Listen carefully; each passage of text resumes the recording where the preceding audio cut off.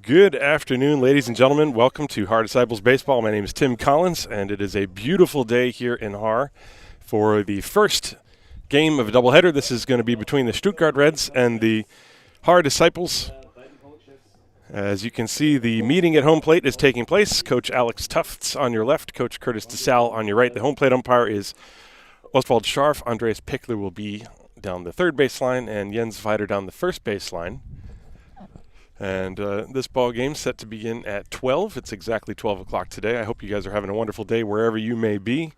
The weather is absolutely perfect here in Haar. Sunny, a little bit brisk, but temperatures around 16, 17 degrees Celsius. That's, I guess, a bit below 70 degrees Fahrenheit. The breeze is blowing out towards right field. And it should be a perfect day for two ball games. These two teams coming in with opposite records. The Haar Disciples falling last week in two games to the defending champions, the Heidenheim Heideköpfe. And the Stuttgart Reds absolutely annihilated the Ulm Falcons, scoring over 40 runs in two games. And so this game is set to begin. You see the lineups being exchanged.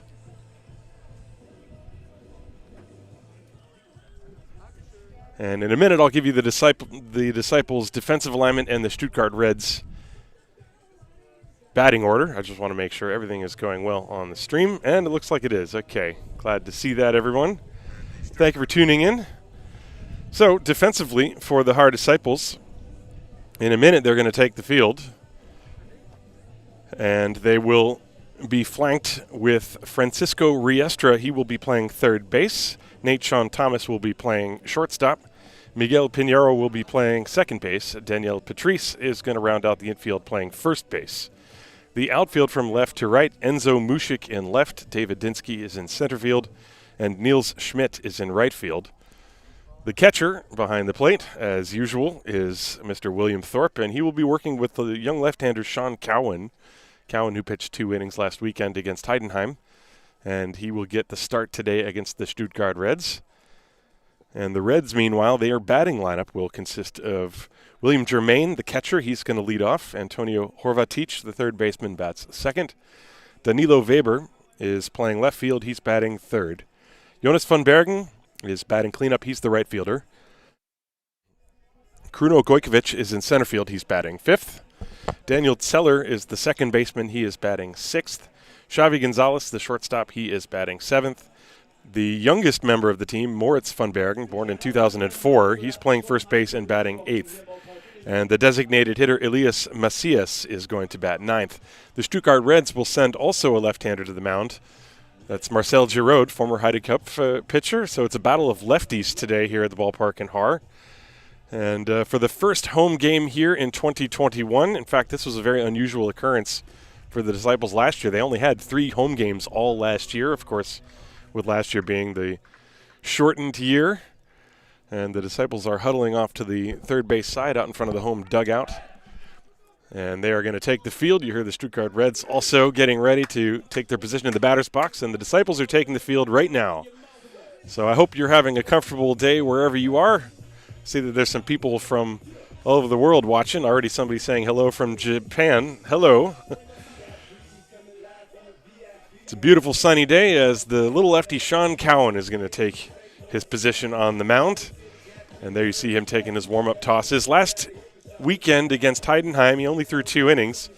Only gave up 2 hits and 1 run, but he did walk 2 and hit 2 batters. And that's kind of always been the big question mark with Cowan. He's got a solid delivery. His ball moves. He can change speeds. The question is location, as it so often is with young pitching, and the Disciples have a lot of young, talented pitchers. They also have Titus van Kopf and Niels Schmidt, who is in the outfield today. And Cowan, you can see he sort of slings it up there with that 3/4 delivery. And so he will go up against a Stuttgart offense that absolutely blasted the ball last weekend. They scored 22 runs in both of their games against the the victims, the Ulm Falcons, their local rivals as well. Those two teams are a lot of crossover between both of those teams. So William Germain is going to be the leadoff hitter. He had a couple home runs, I think, last week. As you see Cowan taking his final warm-up pitches. And then this game is going to begin. Once again, my name is Tim Collins. You can follow the action right here on my YouTube channel, Haar Disciples Baseball TV. Be sure to subscribe and be sure to follow the Haar Disciples on Instagram. They have all their social media accounts as well. So we are ready. The first home pitch is going to be thrown here in Haar in 2021, April the 10th at about 12:06 p.m. roughly. Beautiful day. Very high sky. And here we go. So William Germain, a very powerful right-hand hitter, steps up in the first pitch. That's a fastball pumped through there, strike one. 0-1 from Sean Cowan to Germain. Germain not using batting gloves. He was pumping balls out of the ballpark in batting practice pretty easily. One strike to count to him. Here it comes. And another one right through there, 0-2. Germain up there trying to get a good look. Cowan works from the stretch.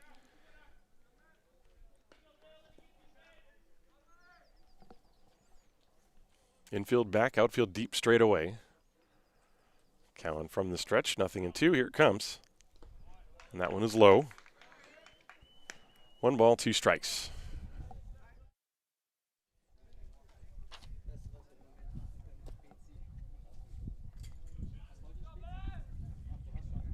Riestra is playing way off the line down the third base side. 1 ball, 2 strikes. That one is up and in. 2 balls and 2 strikes. Cowan is one of those guys, he needs to definitely get ahead and then try to get the hitter to chase something out of the zone. 2-2 the count, nobody out, nobody on. And a swing and a foul right back to the screen. Germain had a pretty good cut. And Germain sporting the stirrup socks today with the little stripes going around the calf. It's a pretty spiffy look. Still 2 balls, 2 strikes, nobody out. Top of the first, just getting started, game 1. Here's the pitch. That's a high fly ball into fairly deep right field. Schmidt is drifting back onto the track, and the ball bounces behind him up against the fence. Germain running hard all the way, heading for third. The relay throw, it's going to be close, but he's in there with a slide. And that was not played all that well by Schmidt in right field. He was drifting. I think he was a little worried about how close he was to the wall. Certainly was a catchable ball, but Germain is on third base. And let's take a look at that at the replay. It was a pitch. He didn't really hit it all that well, but the wind is blowing out to right field, and so it got up into that jet stream, and Schmidt was fooled, and he ended up falling down on the warning track. So a runner on third with nobody out for the number 2 hitter, Antonio Horvatic, Croatian national player. And the pitch is outside. The corner infielders are playing up, so that means Riestra and Patrice would try to come home and cut off the runner at the plate. Germain at third. There's the 1-0.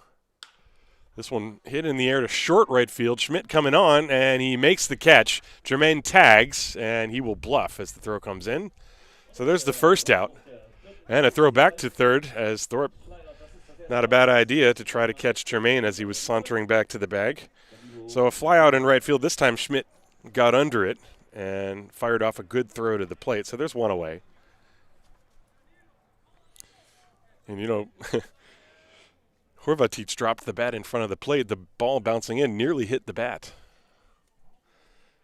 Danilo Weber now is the third hitter. He will step up to the plate. Runner on third and 1 out now. And he pops that foul off to the right, strike 1. So there's Germain at third. 1 out in the inning, no score. Top of the first between the Reds and the Disciples. And I saw in the comments, apparently it's Antonio Horvatic's birthday today. Well, he fouls a curveball at the plate, 0-2. Well, he'd love to give himself a little gift and put the Reds up on top here. They have a chance to score a run without getting a hit. Again, the corner infielders are playing up. Actually, Patrice had been back, but now with 2 strikes, he's sauntering up onto the lip of the grass. Riestra is already at that spot. Thomas and Pinheiro up the middle are playing back. They will just get the out. And that pitch is high and outside. 1 ball, 2 strikes. And actually, with that pitch, Pinheiro, the second baseman, he's up on the grass. And now the only one who is deep is Nate Thomas, the shortstop. 1 ball, 2 strikes, 1 out, runner on third. Curve, got him swinging. Good pitch from Sean Cowan. He's got good horizontal break on that pitch, and it dropped down, and Horvatic was way out in front to boot. So a very big second out. And so that will bring up Jonas van Bergen, the cleanup hitter, as now the right side of the infield backs up. Riestra is still even with the bag at third. And van Bergen pops away the first pitch, strike 1. So far, early in the game, Cowan throwing first pitch strikes, and that's a very good sign for him. There was a runner at third with nobody out. Now there's a runner at third with 2 outs. And this pitch off the bat, that's a foul ball for strike 2. So Cowan way up in front of the count now. The pitch was up and in, but van Bergen tried to stop his swing, and the ball hit the bat. 2 strikes. 2 outs, runner on third. And the pitch. Curveball just missed the inside corner. 1 ball, 2 strikes.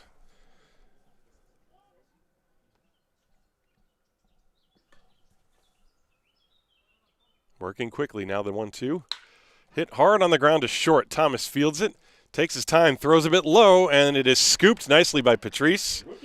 And that prevents a run from scoring. 6-3 on the putout, and a good job by Sean Cowan to pitch around the leadoff runner reaching third. At the end of a half inning of play, no score between the Stuttgart Reds and the Haar Disciples. This is Haar Disciples Baseball, präsentiert, you know I'm going to say it, from Gesundheitsunternehmen MSD.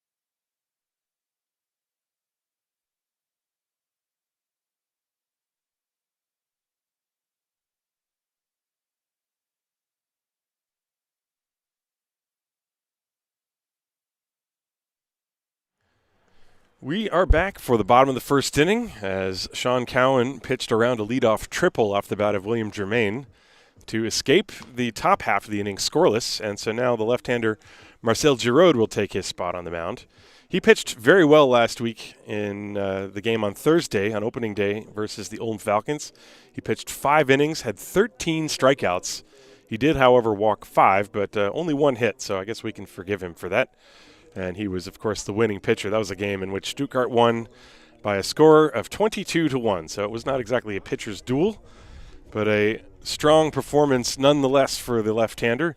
Former Heidenheim Heideköpfe player, and he has switched over to the Stuttgart Reds, and he's going to be getting the start here in Game 1 of this doubleheader. So we will see the lineup for the Haar Disciples. Nate Sean Thomas leads off, followed by Enzo Mujic, the left fielder, and then Will Thorpe is batting third, the catcher. Daniel Patrice, the first baseman, bats cleanup. The number 5 hitter is David Dinsky. He's the center fielder. Miguel Pinheiro, the second baseman, bats 6th. Juan Infante, designated hitter. He will bat 7th.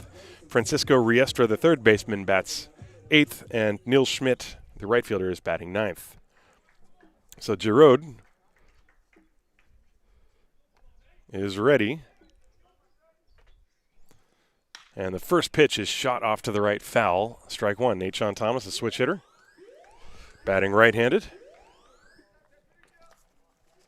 Giroud comes from a little bit of a lower arm angle than Sean Cowan does, and looks like he's got a little bit more zip on the pitch. 0-1 to the right-handed hitting Nathan Thomas. And a swing and a foul tip. And that time Giroud doing the little Johnny Cueto-style pause. He lifted up the leg and then froze for a half second before delivering the ball. So 2 pitches in, and we're already getting some variety. That's a very interesting thing to look out for. No balls, 2 strikes. Nobody out, nobody on. Bottom of the first. That one's inside. 1 ball and 2 strikes. Thomas, of course, if he gets on base, he's a guy who likes to try to steal.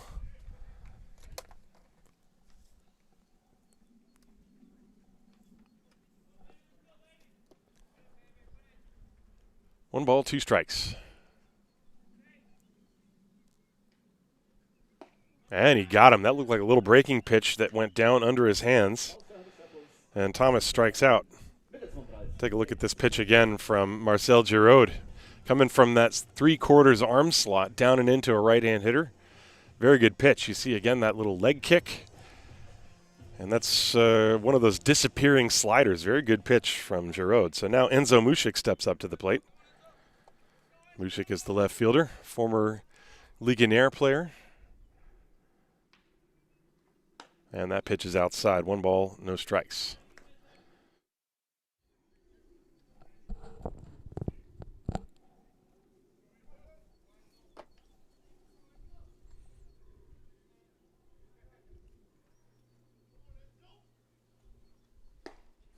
Fastball threw it by him. Swing and a miss. 1 ball, 1 strike.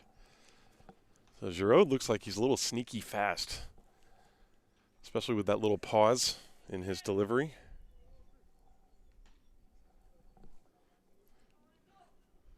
1 ball, 1 strike on Enzo Mušik. There's 1 out, nobody on. Bottom of the first. This pitch is low. 2 balls and 1 strike.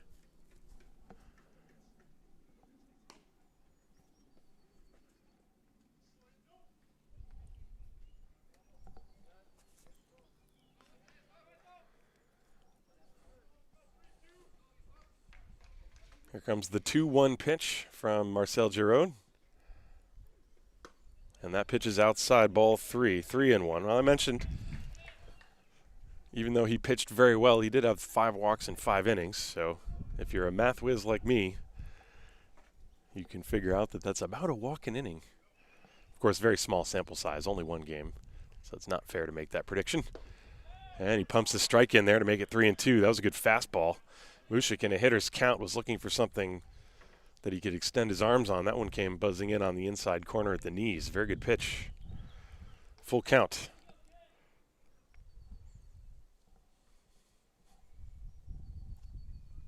And he got him. Very good pitching from Marcel Giroud. That time looked like he just reared back and fired a fastball as hard as he could. And he blew it past Mušik. So 2 strikeouts to begin the game for Giroud, who, 13 strikeouts in 5 innings. That's not bad. That's actually a record-setting pace that he did last week. And so far 2 for 2 in the strikeout department here, as Will Thorpe will step up to the plate. 2 down, nobody on. Infield is back. Outfield deep straight away. And Thorpe showing bunt. And the pitch is a strike in the outside corner. I was going to mention Antonio Horvatic, the third baseman, had actually been playing up towards the grass for the first 2 hitters, and with Thorpe up there, he was basically out in the outfield. And that's probably why Thorpe decided to show bunt there, but took a strike instead. Here's the 0-1. Fouled to the screen, 0-2. Good stuff so far in the early going from Giroud.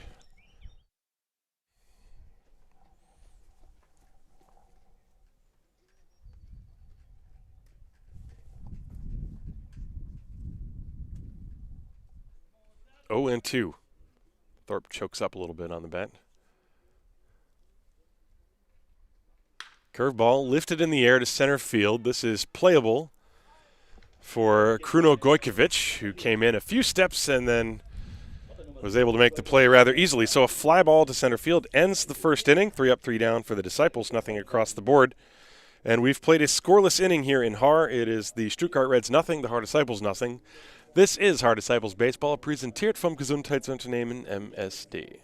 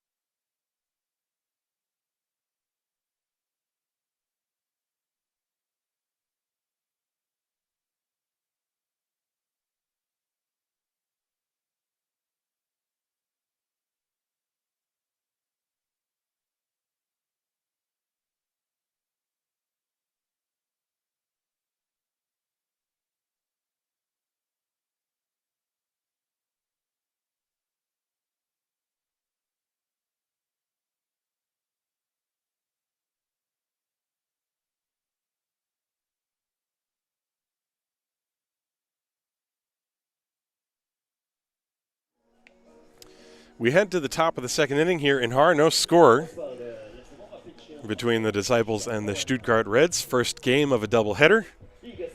And for the Reds, they will send 5, 6, and 7 of the batting order. That's Kruno Gojkovic, Daniel Zeller, and Xavi Gonzalez. Gojkovic is a right-hand hitter. He's got some pop. And against the lefty, Sean Cowan steps in. First pitch, he shows bunt and lays it down the third base line, and it goes foul. And it's a good thing because he would have beaten it out. That's strike one for Gojkovic. That ball hit on the lip of the grass in fair territory, but that usually pushes it foul. But you never really know with this infield, and that's why Riestra made sure to grab it as soon as it went into foul territory, just in case it might actually come back fair. One strike on Kruno Gojkovic.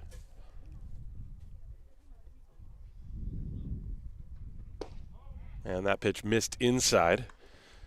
1 ball, 1 strike. Cowan gave up a leadoff triple in the first inning, but then retired the next 3 hitters without a run scoring. There's the 1-1 curve, and that drops in nicely. 1 ball and 1 strike. 1 ball and 2 strikes.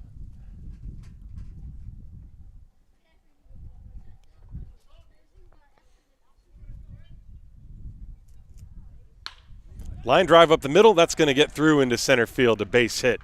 Gojkovic was jammed on the pitch, but fisted it just past the outstretched glove of Cowan, and then it skipped on through the infield. So a leadoff base hit, second consecutive inning for the Reds that they have a leadoff hit. You can see the pitch was in on him.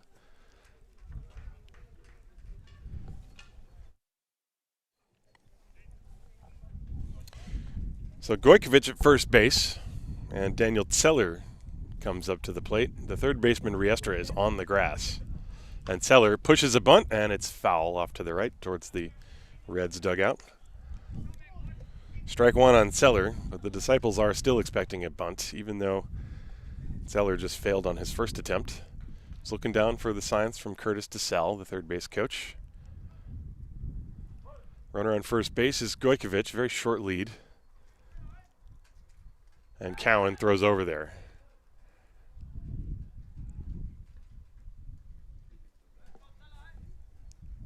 Be interesting to see if Gojkovic tries to take off here, and also what kind of a move the left-hander on the mound has to keep him close. Pitch is outside, and actually Gojkovic was going back to the bag on that delivery to the plate. 1 ball and 1 strike. So Gojkovic, at least on that one, did not have a good read on the move of Sean Cowan.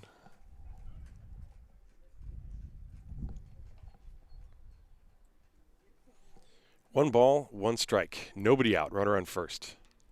And there's a little step off and throw.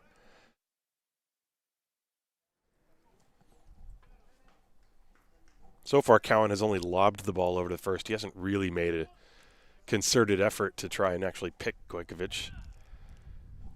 1-1. There he goes. The pitch is swung on and fouled back over my head and out of the ballpark. 1 ball and 2 strikes. So Gojkovic that time was just going on the first move.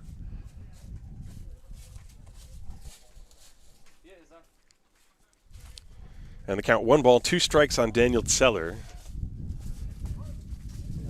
Zeller, a longtime member of the Stuttgart Reds. The Reds have a very good program for developing players. There's a curveball hit in the air to center field. Dinsky is waiting for it. He's got it, and that's the first out, and Gojkovic has to retreat to first. So 1 down. And that will bring up Xavi Gonzalez, the shortstop. Gonzalez has been a stalwart in the Stuttgart lineup, I think, going back to 2013. That's off the top of my head. I may be wrong about that. Please correct me if I am. But he really has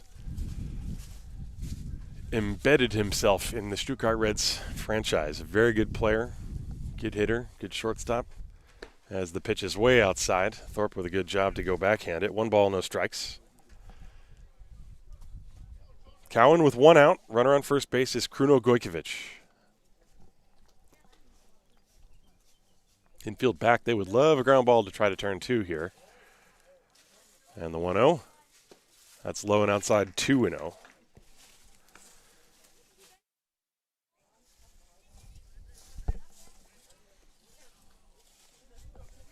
On deck, Moritz van Bergen. As the pitch is grounded, fouled on the third base line. That's strike 1, 2-1 now the count. As Gonzalez turned on a pitch that was in on him. Hit a bouncer down the line, past his coach, Curtis DeSalle. Gojkovic has not been going on any of the previous pitches outside of the one that I told you about in the previous at-bat. Very short lead on first base. Curve, and he just missed the back door. So now the count 3 balls and a strike to Xavi Gonzalez.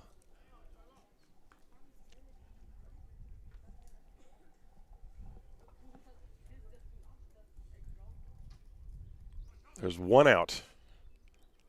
And that's ball 4. So now the Stuttgart Reds will have 2 runners on after the walk.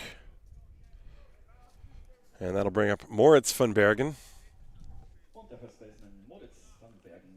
Van Bergen, born in 2004, so he's either 16 or 17. Youngest player on the roster for both teams. But if he's anything like his brother, he's probably going to be a really good player. So 2 on. Corner infield is in. Looks like they're expecting a bunt. There's already 1 out, though. There's a swing and a foul at the plate, strike 1. I don't know if you would expect a bunt with 1 out and the number 9 hitter on deck, but Patrice at first base is on the grass. Thomas and Pinheiro are playing at double play depth, and Riestra is even with the bag down the third base line, and now Cowan wants to dig around on the mound for a minute.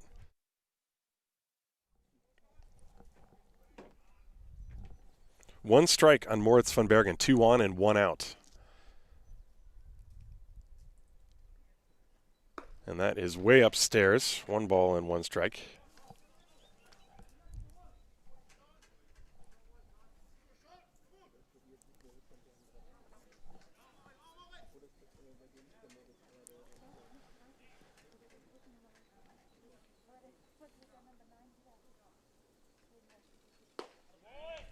And ball 2 is outside.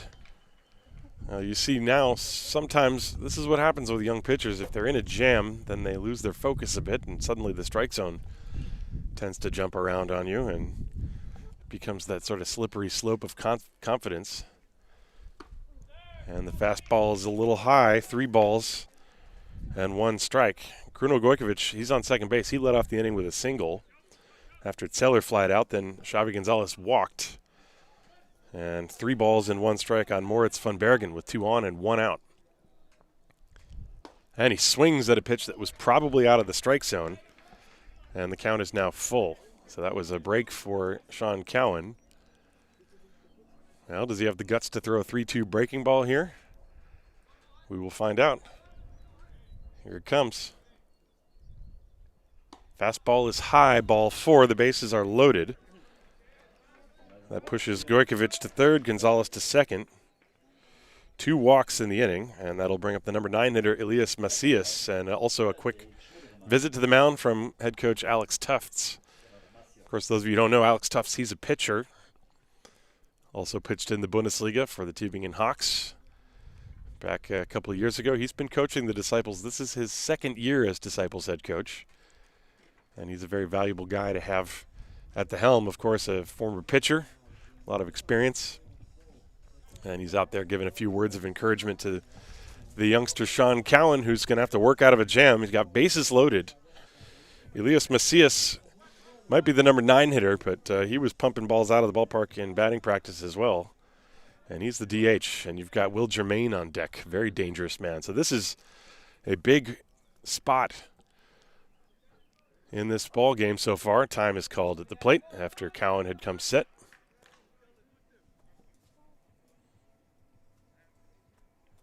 Gojkovic, Gonzalez, and Van Bergen, the base runners. There's only 1 out in the inning. Cowan would love a double play ball. And the curve is inside and low. 1 ball, no strikes.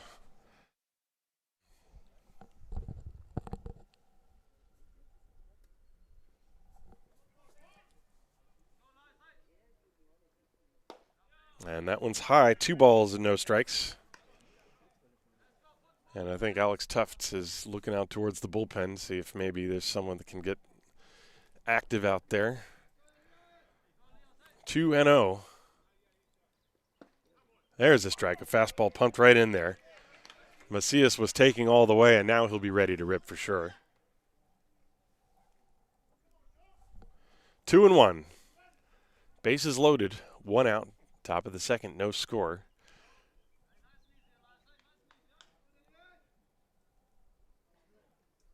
There's a ground ball left side, slowly hit. Takes a bad hop on Thomas, and he's got no play. And a run will score. Stuttgart leads by the score of 1-0. That ball was hit very slowly. They would not have gotten a double play had they even gotten anything on that. And so Gojkovic scores. Macias gets a run batted in. Gonzalez to third. Van Bergen. I'm assuming that's a single. Going to wait for the official score on that one. Here's the replay in the meantime, as that brings up William Germain. Actually, I'm going to cut the replay off so that I don't miss the first pitch to Germain. Base is still loaded. And the pitch, there's a curve, and that's in there for a strike. Good pitch from Cowan.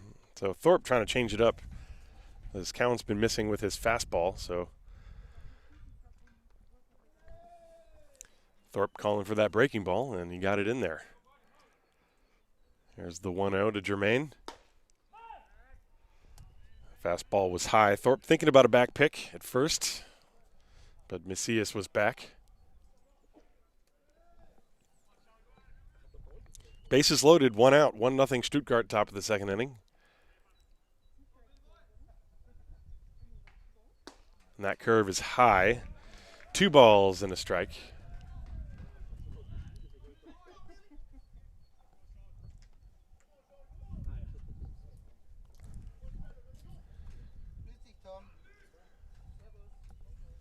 Here's the 2-1, and it's up high, ball 3. 3 balls and a strike. Cowan, after getting ahead of everybody in the first inning, he's been behind almost every hitter in this inning.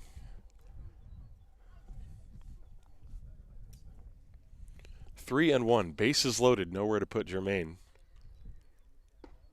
And that is ball 4. That will force home a run. Stuttgart leads 2-0. That's the 3rd walk in the inning. Only 1 base hit. Or maybe 2 base hits, depending on the scoring on that ground ball.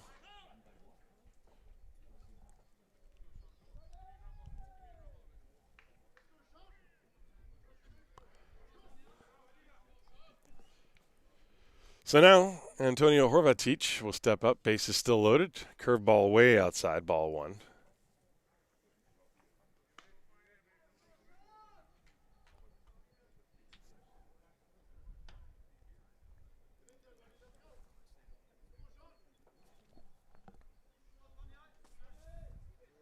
Here's the 1-0.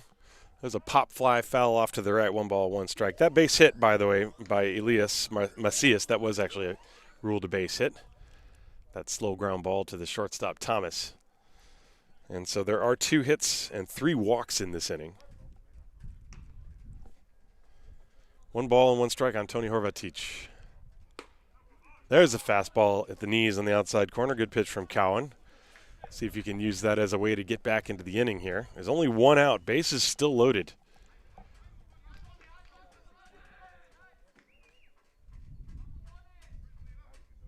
Curve is tapped weakly foul at the plate, and the count stays 1-2.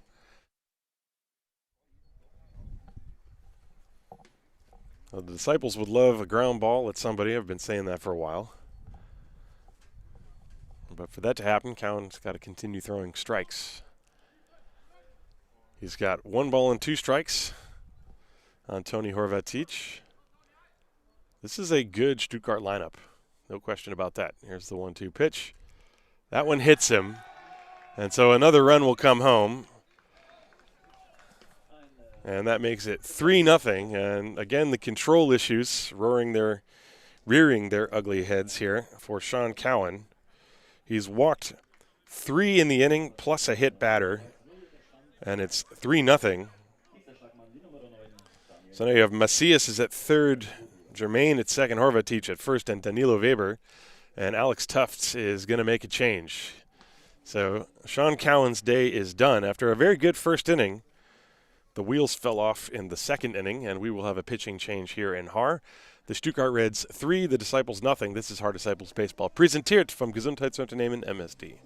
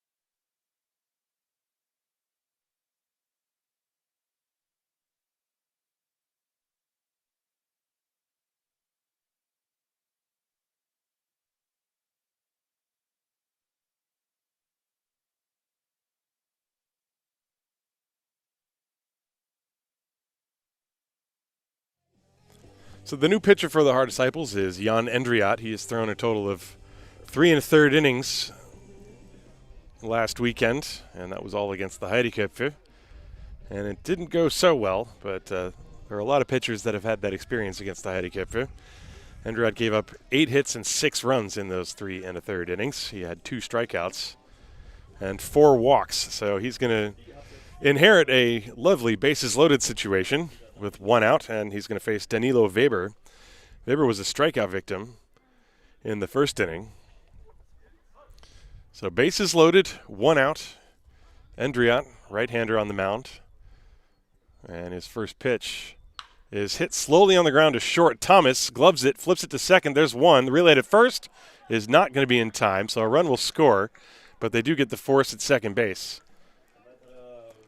Ball was just hit too slowly. It was hit off the handles. So Weber will get a run batted in on a fielder's choice.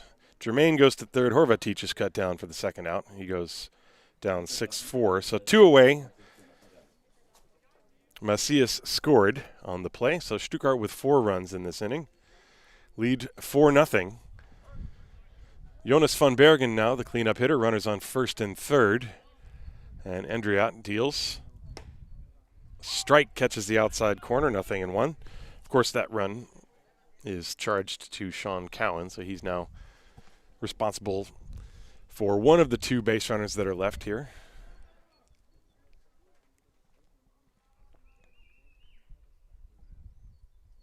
There's the 0-1.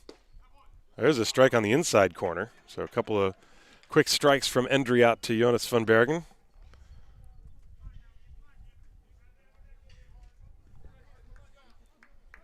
Germain is at third.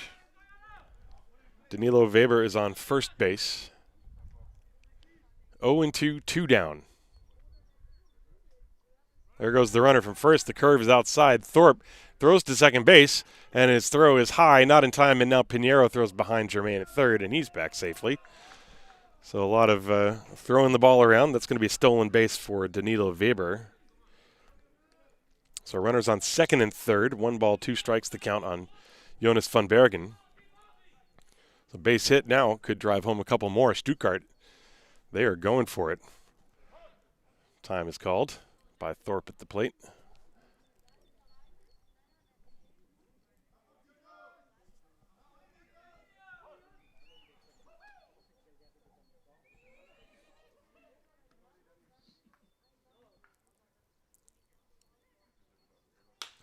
There's a little tapper left side. Endriat off the mound to get it. Throws to first, and the inning is finally over for the Disciples.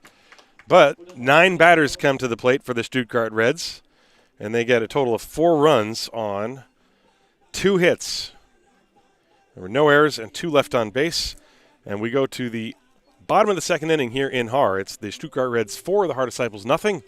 This is Haar Disciples baseball.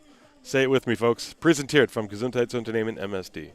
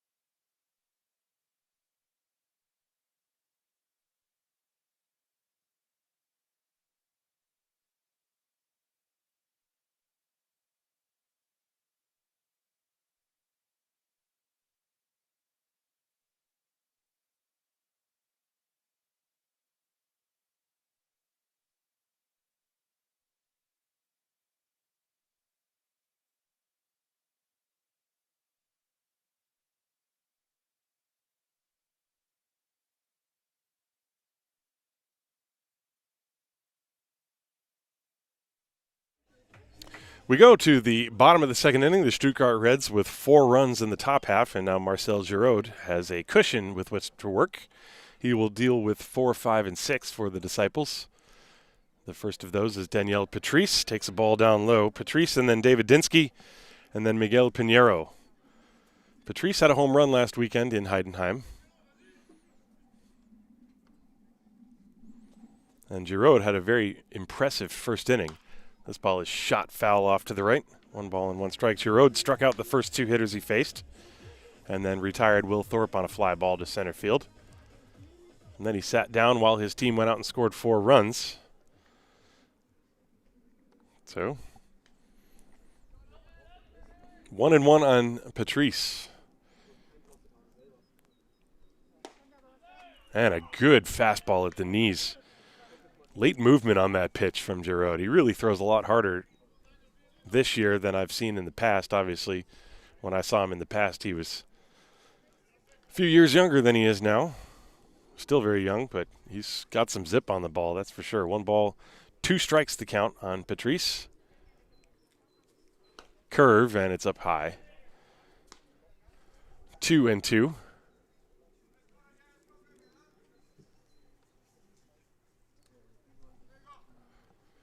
Daniel Patrice trying to get something going for the Disciples. Leading off the bottom of the second inning. And that is way upstairs. That little slider, Giroud didn't quite finish it. 3 balls, 2 strikes.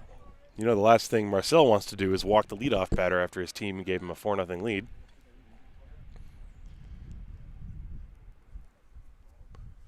Here comes the payoff. Fouled to the screen, almost right into your living room. And you knew it was going to be a fastball. Up by 4 runs, no messing around. Make them hit their way on. That's the way Giroud's got to be thinking right now. Of course, working with Germain, the veteran catcher, probably calling the pitches. 3 balls and 2 strikes. Here it comes. Got him. Tied him up inside. That's the 3rd strikeout for Marcel Giroud. 1 away. Take another look at it. I don't know if this is a cutter or not, but it's got some speed on it, and it was in a tough spot. Patrice, with that big, long swing, couldn't get the barrel of the bat through. And so he's the first out of the inning. That'll bring up David Dinsky. Dinsky, a right-hand hitter. He's the center fielder today. He's also got some pop for the Disciples. Relatively free swinger up there. And Horvatic, the third baseman, is playing in on the grass, expecting a bunt. And that swing was not indicative of one. Strike 1 from Marcel Giroud. Nobody out. Excuse me, nobody on. There's 1 out.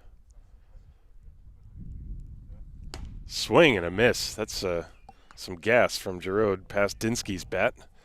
0-2.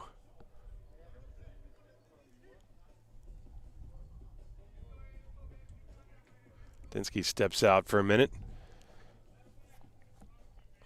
Now you got to worry about that little slider. And a quick pitch, and he fouls it off. That time, Giroud didn't even bother lifting the leg. Look at this. He's had that little leg hitch, and this time he just went from the set position and fired it. Dinsky fought it off. Still 0-2. And Giroud, crafty lefty out there. Still 0-2. And he struck him out. That's 4 strikeouts. Giroud showing that the 13 Ks in 5 innings last week was not a fluke. He's got 4 here through 1 2/3. That'll bring up Miguel Pinheiro as you take another look at the strikeout from Marcel Giroud. I think it's nothing fancy. Fastball right there. Hit it if you can. That's a good feeling as a pitcher when you are free and easy and you're not worried and you can just fire the ball. The pitch to Pinheiro. Fastball paints the corner.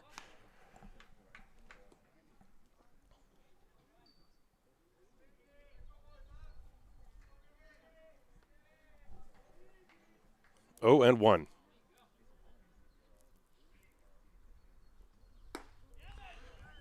Not close. 0-2. Giroud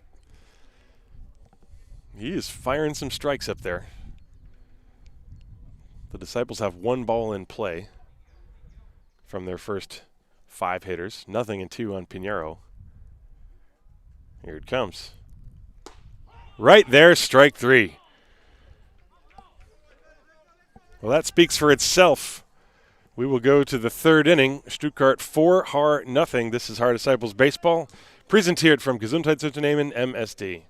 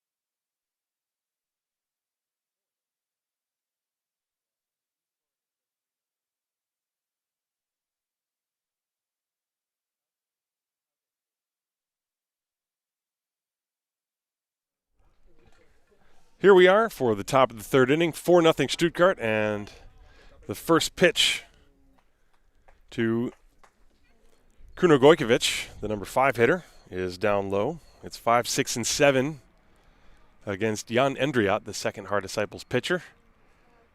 And Gojkovic out in front, swings and misses. 1 ball, 1 strike. Gojkovic singled to lead off the second inning. He later came around and scored.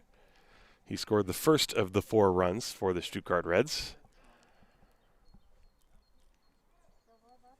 And the 1-1. Fastball strike, 1 ball, 2 strikes. Well, Endriat, so far, since he's come in the game, he's been throwing strikes, and that's really all Alex Tufts and the Disciples are hoping for. Let the rest take care of itself, right? 0-2. And the pitch is outside. Gojkovic started to offer at it. After Gojkovic, then Daniel Zeller and Xavi Gonzalez. 5, 6, and 7 for the Reds. They scored 4 runs on 2 hits in the second inning. That pitch is up high, 3-2 now.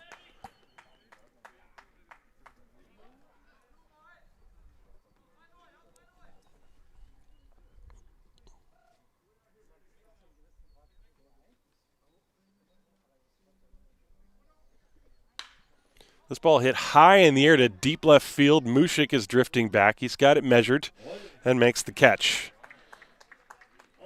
Solid contact from Gojkovic, but he hit it to the power alleys here in Haar Disciples Ballpark, which is not the easiest place to reach the boundary. 1 away, and that'll bring up Daniel Zeller. Zeller flied to center field his first time.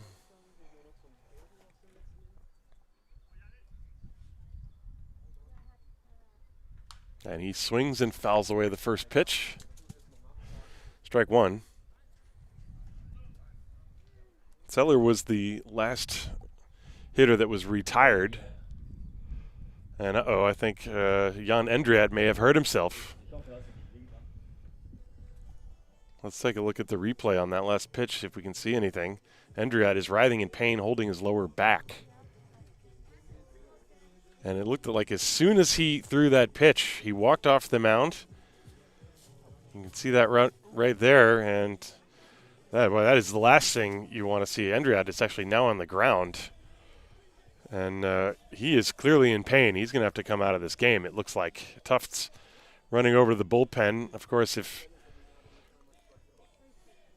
well, maybe he's having a cramp, but he's on the ground, writhing in pain. Let me show you that one more time.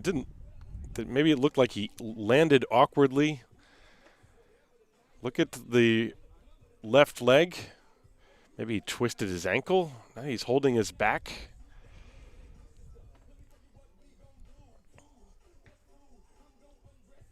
It's hard to say what happened, but he is clearly in pain, and I can't imagine a situation that he's going to continue pitching. And that means there's a scramble going on in the Disciples bullpen, and we're going to have a little bit of a delay here because of the injury, the apparent injury to Jan Endriat. And that's really tough to see. He was pitching very well. He was throwing strikes. I'll show you one more time. There's nothing looks super out of the ordinary about the way he lands here. Looking at his left leg, it just looks like maybe he twisted his back somehow, but he's on the ground right now.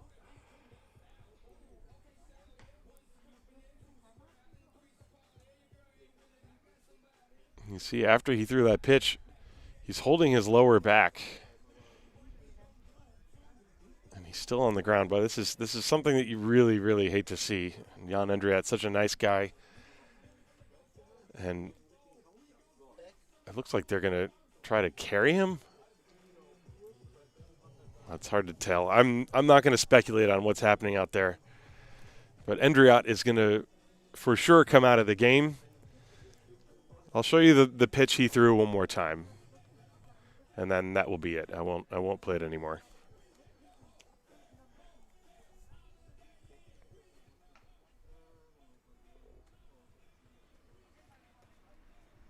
You see he's holding his lower back area, walks off the mound, bends over.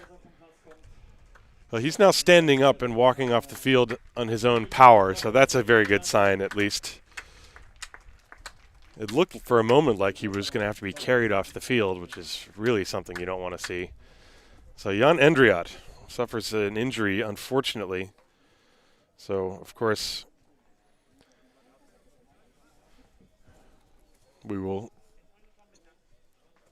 try to keep you updated. He's walking off the field, and we will see who's going to come in. I'm going to take a short break. This is Hard Disciples Baseball presented from Gesundheitsunternehmen MSD.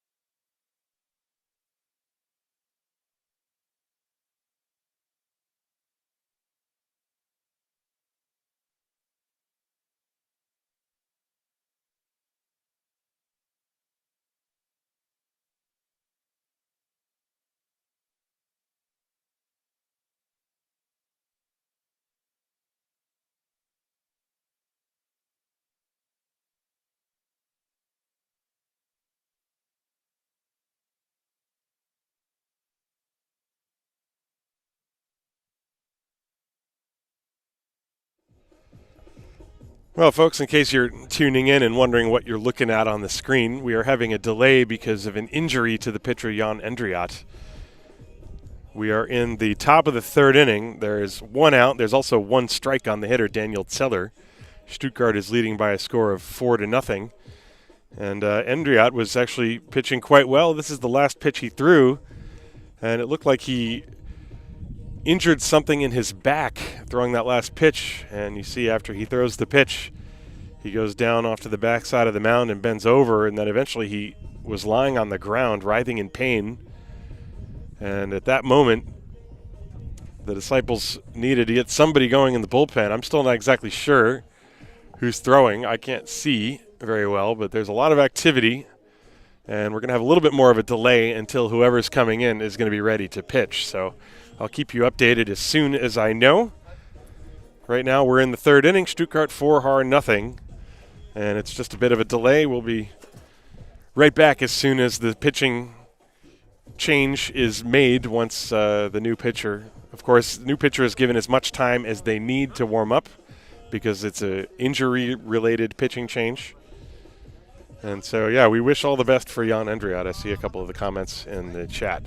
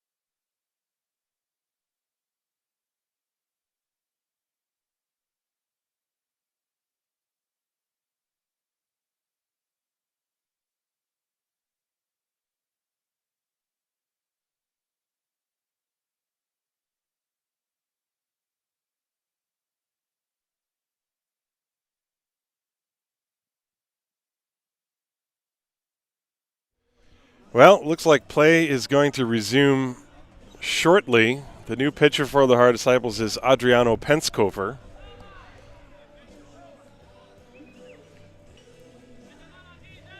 Daniel Zeller is going to take his spot in the batter's box. He's got a count of 1 strike on him. There's 1 out, nobody on base. We're in the top of the third. And the only update I can give you on Jan Andriat is that there's actually an ambulance here, I guess, to attend to him. So we have a runner on first base.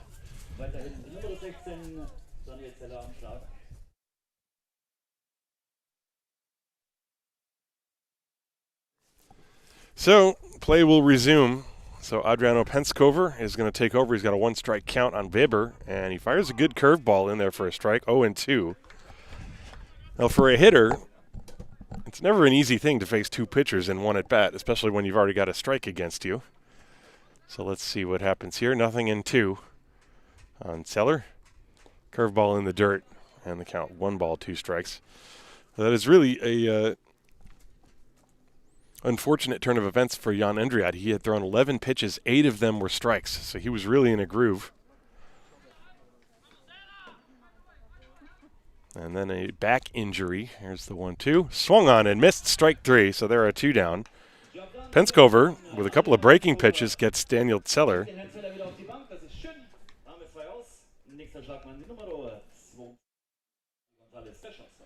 And that will bring up Xavi Gonzalez.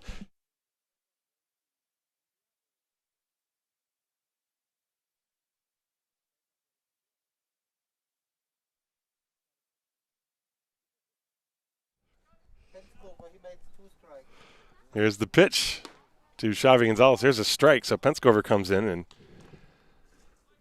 completes the strikeout from Endriat. Endriat threw 1 strike, Penskover threw 2, and then gets strike 1 on Xavi Gonzalez. 2 down here in the 3rd inning. Curveball just missed the outside corner. Penskover with a good breaking pitch.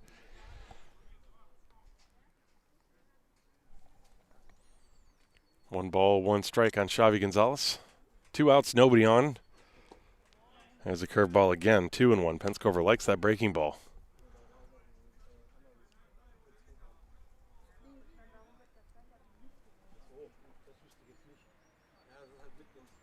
There's the 2-1 pitch. That's outside, 3 balls and a strike. Penskover falls off wildly to that first base side. It's almost like a right-handed Mitch Williams with his follow-through. Those of you old enough to remember him. 3-1. That ball lined to left field, and it is going to be in there for a base hit. Rattles up against the wall. Mushik playing it back in, and Xavi Gonzalez cruises into second base with a double. That was well stroked. Here's the replay. So a 2-out double for Xavi Gonzalez as Penskover left that pitch over the middle of the plate. Gonzalez didn't get enough lift on it, otherwise he might have been able to get it out of the ballpark. So Moritz van Bergen now the hitter with 2 outs and a runner on second base, Xavi Gonzalez.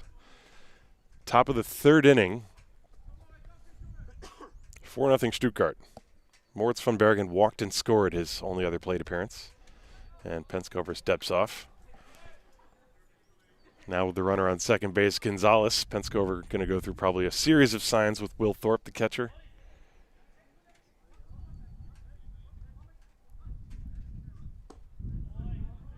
Breaking ball outside, 1 ball, no strikes.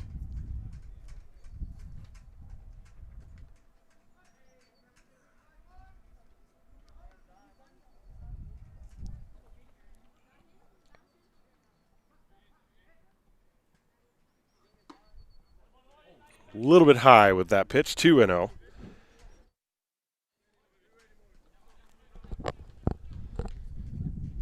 Moritz van Bergen, right-hand hitter, younger brother of Jonas. Trying to get a hit here with 2 outs. And there's a strike right at the top of the zone. 2 balls and 1 strike. Van Bergen, he's a little bit into a crouch with his stance, and that ball just caught the upper edge of the strike zone. 2-1, 2 outs, runner on second base. Xavi Gonzalez, pretty good speed. There's a ground ball pulled foul, and the count now even, 2 balls, 2 strikes.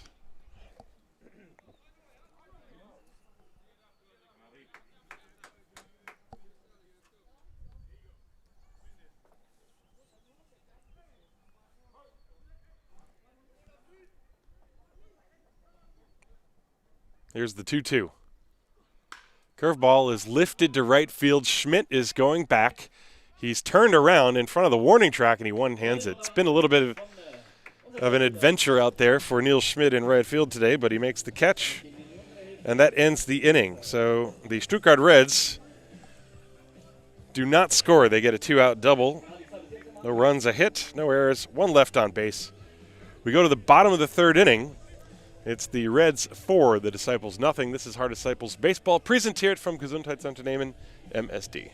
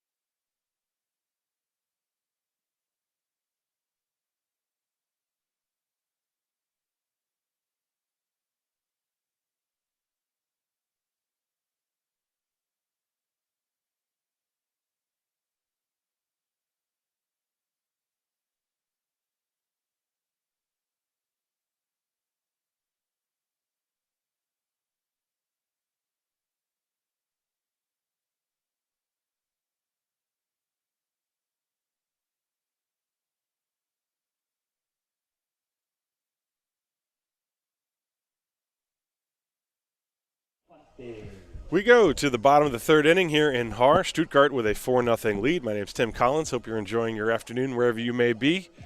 Lovely, sunny, breezy spring day, although just a couple days ago it was winter here. And apparently it's supposed to be winter again in a few more days. But at least for now, the sun is shining. And Juan Infante is going to step up to the plate. He's the 7-hitter, 7-8-9 against Marcel Giraud, who has been sparkling, doing a lot of that, getting swings and misses on his fastball. He struck out 5 of the first 6 hitters he's faced. So not a bad way to start a ball game for Giraud. He's also been given a 4-run lead. Infante, 2 hits and 2 at-bats so far this year.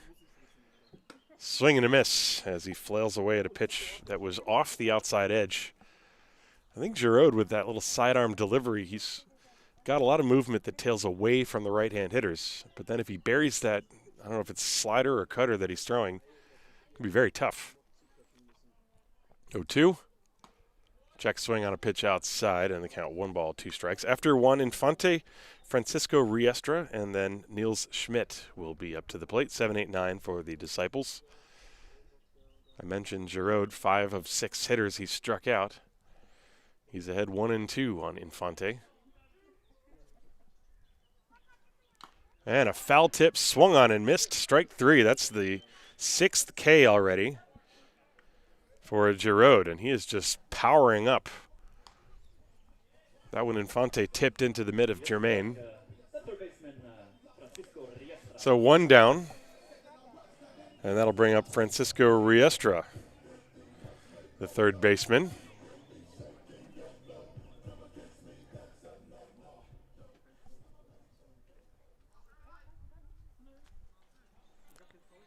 Giraud has been on his game so far in this one. Here's the pitch. That one missed outside. 1 ball, no strikes.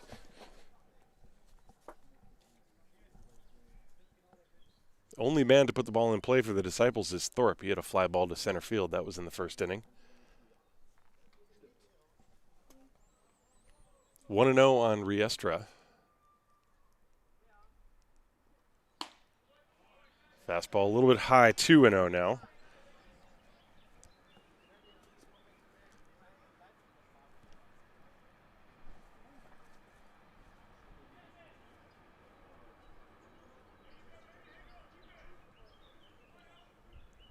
Here's the 2-0. This ball lined to right field down the line, but it's going to be foul. Landing over by the Stuttgart bullpen. 2-1 the count now on Riestra, as he got a pitch away and tried to shoot it that way.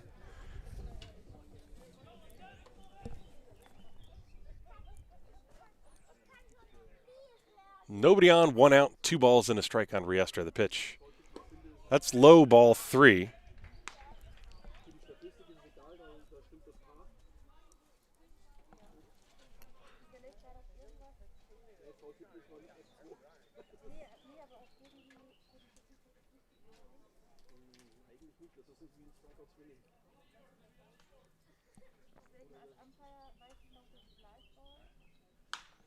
And he fights off another fastball. Count now full. That is the third full count that Giroud has had. The first two ended in strikeouts. And I'm pretty sure they were both with fastballs. Let's see if he changed up that pattern here. Throwing off speed pitch. I kind of doubt it. Got the bottom of the order up. Nobody on. You have a 4-run lead. 3 balls, 2 strikes. Riestra had called time. Now he's back in there. Giroud, very relaxed on the mound. He comes set. And here comes the payoff pitch. Ground ball to the second baseman, Seller. He fields it. Nice easy hop. Lobs it over to first, and that's the second out of the inning. It's also the second ball put in play by the Disciples against Giroud. And now the number 9 man in the order, Niels Schmidt. Schmidt is a big fella. He's got home run power. So don't let that fool you that he's in the number 9 spot. I mentioned that the Stuttgart lineup is very good. This Disciples lineup is also quite good. You have interesting players at just about every spot in the lineup. Guys that are capable of putting the ball in play, a few boppers. And so now Niels Schmidt takes his turn at Giroud, and the fastball is outside, ball 1.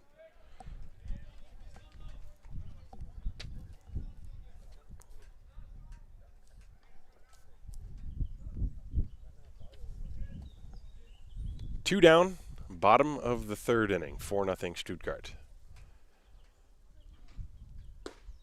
Good fastball at the knees on the inside corner.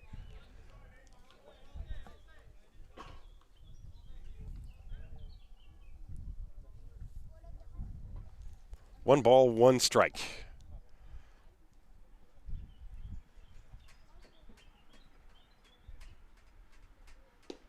And it's 1-2 again.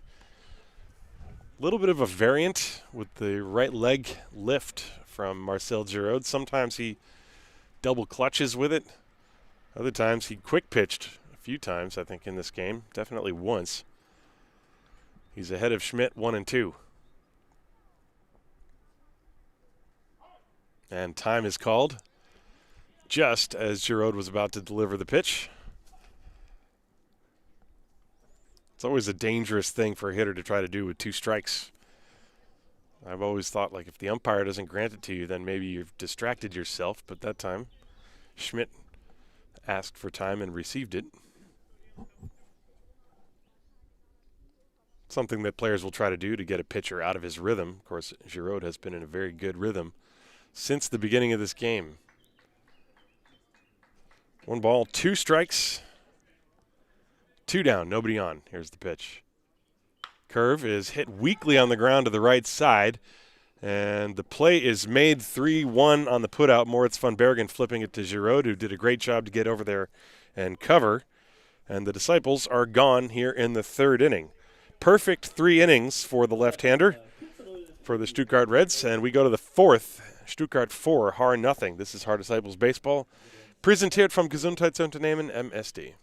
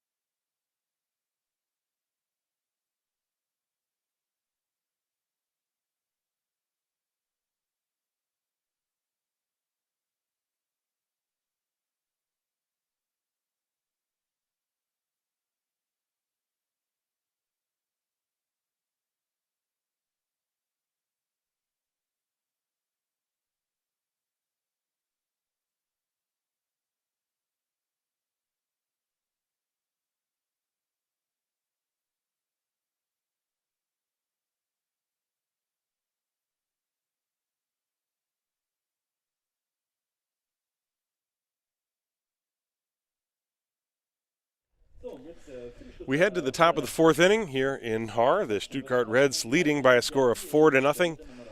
And it'll be 9-1-2 in the order for the Reds. Elias Macias, William Germain, and Antonio Horvatic against Adriano Penskover. And he deals a strike, 0-1. Macias, switch hitter, batting from the left side. Batted right-handed his first time. That was against Sean Cowan. Curveball sliced down the left field line. That ball is fading, and it will land in foul territory over by the batting cage. 0-2.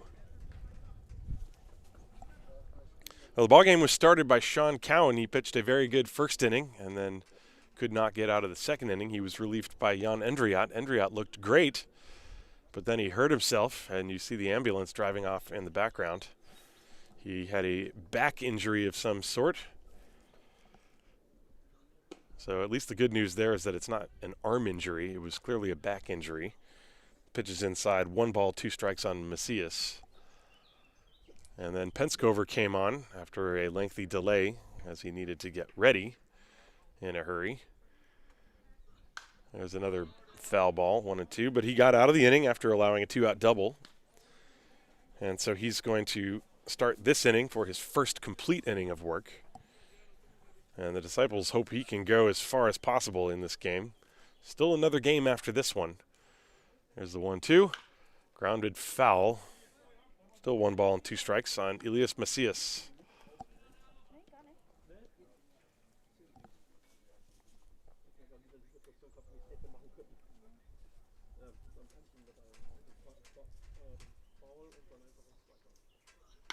Ground ball sharply hit up the middle, and it's going to sneak through into center field, a base hit.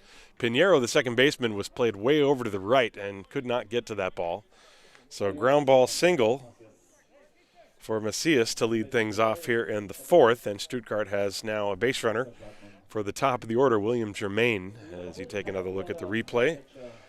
Pitch down and in. He beat it right into the ground, but it rolled past that wide open spot towards the second base bag. And so Germain, who has tripled and walked and scored a run in his 2 plate appearances. You have Macias on first base taking a short lead. And Germain takes a ball outside. 1-0.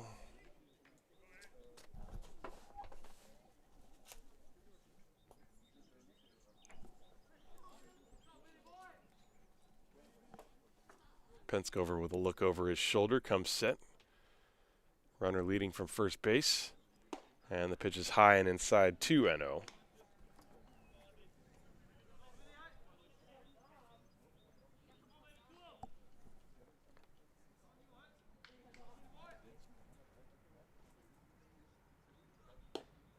And now ball 3, 3-0. Well, it was the walks that gave Stuttgart such a big inning in the second inning. There were 3 walks and a hit batter in that inning. Only 2 base hits, but 4 runs scored. There's a strike on 3-0 as it hits the inside corner. Germain, I think, was taking all the way, although if there's anybody who has a permanent green light with the Reds, it's probably him. As he bent over and picked up some dirt. 3-1. And a strike. That was a good pitch from Penskover. That was not a hitter's pitch. That was at the knees on the outside corner. Now a full count. See if they send the runner. There's nobody out in the inning. Runner on first base, Macias. Very, very short lead. He's not going. Then payoff pitch is swung on and missed. And a quick back pick as Macias was relatively slow getting back. But that was an awkward swing by Germain. Penskover gets the strikeout coming back from 3-0. That was a breaking ball, and Germain completely fooled. Just sort of flailed his arms at that pitch. So that's the first out of the inning. Runner still on first base, and now Tony Horvatic will step up to the plate.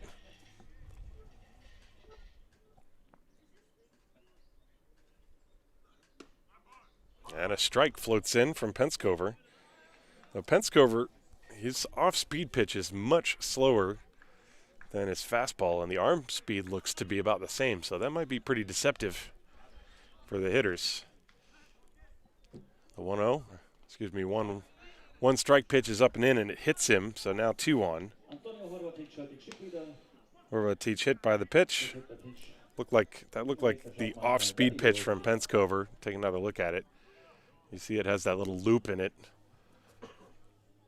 Clearly an off-speed pitch. So a single, a strikeout, now a hit batter, and now the number 3 hitter, Danilo Weber. Stuttgart has threatened in every single inning. There has not been a 1-2-3 inning for Disciples pitchers. They had the leadoff triple in the first inning, and then Cowan did a great job to get out of that. The disastrous second inning. There's a good curveball to Weber, strike one. In the third inning, it was the 2-out double by Gonzalez, but it didn't feel like a clean inning because there was the long delay in between with the pitching change. So it's been tough for Disciples pitchers to get into a groove in this game. That pitch is low, and the count 1 ball, 1 strike. There's only 1 out in the inning. Runners on first and second. Weber at the plate. That's outside and low, 2-1.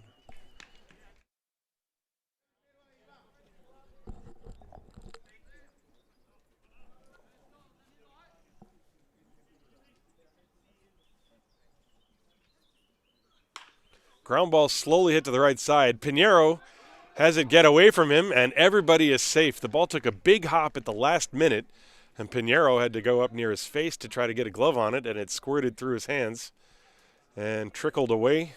The bases are loaded.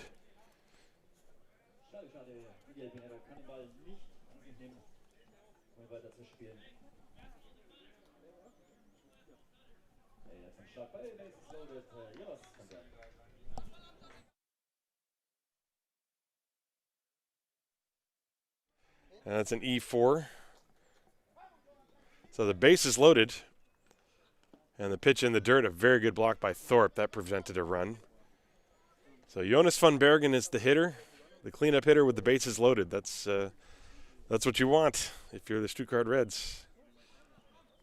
There's only 1 out in the inning.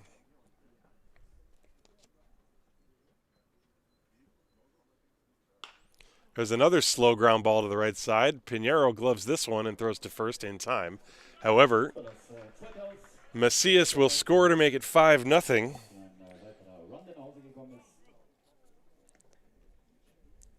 And give van Bergen an RBI ground out. There are 2 down, so now Weber is at second and Horvatic is at third. And the number 5 hitter, switch hitter Kruno Gojkovic will step up to the plate. So a lot of weak ground balls in this ball game. That one the Disciples were able to convert into an out.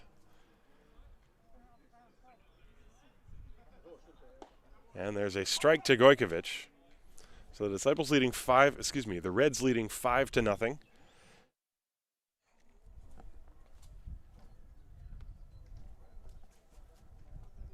Oh, 0-1 on Gojkovic, who is 1 for 2. And a swing and a miss on that breaking ball down at his back foot. 0-2.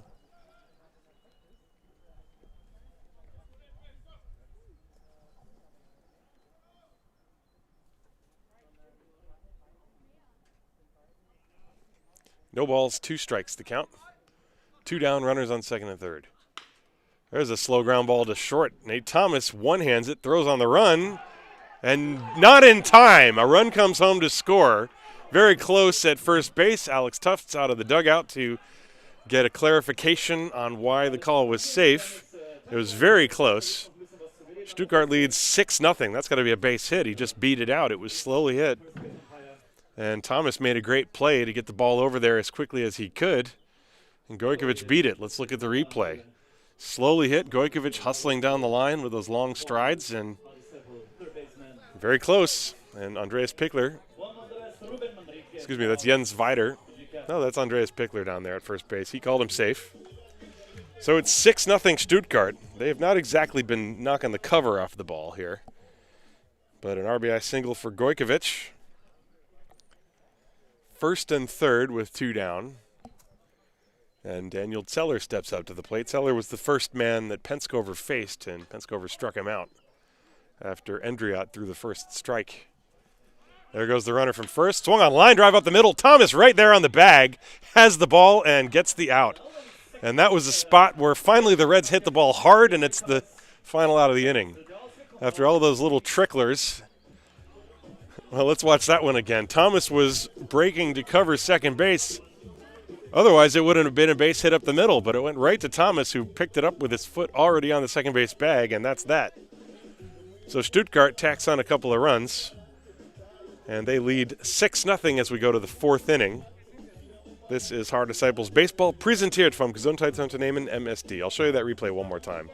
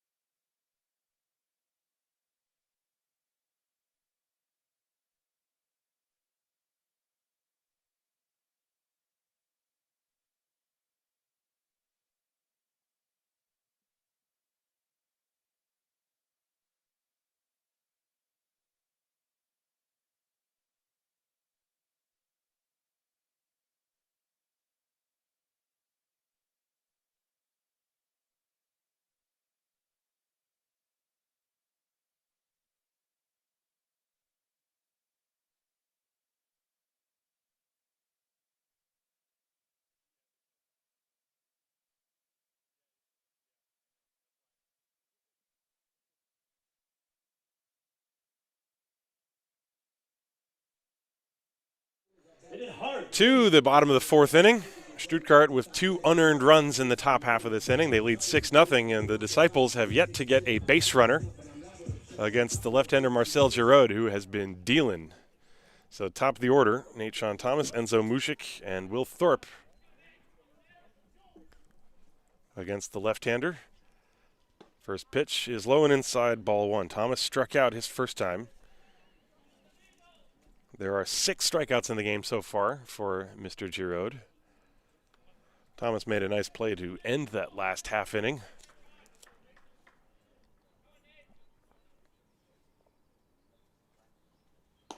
And this pitch down and in, 2-0.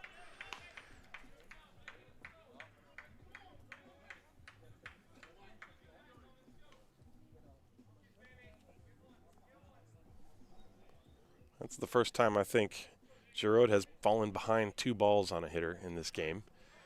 Top of the fourth, he's got a 6-run cushion, and that one's in at the knees. Thomas taking all the way.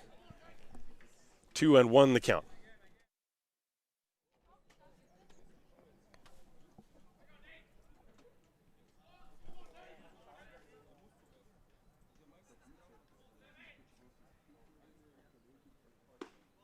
And that one drops in beautifully. Little off-speed pitch, maybe a slider of some kind. 2-2 now the count. This is the second time through the order. Giraud has mostly been pounding fastballs. Let's see if he changes up his pitch selection on the second time through the lineup. Breaking ball, that's inside, full count now.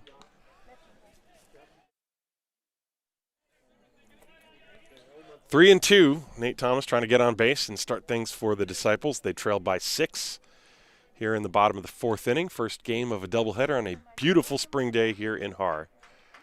And the payoff, that's high, ball 4. There's the first base runner for the Disciples. And Thomas is aboard. And that will bring up Enzo Mushik. Mushik also struck out his first time.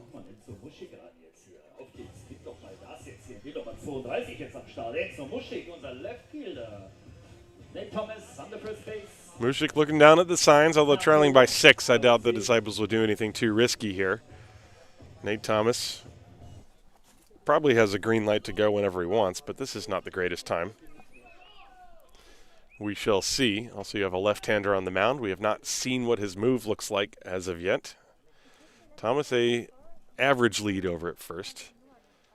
And Giroud throws over there and nearly throws it away. Good play by Moritz van Bergen to go get that ball. That was to the home plate side of first.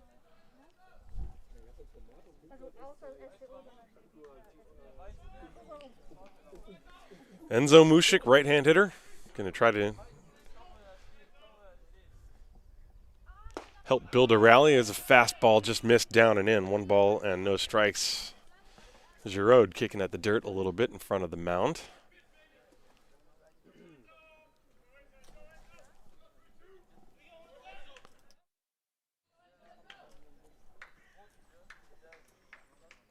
One and out. And there's a strike, catches the inside corner. 1 ball and 1 strike. It appears like Giroud is actually quite concerned with Nathan Thomas at first base. He looked at him long after he had already lifted the leg, as if he was going to throw over there. With a 6-run lead, it's probably best to just focus on the hitter, but we will see. Here's the 1-1. Fouled away 1-2. Good fastball in on the hands of Mušik. That time Giroud was focused on home plate with his pitch.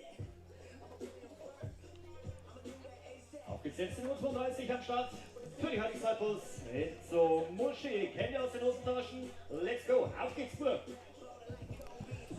1 ball, 2 strikes. There's nobody out. Nate Thomas is on first base. Disciples still don't have a hit in this game against Marcel Giroud. And a quick pitch comes to the plate, and it's inside, and it hit Mušik. So he tried the slide step move and buried the slider on the back foot of Mušik. It bounced all the way to the right side of the home plate area. And so a walk and a hit batter.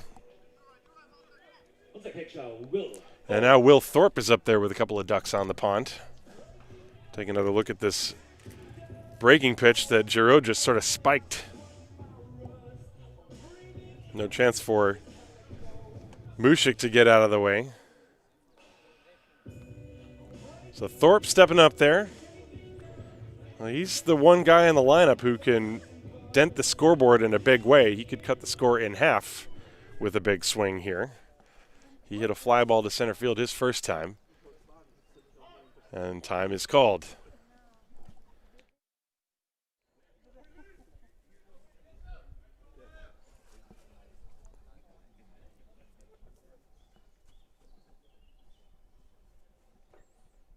Runners on first and second, nobody out.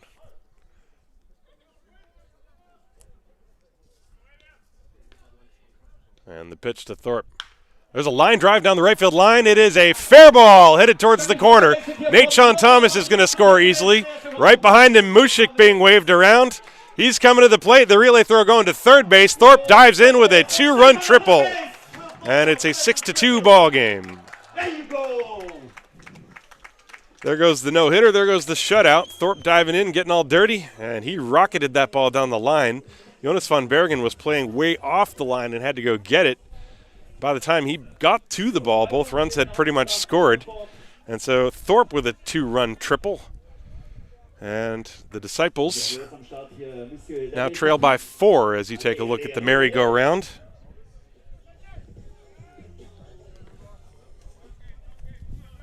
And the next man up for the Disciples, Daniel Patrice. It's 6-2. Runner on third base. Thorpe dancing off third, and the pitch, that's fouled away. It looked like it was a fastball away to Thorpe, and he really attacked it. Looked like he went up there with a plan to try to drive the ball to the opposite field, and he did just that. Still nobody out in the inning. Daniel Patrice with good power. Here's the 1-strike pitch to him. Just missed the inside corner. The count 1-1.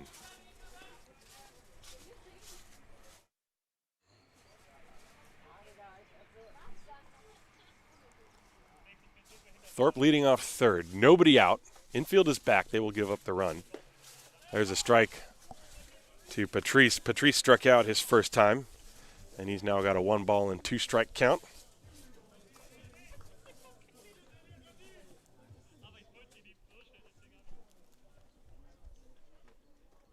Giroud holds the set, 1-2.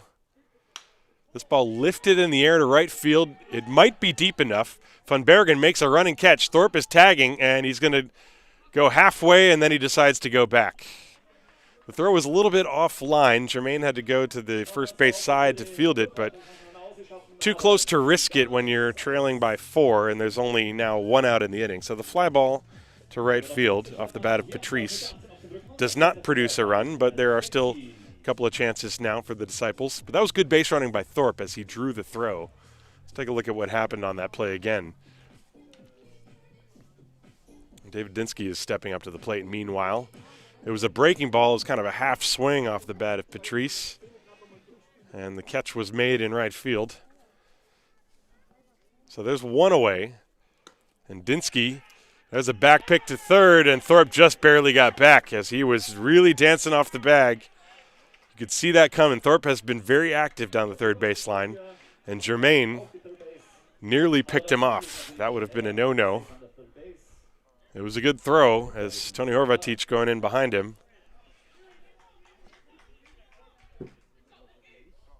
Pitch was a ball, I believe. 1 ball, no strikes on David Dinsky.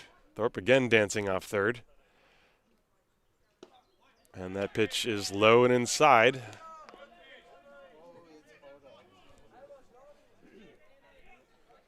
Some shenanigans taking place. That's always fun. 2 balls and no strikes.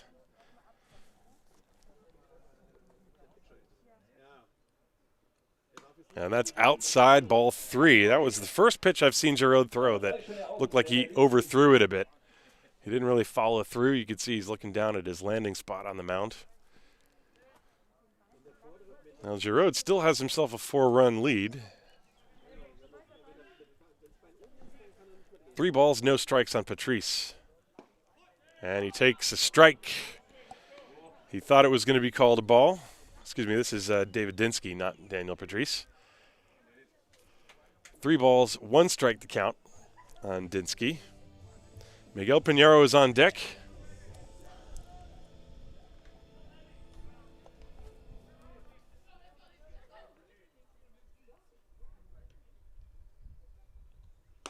Swung on and missed. Giroud reaching back for that fastball. The count full now, 3-2. Dinsky's going to take a walk and think about it. That was a hefty cut by David. Dinsky not known for getting cheated by his swings, that's for sure. Full count. Thorpe at third base, 1 out, the pitch. That is high, and that's ball 4. So a walk, 2 walks and a hit batter in the inning, as Giroud looks like a completely, well, not a completely different pitcher, but he looks a little rusty compared to how sharp he was in the first 3 innings. There is some stirring around in the Stuttgart bullpen, and Curtis DeSalle is making the slow walk out to the mound.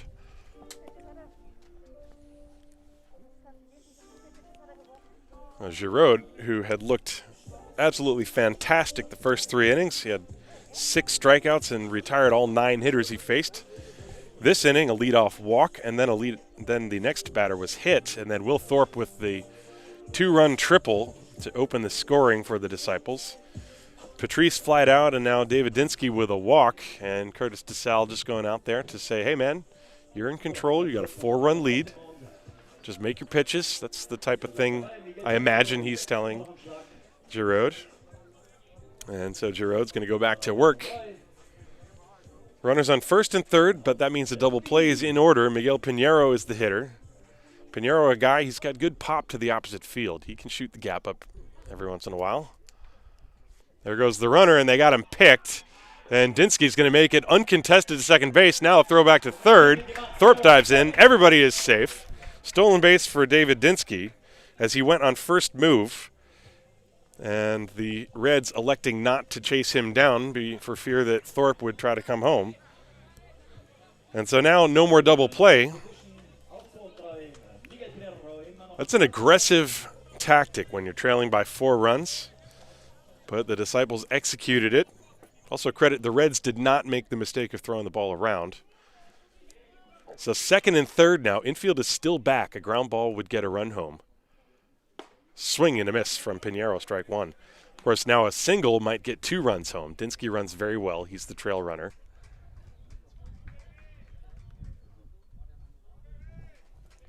That was a good fastball, by the way, from Giraud.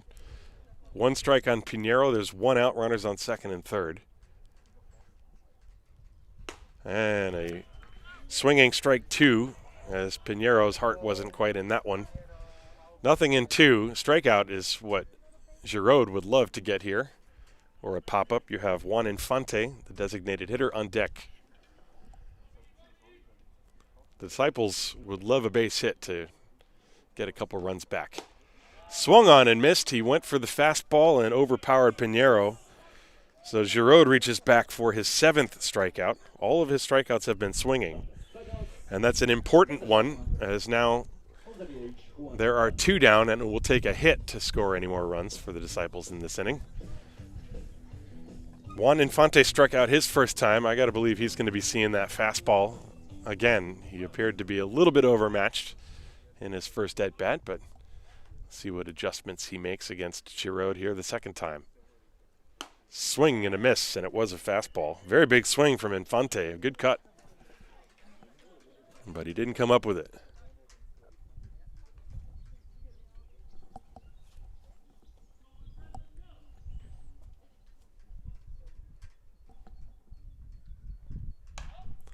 This ball is popped foul out of play, and so now after the little pep talk from DeSalle, Giraud has thrown 5 consecutive strikes.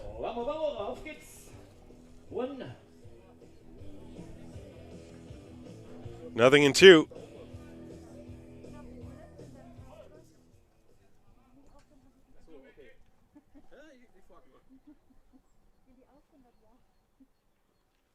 And that one is high.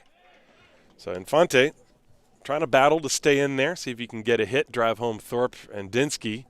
Second and third, 2 down. The Disciples have scored 2 runs this inning. 1 ball, 2 strikes on Infante.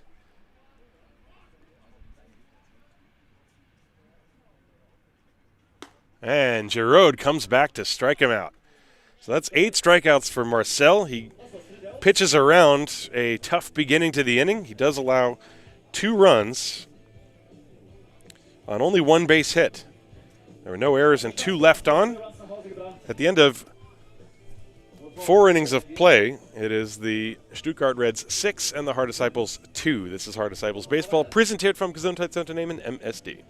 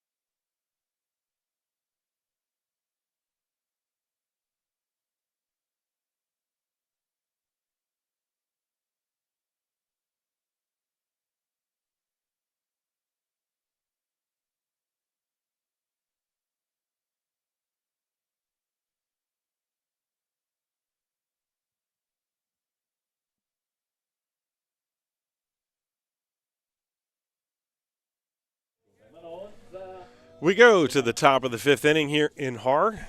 Stuttgart 6, Haar 2.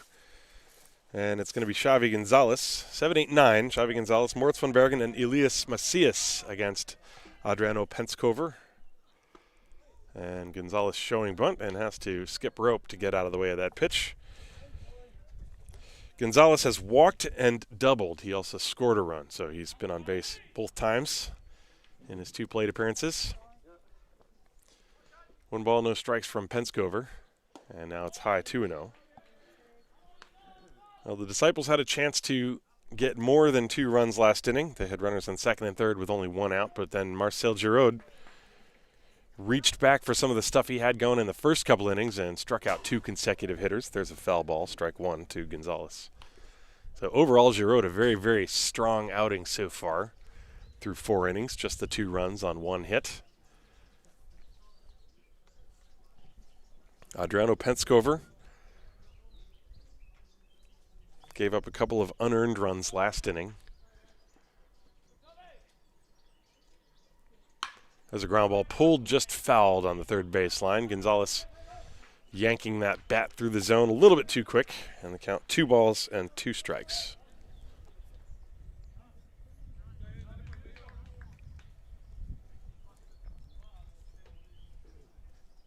This is week 2 in baseball Bundesliga action here in Germany. As of course, everyone's still sort of dealing with the situation at hand. The North has yet to start. They're scheduled to start on May the 8th, I believe. Curveball is upstairs, 3-2. Stuttgart won both of their games last week. They played, I think, Thursday and Saturday against Ulm. And the Haar Disciples lost 2 games against Heidenheim. That pitch is outside, ball 4, leadoff walk for Gonzalez. So Gonzalez has been on base 3 times today. And that'll bring up Moritz van Bergen. There is some activity in the Disciples' bullpen.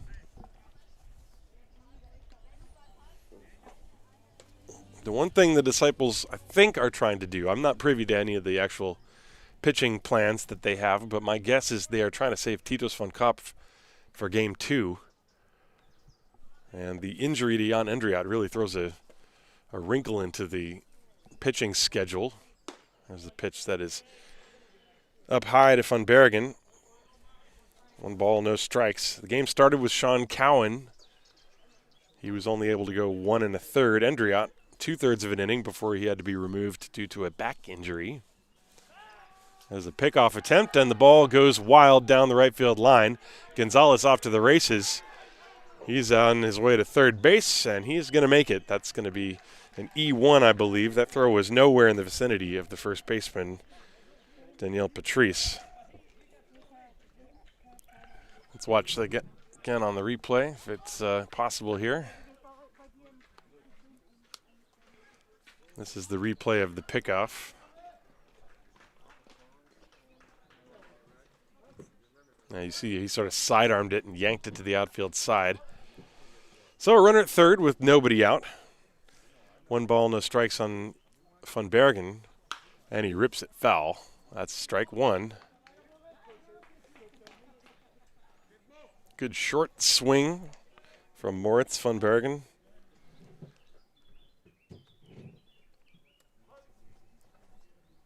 One and one, the count.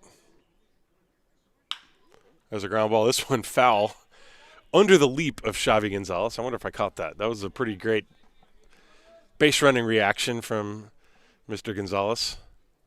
Yeah, you can see it go right under where he was standing. That's why they tell you to take a lead in foul territory. That way if you get hit by the ball, it's just a foul ball. There's the 1-2. Swung on and missed. An off-speed pitch fooled him. And that's a big strikeout for Penskover. So 1 away. That's the 3rd strikeout for Penskover.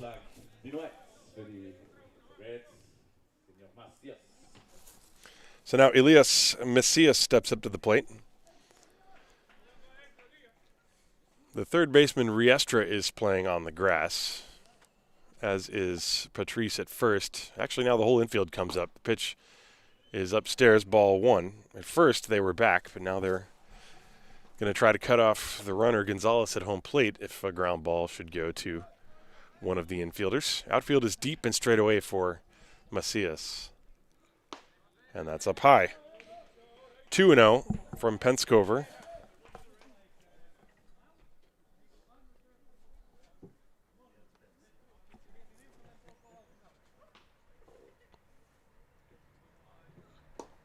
And that's low. 3 balls, no strikes.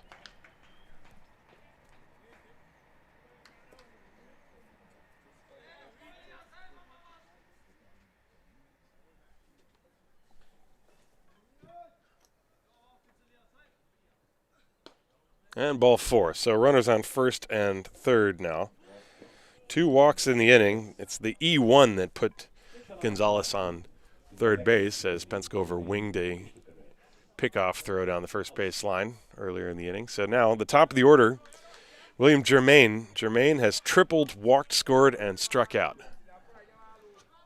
And now we will see if the Stuttgart Reds try to do any aggressive base running. First and third, only 1 out. The Disciples did it last inning. Macias not going. Germain swings and corks it deep down the line, but that's foul by 200 feet and into the parking lot. And no joke, that very well might have hit my car. Anyway, I guess I'll find out later. That was a bomb off the bat of Germain, just well foul. You know, you try to park in a spot that you think is going to be safe. The ball finds you, as they say. 0-1, the pitch. That's outside. 1 ball, 1 strike.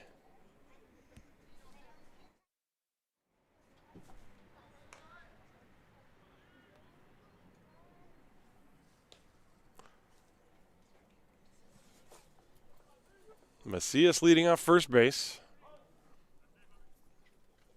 Gonzalez is off of third. There's 1 out in the inning. And the pitch. And that pitch floats outside. 2-1. Germain struck out last time on a pitch similar to that one. 2-1.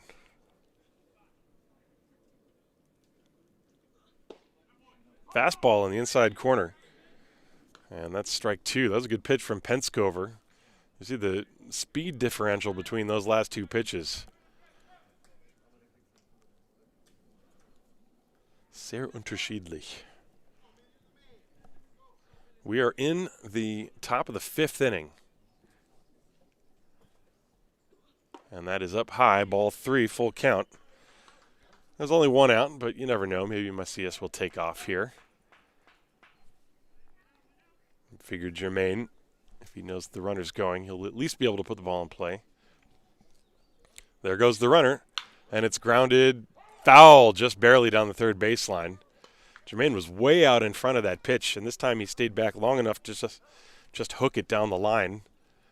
And that was another one that Gonzalez had to duck out of the way of, and it got past Riestra down the line, but it was just foul.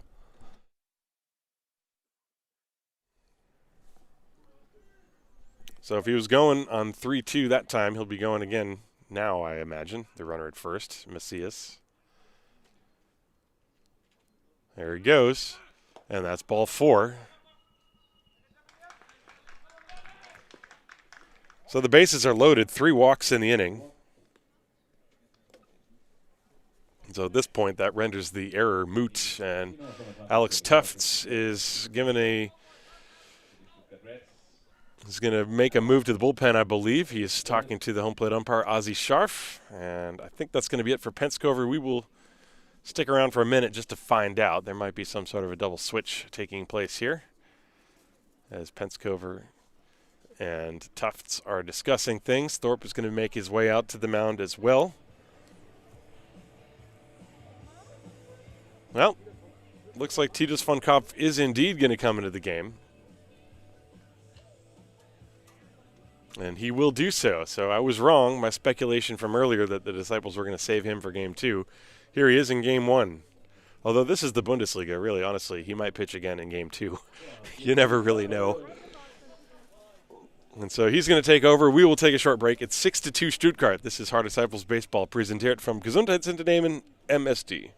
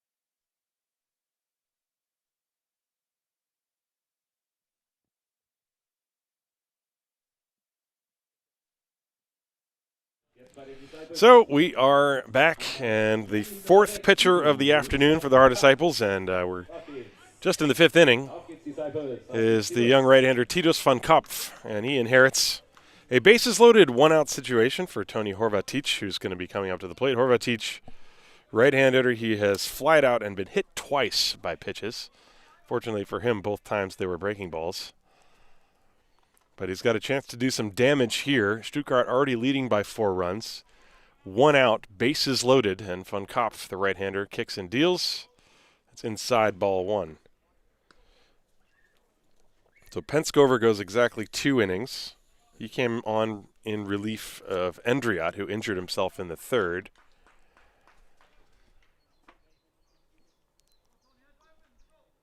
There's the 1-0. High pop-up. This is on the infield in short right field. Can anyone get there? Schmidt and the second baseman, and the ball drops between them. A run will score, and the throw coming to the plate. Everybody moves up 90 feet. That's it. That was a disaster in the making, as Pinheiro, the second baseman, was so far away from the ball. Schmidt coming in from right field. It's really his ball. That ball was in shallow right field, but I think he might have given way to Pinheiro. And so the run scores.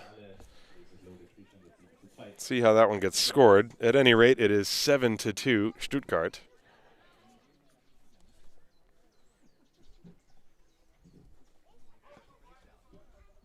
Base is still loaded, and now the number 3 hitter, Danilo Weber. And the breaking ball is high. If that ball's caught in right field, I'm not sure that the run would have scored from third base. It was in shallow right field, and Schmidt has a very good arm. But first you got to catch it, and the Disciples did not do that. 1 ball, no strikes on Danilo Weber. Fouled at the plate right off the mask of Thorpe. 1-1.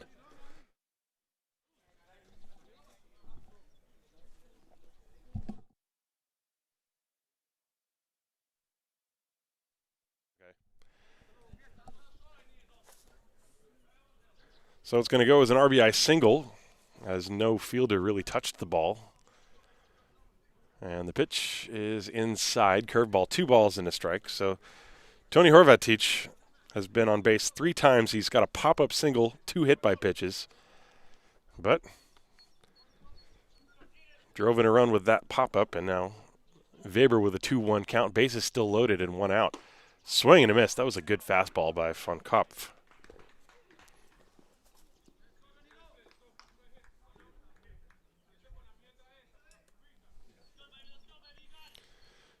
Two balls, 2 strikes, 1 out, bases loaded. Stuttgart trying to open this thing up.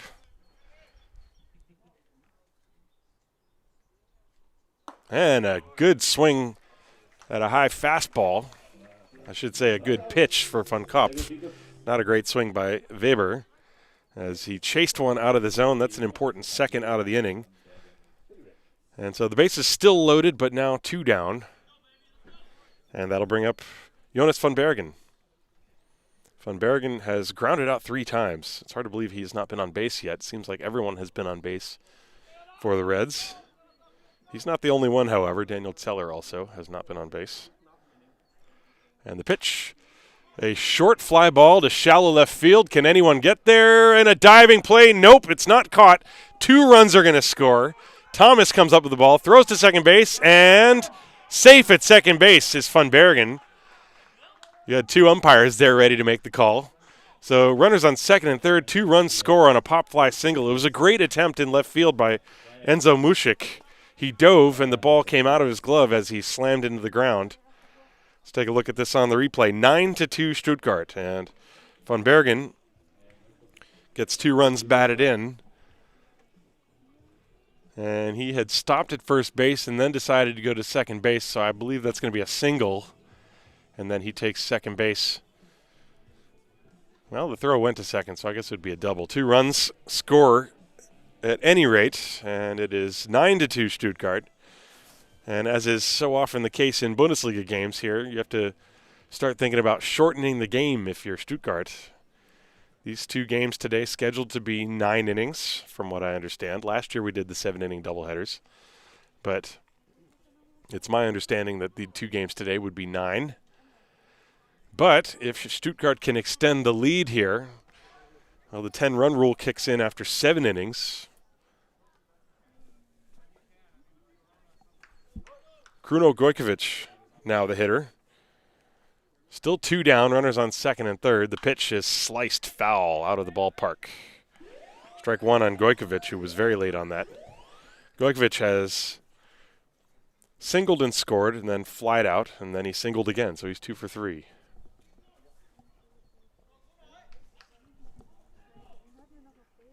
Two down in the inning. Stuttgart has just had the pressure on the entire game. First batter of the game, William Germain, tripled. And even though he didn't score, there's a foul ball, strike 2. That set the tone for the way the Stuttgart offense has been consistently putting the pressure on. They have had base runners in every inning.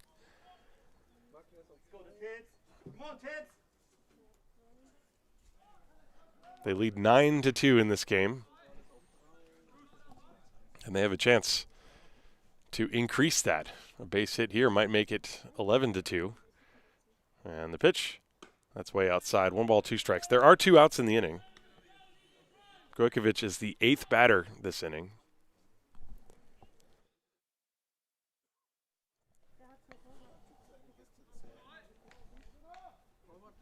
Runners leading second and third. Curveball in the dirt. This one goes to the screen. It was a check swing. A run scores. I'm not sure that was ruled a strike, however. Gojkovic ran to first base, but he didn't. Yes, he did go. So they just now appealed down to first base, and Andreas Pichler, the first base umpire, said, yes, he did swing. That was actually good base running by Gojkovic. He ran just in case they would call him out on the appeal. Let's take a look at this. It was a check swing on a pitch in the dirt, and Gojkovic thought he might have gone around, even though it wasn't called that right away. So it goes as a strikeout, but then it's going to also be a wild pitch, and a run scores. That makes it 10-2, runners on first and third. As the disaster continues for the Disciples, the pitch is inside to Daniel Zeller. 1 ball, no strikes. Now, Zeller is now the only man for the Reds that has not been on base. He's also the 9th man to bat this inning. Fastball missed. 2 balls, no strikes. That was a good pitch, though. Good velocity on it from Titus von Kopf.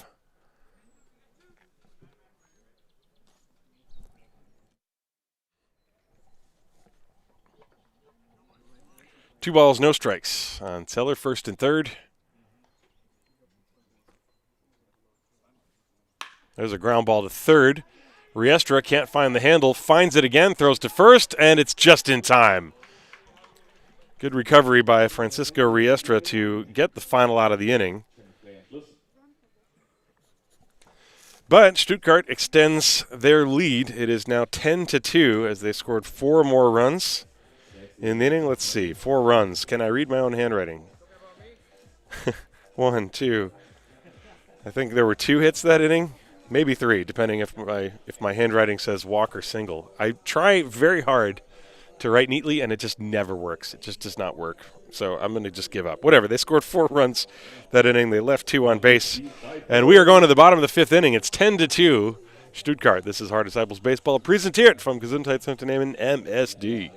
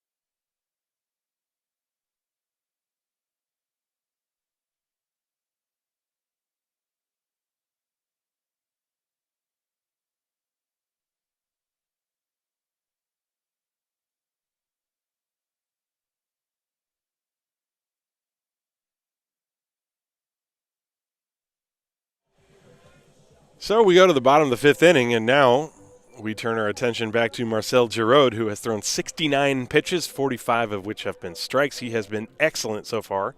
4 innings, just 1 hit. And he's dealing to Francisco Riestra. So 8, 9, and 1 for the Disciples. Riestra and then Niels Schmidt, followed by Nate Thomas. Giraud, a little bit of a hiccup last inning. He allowed a walk, a hit by pitch, and then a 2-run triple to Will Thorpe. And the Disciples even managed to get runners on second and third with 1 out after that point. But then Giraud settled down and got 2 consecutive strikeouts to get out of the jam. Falls behind here, 2 balls and no strikes on Riestra, however. And here it comes. That one is fouled off to the right. 2 balls, 1 strike on Francisco. Riestra made a nice play to field that ground ball. He lost the handle for a moment, but then stayed cool and recovered and threw across the diamond, just barely getting Daniel Zeller at first base to end the last half inning. 2-1 the count to him. And that breaking ball is inside. 3 balls and a strike now. There is still some shuffling around in the Stuttgart bullpen. But Giraud has pitched very well. He continues his good start to the season. Here's the 3-1. That's a strike, full count. Riestra was looking that ball all the way into the glove of Bill Germain.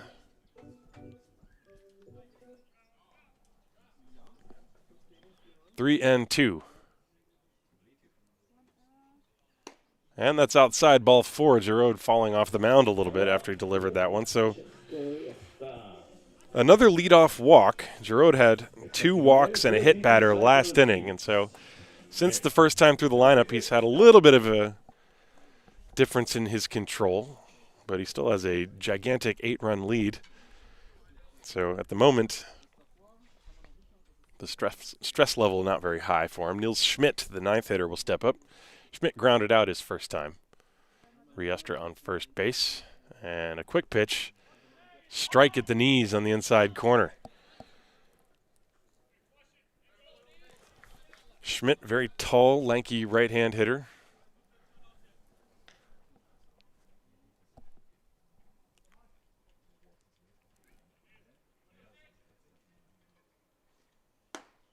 And strike 2 on the outside corner. That time Giraud with the extra slow leg kick. So the first pitch, he used the slide step, and that time he lifted the right leg in slow motion and then reached back and fired a strike over the outside corner. Nothing in 2.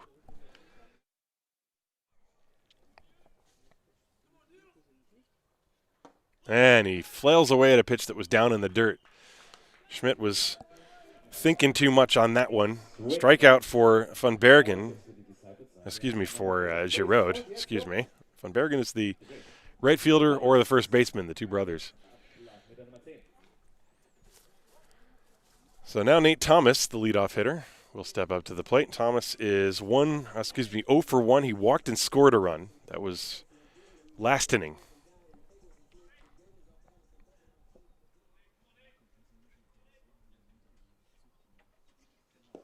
And that one hits him.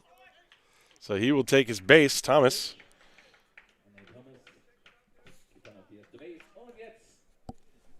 Pitch was down and in. Looked like it ricocheted off of the shin guard that Thomas wears. And that'll bring up Enzo Mušik.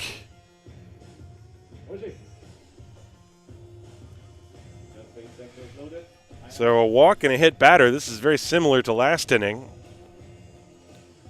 when Giraud gave up his first and only hit of the game that he's allowed. He's still pitching with very good stuff. It's just that his control the last inning or so has vacated the premises at times. First and second with 1 out, and the pitch to Mušik is upstairs. Maybe he's getting a little bit tired. Looked like he flew open a little bit on that last delivery. 1 ball, the count to Enzo Mušik. And a pickoff play at second base. And if you're down by 8 runs and get picked off at second base, that is not something that would go down so well. But it was a valiant attempt, I guess, by Giroud and the shortstop, Xavi Gonzalez. Of course, Riestra was easily back. There's a swing and a miss by Mušik, strike one. 1 ball, 1 strike.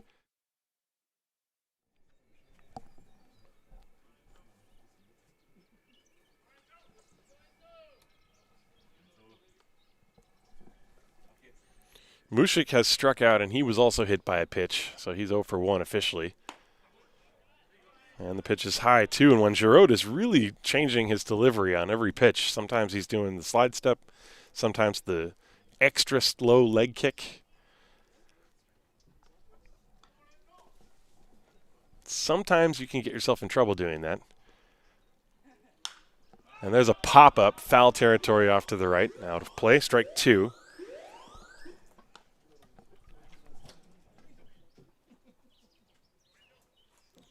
But credit to Giroud, he's really pitching as if it's a one-run ball game. You can see he's concerned with the base runners, and he's trying to make quality pitches, regardless of the fact that it's an 8-run lead for the Reds. 2 balls and 2 strikes on Enzo Mušik. And the sidearm breaking ball is way high, full count.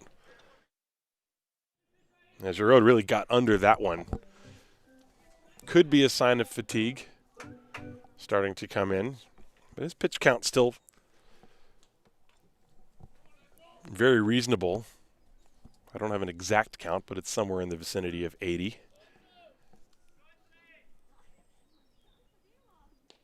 And the 3-2. Foul ball. He fought him off to the right, and Mušik stays alive. 3 balls, 2 strikes. There's 1 out in the inning. Inning started as Riestra walked, and then Schmidt struck out. Thomas was hit by a pitch, and now a full count on Mušik with Thorpe on deck.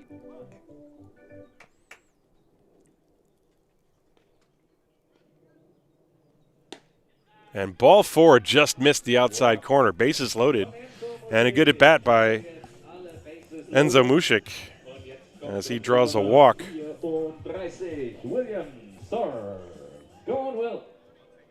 That's the 4th walk to go with 2 hit batters for Marcel Giroud. He's also got the, let's see, 1, 2, 3, 4, 5, 6, 7, 8, 9 strikeouts in the game. But now he's got to deal with Will Thorpe. Thorpe, the only hitter in the Disciples lineup with a base hit today.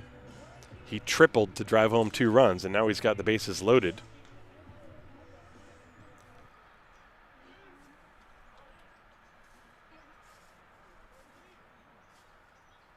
And this pitch in the dirt, nowhere close. Good block by Germain, and the count 1 ball, no strikes. Giroud may be starting to run out of gas a little bit here.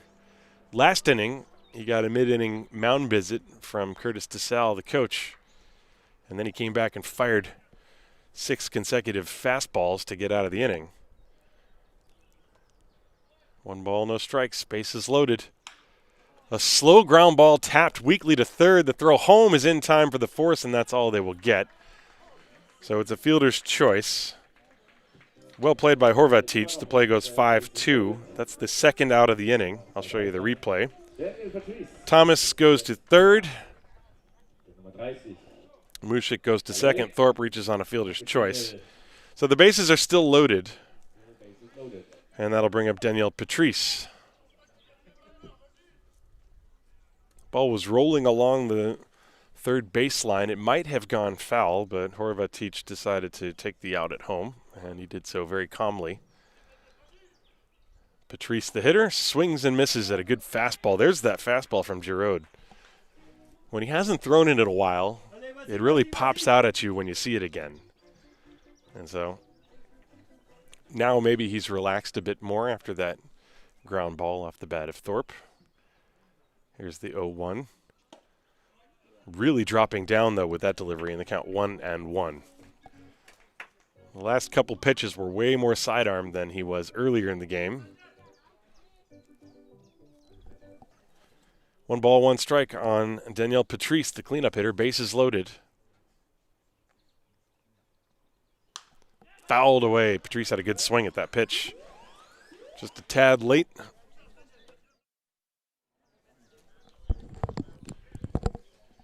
1 ball, 2 strikes to count.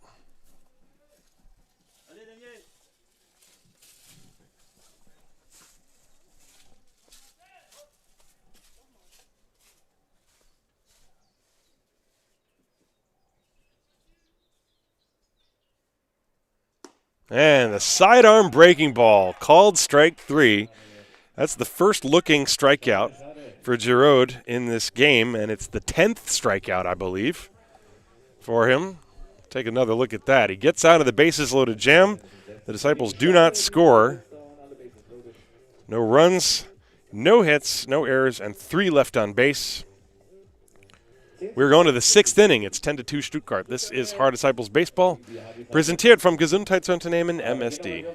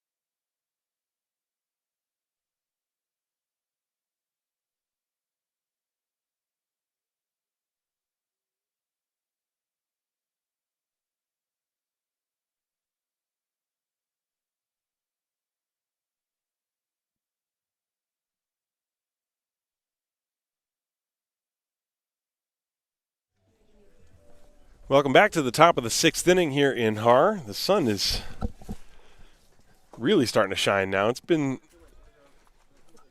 a good glare the whole afternoon, but now it's straight up sunny. It's a beautiful day. And Stuttgart leading 10-2. Titus von Kopp against Xavi Gonzalez. And the pitch is a strike to Gonzalez. Gonzalez to be followed by Frido Fink, who's gone into the game for the first baseman Moritz van Bergen. And then the number 9 hitter, Elias Macias. The breaking ball is low. 1 ball, no strikes. 1 ball, 1 strike, excuse me.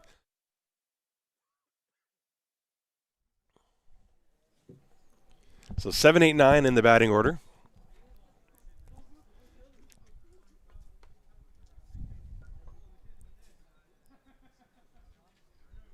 Von Kopp working from the stretch. Nobody on base, however. That pitch is low, 2-1. Gonzalez today, he's been on base all 3 times. He's walked twice and scored. He also doubled.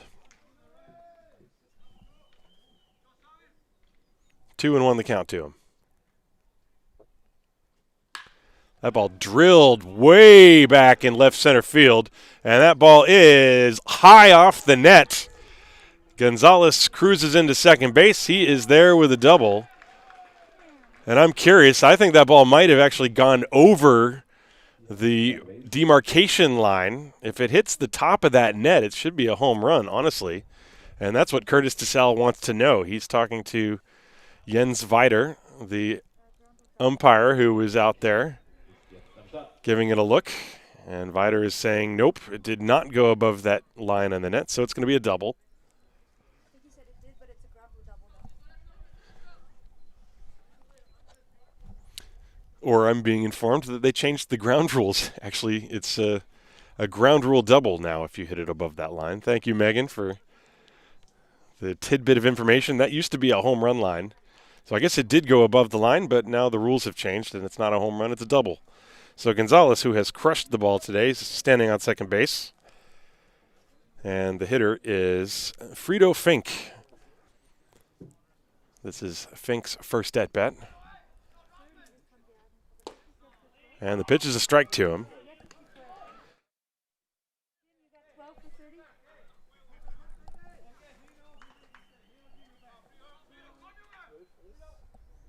Fink entered the game for Moritz von Bergen, and I assume he'll be playing first base, but we will see.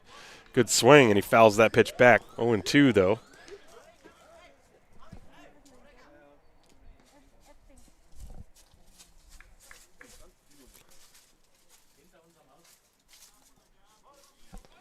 Nothing in 2. Gonzalez off second base. Curveball. That one hits him. And Fink will get to go to first base. Now I got to think about how many hit batters have I seen today. Let's see. 1, 2, 3 from the Disciples. And 2 from the Reds. So there's been 5 hit batters. All of them, I think, have been on breaking balls. So there's no fracas brewing here. Number 9 hitter Elias Macias is stepping up to the plate, 2 on, and he squares to bunt, and the pitch is taken for a ball. Well, Stuttgart, they are looking to shorten the game, clearly. That's the only reason you would bunt when you're up by 8 runs. It definitely is an advantage if a team can shorten a game. There's a ground ball to the right side. Pinheiro backs up on it, goes to second. They get the out, maybe. The ball came out of the glove of Thomas, and safe is the call. Thomas is saying it was on the transfer that he dropped the ball. Jens Weider disagrees, and now Alex Tufts out to get another explanation. Tufts is saying, hey, man, can we get something to go our way here? Thomas was pretty nonchalant. It looked like he grabbed it with one hand. But Jens Weider standing right there made the call. And so everybody's safe. Bases loaded. Every inning, I think the Reds have had the bases loaded, except for the first and the third. So Macias reaches, that's got to be, I guess, an error, an E6. Fielder's choice and then an E6. Bases loaded for the top of the order, Germain. It has not been a stellar defensive performance from the side of the Disciples. There have been some fly balls that dropped. Been a couple of errors defensive that are actual errors in the scorebook. 3 of those. And now Germain with a drive down the left field line. That's a base hit. 1 run's going to score. 2 runs are going to score. And Thomas receives the throw from Mushik, and that's going to go as a 2-run single as Macias stopped at second base.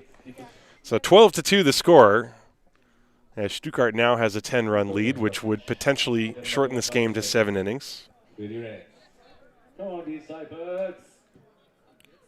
Well, Germain has tripled, singled twice, struck out and walked, so he's having himself a day. Now Tony Horvatic steps up to the plate.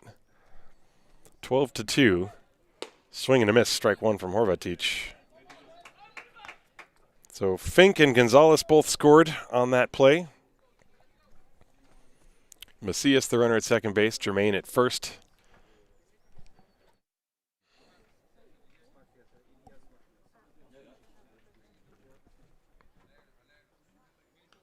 In the dirt, blocked by Thorpe. 1 ball, 1 strike to count.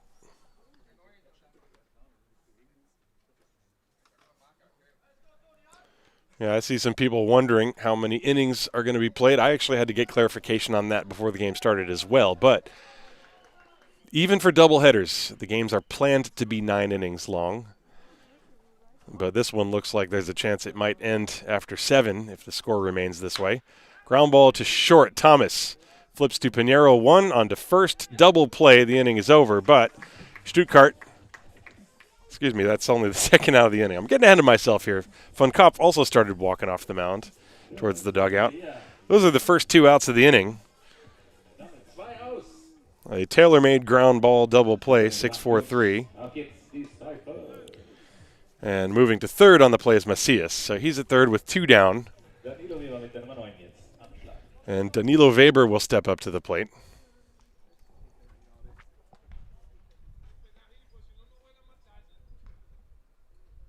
And a swing and a miss by Weber. Horvatic, by the way, before that ground ball double play, had singled and been hit by a pitch twice and also flied out. Weber has struck out, reached on a fielder's choice, reached on an error, and then struck out again. And now he fights one off. He's in the hole 0-2. Von Kopf trying to get out of this inning.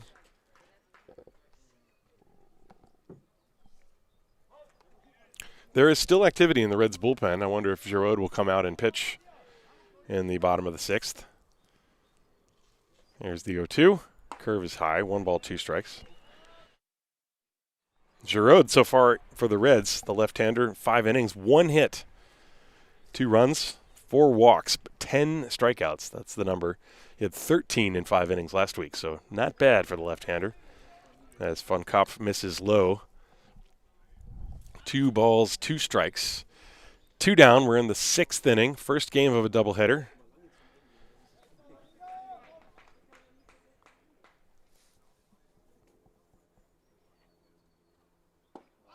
Curveball just missed the inside corner. 3-2 now. Von Kopf is the 4th pitcher for the Disciples.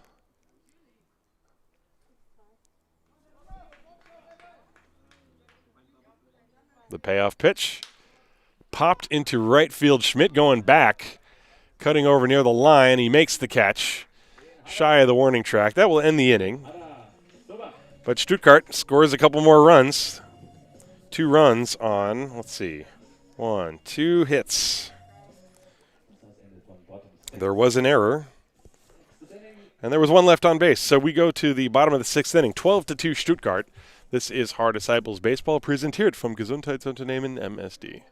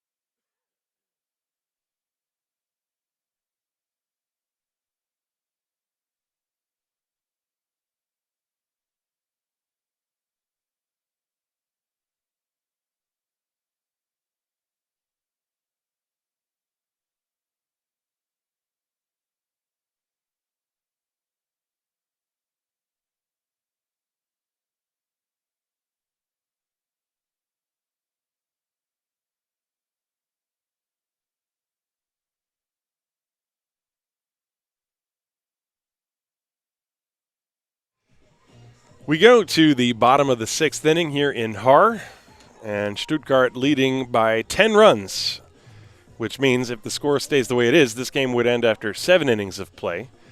And Marcel Giroud's day is over, and he had a good one. 5 innings, 1 hit, 2 runs, 4 walks. That's a little bit too much, but 10 strikeouts. We'll take that any day for the Stuttgart Reds. 92 pitches. He threw 57 strikes. He was very good. And he is being relieved by the right-hander Joe Quedano de Leon. So de Leon will take over and pitch against 5, 6, and 7 in the lineup for the Disciples. David Dinsky, Miguel Pinheiro, and then Juan Infante. And the first pitch from de Leon is a fastball high.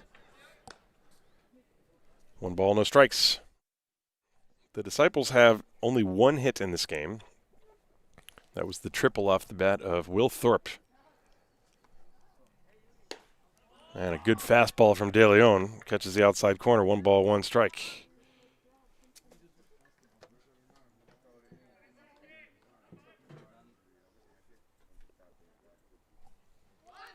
And the bunt is popped up right back here.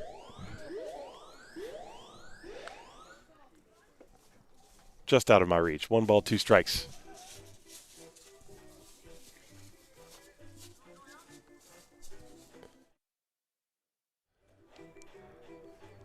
In game 2, you're going to see most likely Dustin Ward for the Stuttgart Reds. Excellent left-hand pitcher. For the Disciples, we'll see. Might be Luke Steinlein. Fastball is high. 2 balls and 2 strikes. Now De Leon looks like he's got a good live arm. Fastball definitely jumps out of his hand. This Reds ball club looks to be a very strong one. Here's the 2-2 pitch. That curveball is way outside. Full count now.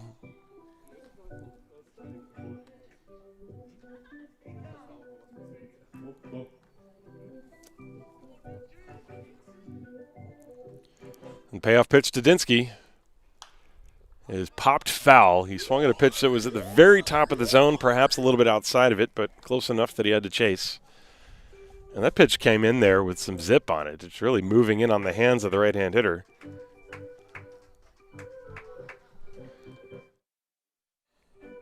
Still full count. Nobody out. Bottom of the 6th. 12-2 Stuttgart. They really have been threatening since the very beginning of the game. And here it comes. Popped up left side. Will it stay in play? Horvatic and Gonzalez near the Disciples' dugout. And Horvatic makes the catch right up against the fence. That was a very good play by Tony Horvatic as he went out of your screen. Take my word for it, folks. It was a good catch. And so that's the first out here in the 6th.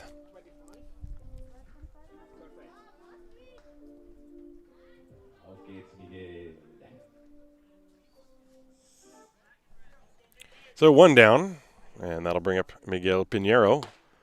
Fastball strike at the letters on the inside corner. Pinheiro, I think, is less than thrilled. Struck out twice has Miggy today, once looking, once swinging. There's the 1-strike pitch. That's on the outside corner, 0-2. De Leon looking pretty good coming out of the bullpen. Got a loose right arm, compact delivery, nice and smooth motion out there. Works from the, appears to be the first base side of the rubber, and the right-hander kicks the 0-2. Pinheiro just got a piece. And Quijano de Leon, not messing around, came right at him with the fastball.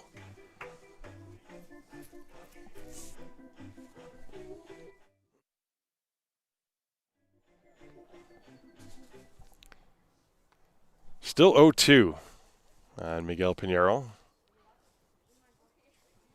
And that pitch is down and away. 1 ball, 2 strikes.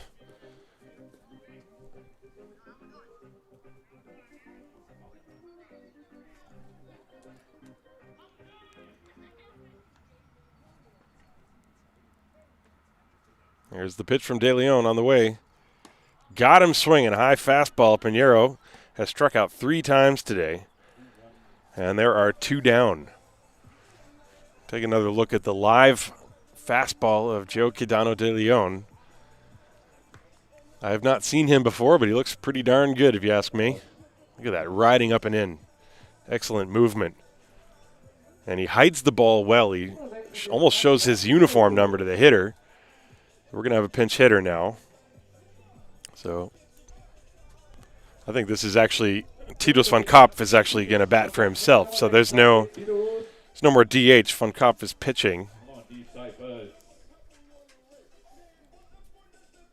So Juan Infante had been in there as the DH and struck out twice. So Titus van Kopf, who came on to pitch, is now just going to hit for himself. So the Disciples don't have a designated hitter anymore. course, that's very common here in the Bundesliga. Not so much in major leagues, but anybody who watched the Angels game about a week and a half ago when Shohei Ohtani was pitching and then batted second in the lineup. First time since 1903 that a pitcher had batted anywhere other than ninth, I think, in the lineup, or I think since he had batted second in the lineup. Ohtani was something to watch. Pitch was a strike.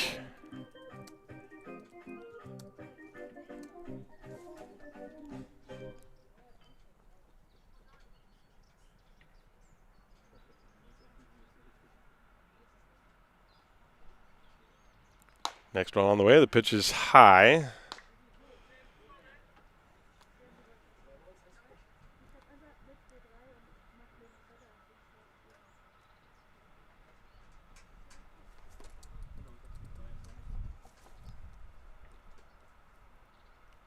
And just got a piece.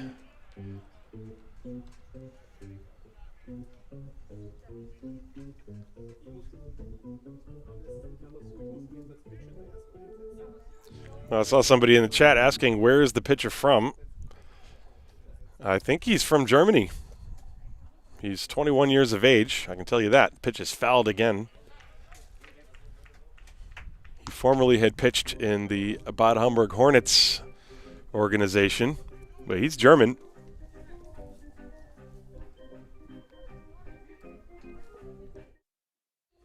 And he's looking pretty darn good. 1 ball, 2 strikes, the count on Titus von Kopf.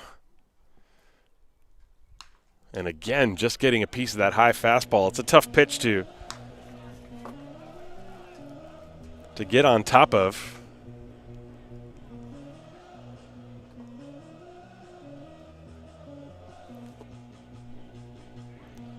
There are 2 down. We're in the bottom of the 6th. Nobody on base. Stuttgart has things under control in this game. And von Kopf, after fouling off a number of pitches, finally looks at a pitch that is up high.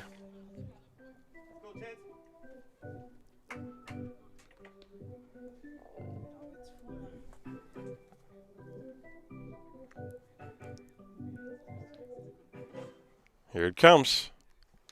Swing and a foul tip into the mitt, held onto by Fink, and a very good inning by Joe Quidano de Leon. 2 strikeouts. And the inning is over. Nothing across the board for the Disciples. We go to the 7th inning, potentially the last inning if the score remains a 10-run lead for the Stuttgart Reds. It is Stuttgart 12, Haar 2. This is Haar Disciples Baseball presented from Gesundheitsunternehmen MSD. Don't forget, there's another game coming up after this as well.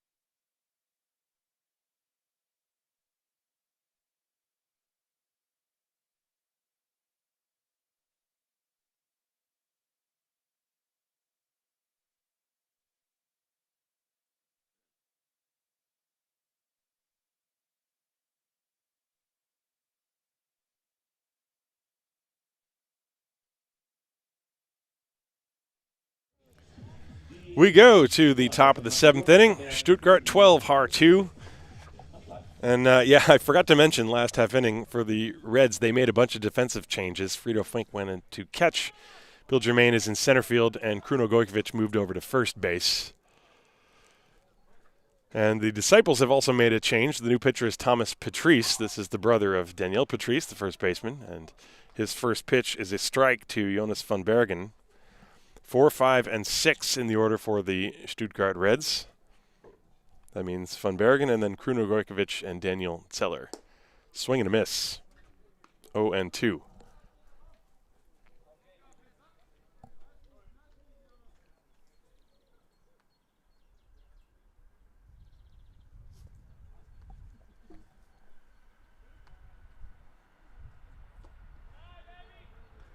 Pitch is low, 1 ball, 2 strikes. I saw in the chat people are talking about Joe Quidano de Leon because of that electric stuff he's been showing. He really showed a good fastball. The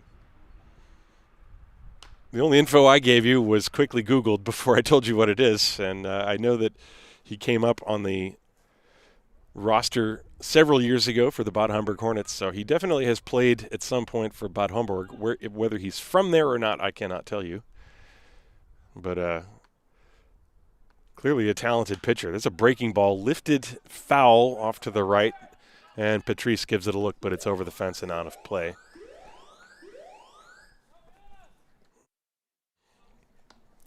I normally try to find out information about these players before the game, but a lot of the German players, especially the younger ones, there simply isn't any information that you can find online, and that's because of privacy laws and also just because they're young. They haven't played that much. There's not much to find. There's a ground ball to third. Riestra stays down on it, throws across in time, 1 out. And again, the more important thing to know about Joe Quidano is that he's got a real good fastball. And I'm sure there's folks watching the game that know more than I do, so feel free to mention it in the chat. So 1 away here in the 7th inning, and that'll bring up Kruno Gojkovic. Gojkovic is also one of their Croatian national team players.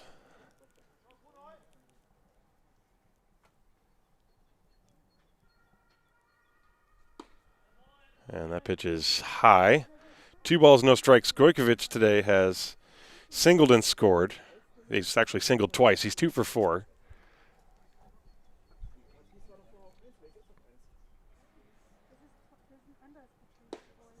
There's a strike by Patrice. Well, you have to say for the Disciples, their relief pitching coming in. Yes, they have had to give up a lot of base runners, but you've seen some good things from each one that has come in. There's a good backdoor breaking pitch from Patrice, who gets strike 2 to even the count. You can see the talent that is there for the Disciples pitchers, and it's, as it's so often the case is, it's a matter of just getting it together. There's a ground ball to second. Pinheiro fields and throws out Gojkovic. 2 down. Throwing strikes, and then also one of the biggest mental challenges for any young pitcher especially, and I think this is where the experience factor comes in the most, is when you have a good inning and then you start a new inning and it doesn't start off the way you wanted. And those little voices in the back of your head. I'm speaking, of course, for myself. When I was a pitcher, this is how I was. So I'm not sure. I'm not going to say that this is what happens to any other pitchers that are out on the mound. But for me, if I was pitching and I had a good inning, I'd be like, okay, phew, got through it. And then the next inning, if it didn't start off well, the little voices in my head would come back and be like, uh-oh, is this going to be one of those innings where I suddenly can't find the strike zone? And to defeat those demons can be tough. But it comes with experience. And so you've seen some good things despite the score. There's the pitch from Patrice. That was a good curveball, just a little bit low. The count, I believe, is 2 balls and 1 strike on Daniel Zeller. 2 down, nobody on base. We're in the 7th inning. Stuttgart trying to take the first game of a doubleheader. And Zeller just got a piece and fouled that one back to the screen. So it's 2-2 now.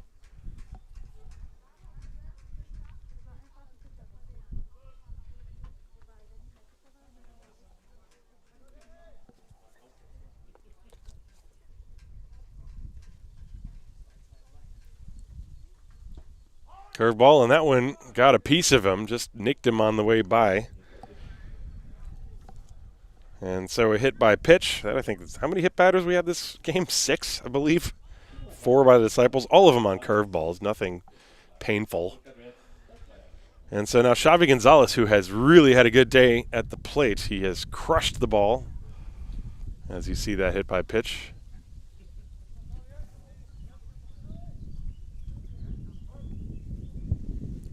Gonzalez walked and scored. He's doubled twice and walked again. The pitch gets away. Gonzalez's last double actually in previous years would have been ruled a home run. It was above the additional netting, which a couple years ago had a home run line, but I guess they changed the ground rules. And so it was a ground rule double. The pitch is up and in, 2 balls and no strikes. Teller on first base, there's 2 away. Top of the 7th inning. Thomas Patrice on the mound and deals. That's high. 3 balls, no strikes on Xavi Gonzalez.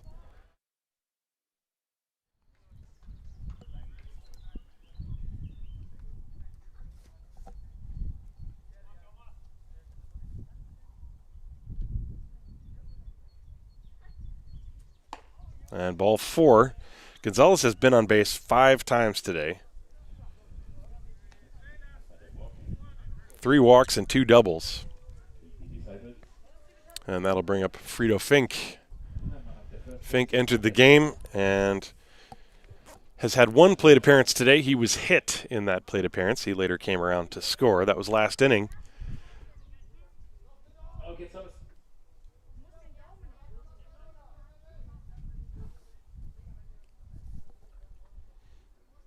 There's a line drive, base hit to right center field, splits the gap. Around third, coming to the plate is Zeller. He will score. Throw to third is not in time.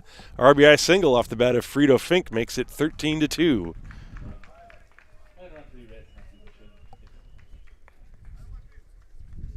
Good piece of hitting. Take a look at this pitch. It was down and away. It looked like a breaking ball. A little bit up, actually, over the plate. So Stuttgart now with an 11-run lead, so the Disciples would have to score at least 2 runs to extend this game further than the 7th inning. Right now the 10-run rule is in effect, and Elias Macias, the designated hitter, he's been on base all 4 times. He takes a ball. 1 ball, no strikes, first and third. And the pitch from Patrice popped up. This is playable on the infield. Patrice and Nate Thomas. Thomas calls for it, and he makes the catch to end the inning. Everything hit in the air has been something of an adventure today for the Disciples, but that play was made rather easily. However, the RBI single off the bat of Frito Fink drives home a run. 1 hit, 2 left on base. And we are going to the bottom of the 7th inning. Last chance for the Disciples in this game. It's a 10-run rule possible shortening of the game, and so we will be right back. It's 13-2 Stuttgart. This is Haar Disciples Baseball präsentiert vom Gesundheitsunternehmen MSD.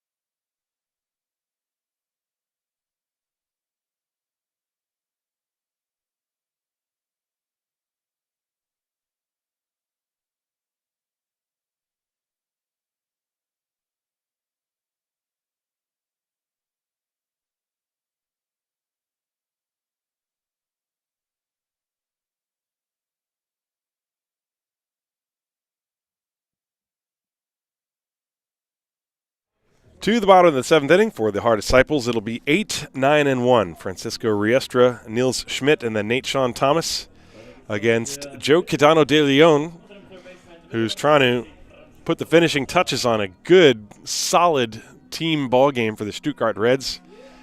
They have clicked offensively. They got a great 5-inning start from Marcel Giraud. And De Leon trying to finish it off with a clean final 2 innings as the Disciples have 3 outs to go. If they can't score 2 runs, this game will end after 7 innings. And the pitch is low to Riestra. About a half an hour after this game concludes, we will have the second game of the doubleheader. And the next one is a strike on the outside corner at the knees. Good pitch by De Leon. 1 ball and 1 strike.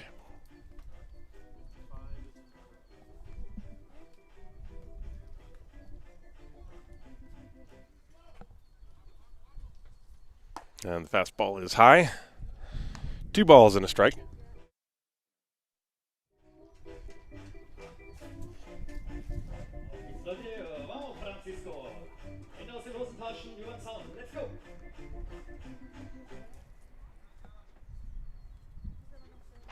And the next one on the way. This ball sliced into right center field. Playable for Van Bergen. He makes the catch, 1 away.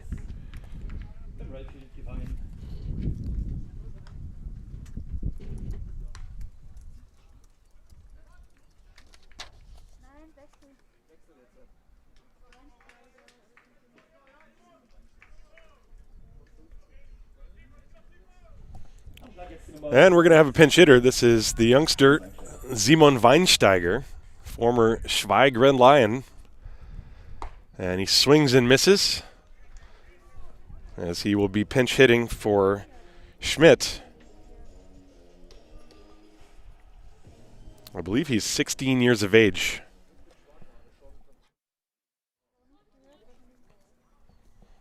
And the next one, strike 2. No easy task. Stepping up there.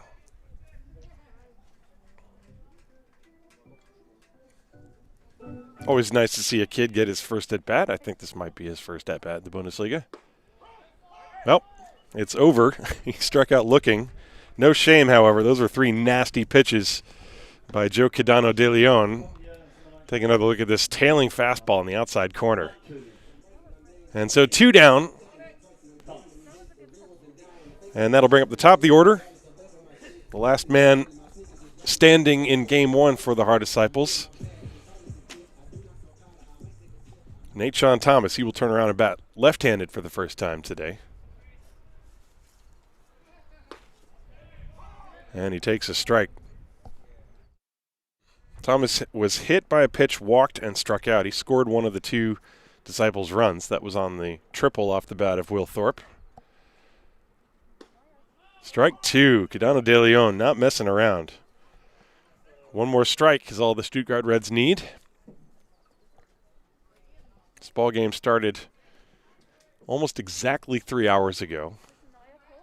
There's the pitch. And it's up high. 1 ball, 2 strikes.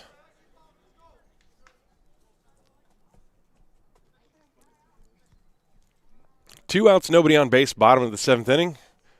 1 ball, 2 strikes the count to Nate-Sean Thomas. And he swings and misses and strikes out, and that is the ball game.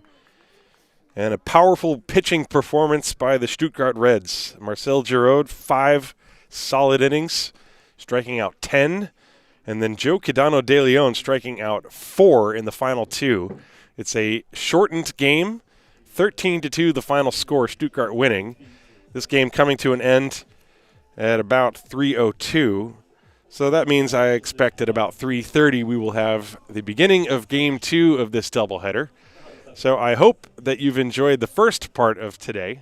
My name's Tim Collins. Thank you for watching so much. And thank you for joining us. It's so great to have baseball back. And we hope that it stays back and that we get to enjoy this. And we hope also soon that you can join us here in the ballpark. But in the meantime, I'm happy to be the eyes and ears for you. So stick around for about a half an hour. We will have Game 2, the first pitch, coming up roughly at 3:30 p.m. I'm going to take a break in between. Final score of Game 1, the Stuttgart Reds 13, the Haar Disciples 2.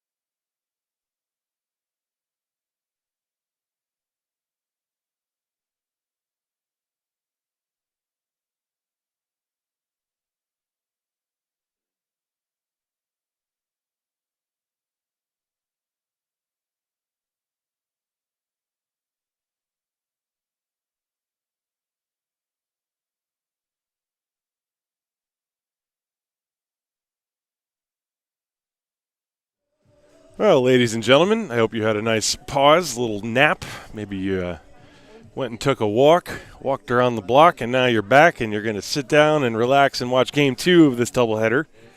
Stuttgart won the first game 13-2. It was shortened to 7 innings thanks to the 10-run rule. And right now the umpires are meeting at home plate, which is imploring both teams to get on the move and get ready to begin Game 2 of this doubleheader. My name is Tim Collins. Beautiful sunny afternoon here in Haar. And the story of the first game was really the pitching of the Stuttgart Reds. Marcel Giraud, 5 solid innings, and Joe Quijano de Leon, 2 excellent innings in relief. Between those two gentlemen, the Haar Disciples struck out 14 times against Stuttgart Reds pitching. 10 for Giraud and 4 for de Leon. And so the Disciples are going to take the field in a moment, and they will have a slightly different look to their defense. The infield is going to be started on the left side by the third baseman Francisco Riestra. Nate Sean Thomas is playing shortstop. Simon Lechner is going to get the start for Game 2 here at second base. And the first baseman Daniel Patrice is in there again. The outfield, Enzo Mushik in left, David Dinsky in center, and in right field, Titus van Kopf. The catcher, Will Thorpe, and the starting pitcher for the Haar Disciples is Juan Infante. Infante was the DH in Game 1, and he's going to take the mound as the starting pitcher here in Game 2. And the lineup he's going to face for the Stuttgart Reds is a good one. William Germain is going to lead off. He's playing center field here in Game 2.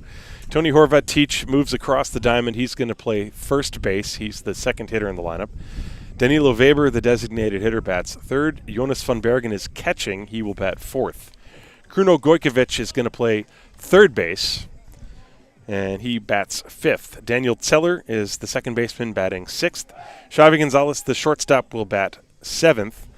And Joe Quijano de Leon, who was so impressive on the mound to finish the first game, he's playing right field and batting eighth.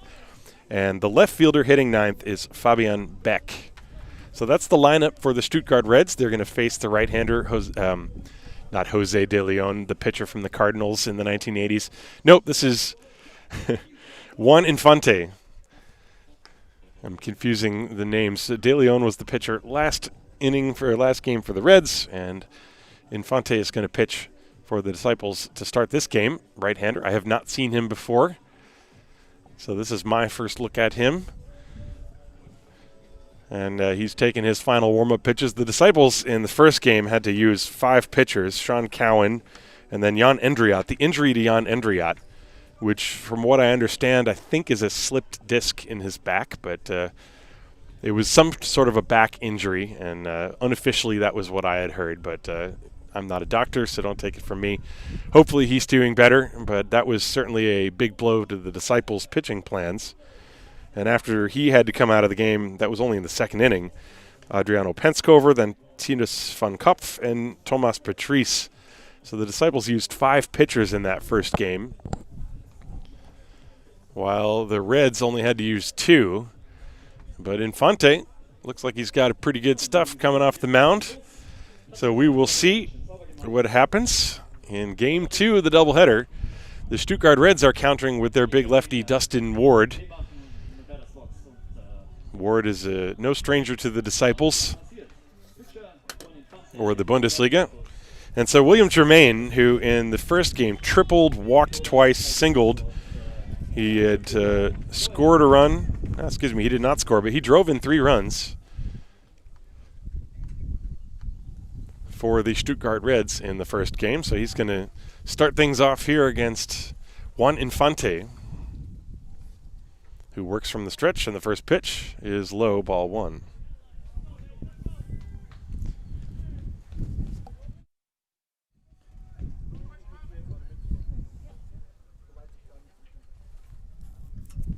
So Game 2 getting underway at 3:37 p.m.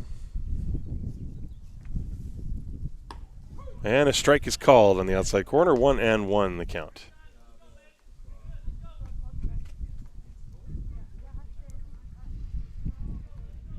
Stuttgart now with a record of 3-0. The Disciples still looking for their first victory on the young season.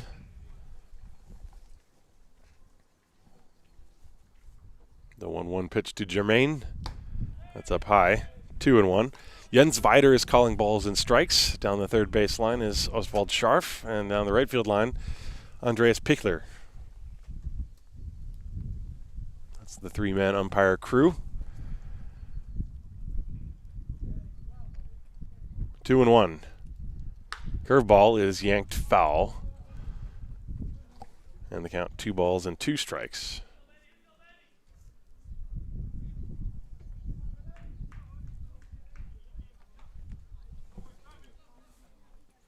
Germain hit that ball off the end of the bat. I think he's checking to make sure that he didn't break it. So Juan Infante looking in for the sign from Thorpe. 2-2 the count. Ground ball down the third base line, and it is a fair ball inside the bag all the way into the corner, trickling around. Germain on his way to second base. He's there with a double. That was about as close as it could be in terms of being fair or foul. Take another look at that on the replay. So Germain, who led off game 1 with a triple, leads off game 2 with a double. Bouncing ball down the line. You see Weider does not call it. So I wonder if he was waiting to see if the third base umpire would make the call. Nobody actually made a call on that, whether it was fair or foul. So I guess it's a fair ball. So Germain is at second base, and now Tony Horvatic, the first baseman.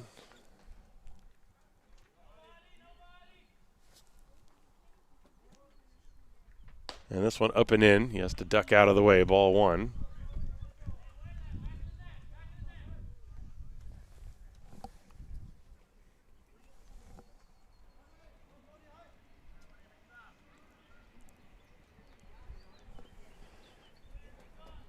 One ball, no strikes. And a whirl and a look at the runner at second base. By the way, I want to give a shout out. In between games, I had a chance to check my messages. Shout out to Randy Ewert, representing upstate New York. Someday we will take over the world, the upstaters. One ball, no strikes to count on Horvatic. And he asks for time as Infante was taking a bit too much. Germain is on second base.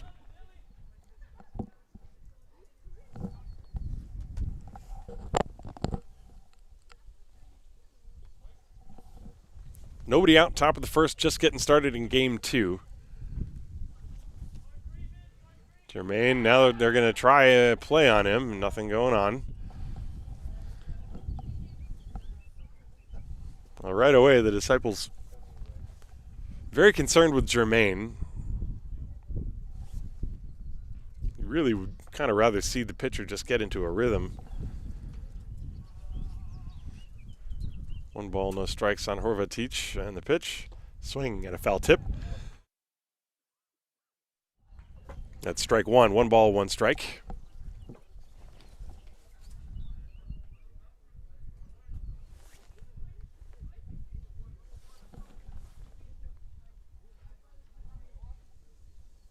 Danilo Weber, the designated hitter, he's on deck. Juan Infante comes set. Germain off second base, nobody out, 1-1 the count. Breaking ball is taken low.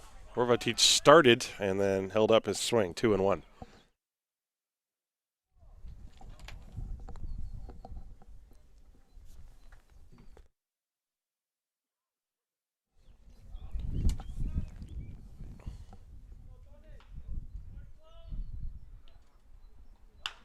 A little cue shot back to the mound from his knees, the throw to third, and they got him. That is a heck of a play by Infante. The ball was between his legs. He went to his backside and then somehow got a throw off to third to get Germain. Let's look at that one again. Germain, when he saw Infante fall to the ground, went to third, and Germain is thrown out. A perfect throw from his backside. Infante showing some composure there. The play goes 1-5. That'll be a fielder's choice. And Horvatic is now on first base, and Danilo Weber is the hitter. That's not easy to do. And this ball is popped foul out of play off to the right, strike one off the bat of Weber. Let me play that one more time. It was a cue shot off the end of the bat.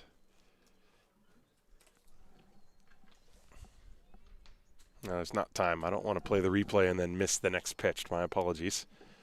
One strike on Danilo Weber. This one is up and in. One ball and one strike. Now let's try it. This is the last play, the ground ball that went back to the mound. You see it sort of squibbed off the end of the bat, and a sprawling Infante making that play to third base to get the lead runner. And now a pickoff attempt.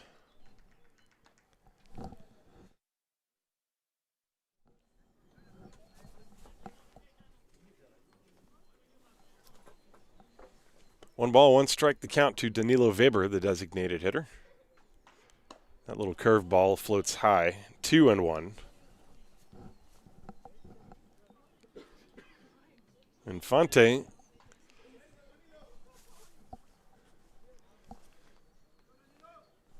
a very lanky fellow out on the mound, looks in for his signs. 2-1, as he's got one he liked from Thorpe. Comes set, the pitch. Fastball inside, 3-1.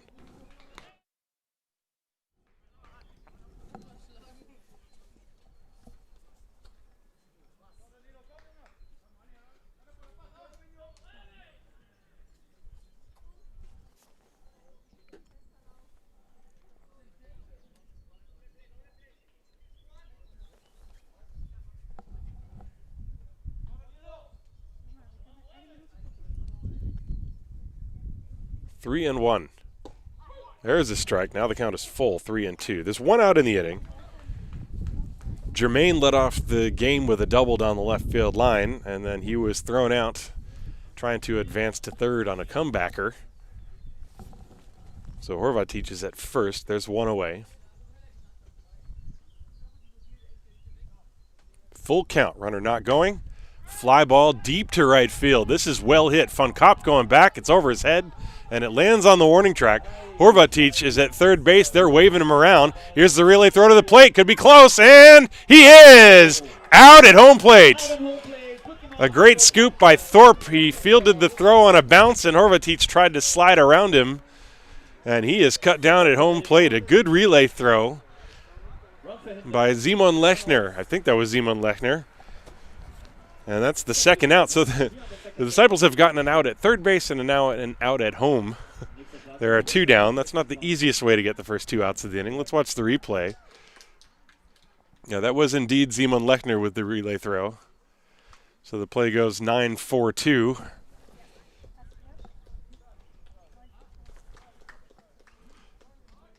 And now we're going to have some work done, I guess, on the home plate area, as Ozzie Scharf, Jens Weide, the home plate umpire, wants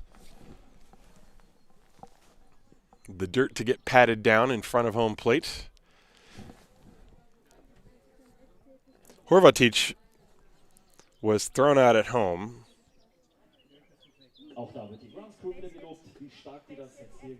It's a double for Weber. He's at second base.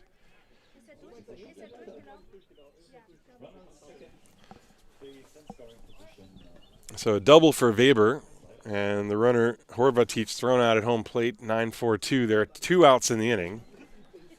And Jonas van Bergen at the plate. And the pitch is upstairs, ball one.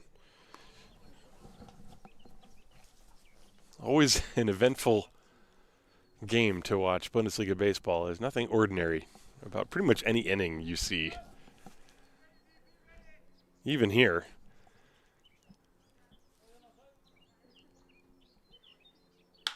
This ball drilled deep left field. Way back goes Mushik. He's at the wall looking up, and it's high off the wall, and it stays in play.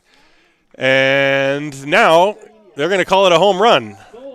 They're going to call that a home run. So in the previous game, the ball hit that net. They called it a double. Now the ball hits the net, and they call it a home run. So it's a 2-run home run for Jonas van Bergen. The ball this time rattled around above that line.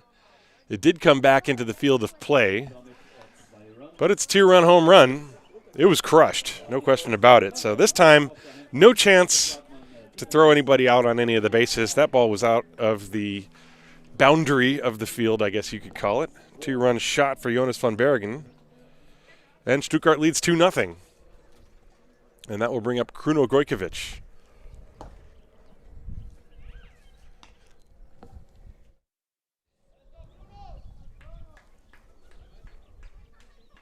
Pitch was high.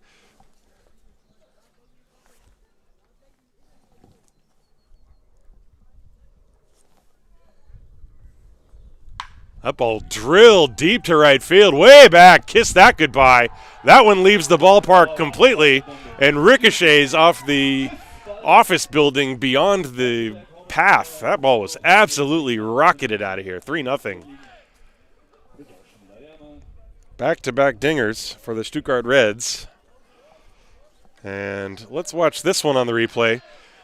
Gojkovic hitting left-handed, got a pitch and just sort of dropped the bat head on it. No question about it. Van Kapf was just gliding back, watching that thing sail. No question about the second fence on that one.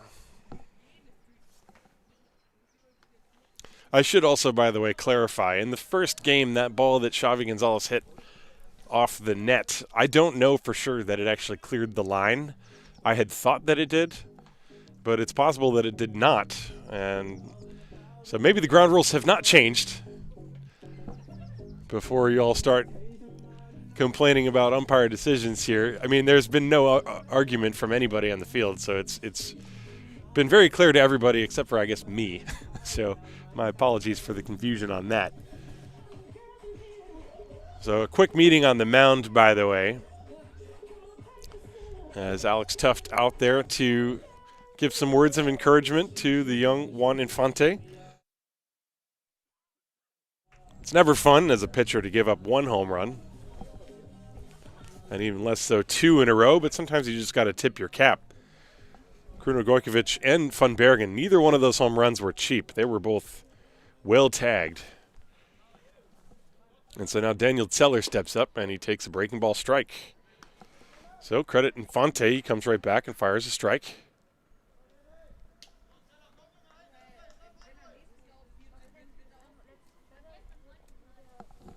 Well, in the inning, there have been some hard-hit balls. The double to start the game, and then the double to deep right field off the bat of Danilo Weber, and then Van Bergen home run, Gojkovic home run. 1-1 strike the count to Daniel Zeller as that last breaking ball was low. Infante deals. Tapped foul, 1-2 strikes. This one goes into the Disciples' dugout.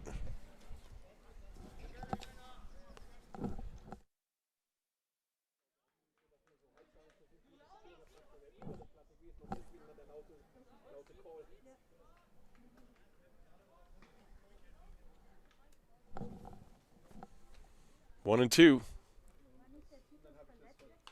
Fouled back. Still 1-2.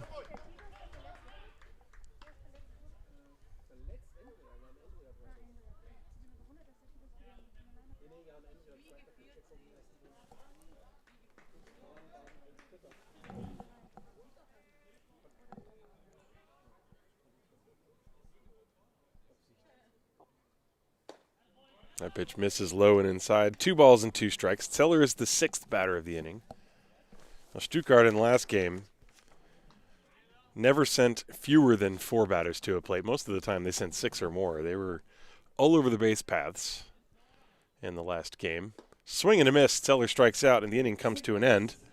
But a 2-run home run off the bat of Jonas van Bergen and a solo shot by Kruno Gojkovic, and Stuttgart leads 3-0. They got 3 runs on 4 hits. There were no errors and nobody left on base. So we go to the bottom of the first inning in Game 2. Stuttgart 3, the Haar Disciples coming to bat. This is Haar Disciples Baseball, präsentiert vom Gesundheitsunternehmen MSD.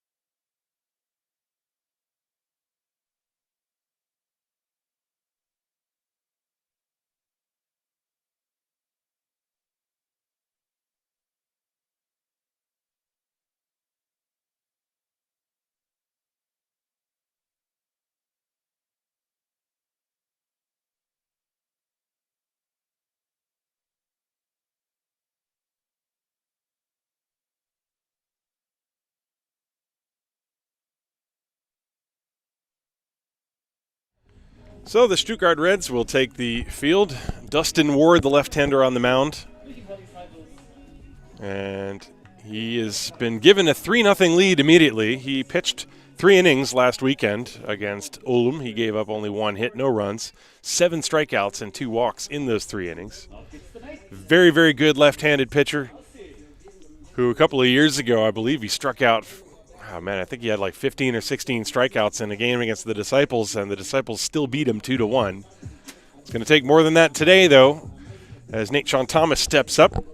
It'll be Thomas, Mushik, and Thorpe, 1, 2, 3. Patrice, Dinsky, and Simon Lechner, 4, 5, 6. Riestra, von Kopf, and Pinheiro, 7, 8, 9. Against the left-hander Dustin Ward, who deals strike 1, and we are underway in the first inning. Defensively for the Stuttgart Reds, you have Kruno Gojkovic at third. Xavi Gonzalez is at second. Gonzalez is at short. Zeller is at second. There's the 1 strike. That's strike 2. Tony Horvatic is playing first base. In the outfield, Fabian Beck is in left, William Germain in center, and Joe Cadano de Leon is in right field. And Thomas has gone on 3 pitches, swinging at a high fastball. 1 away. Well, the Disciples struck out 14 times in Game 1. Stuttgart's pitching has been strong today. I know that's only the first batter of the Game 2, but we already know that Dustin Ward is a very good pitcher. We don't need more evidence of that. Here's Enzo Mushik. Pitch misses inside, ball 1. 1 ball, no strikes.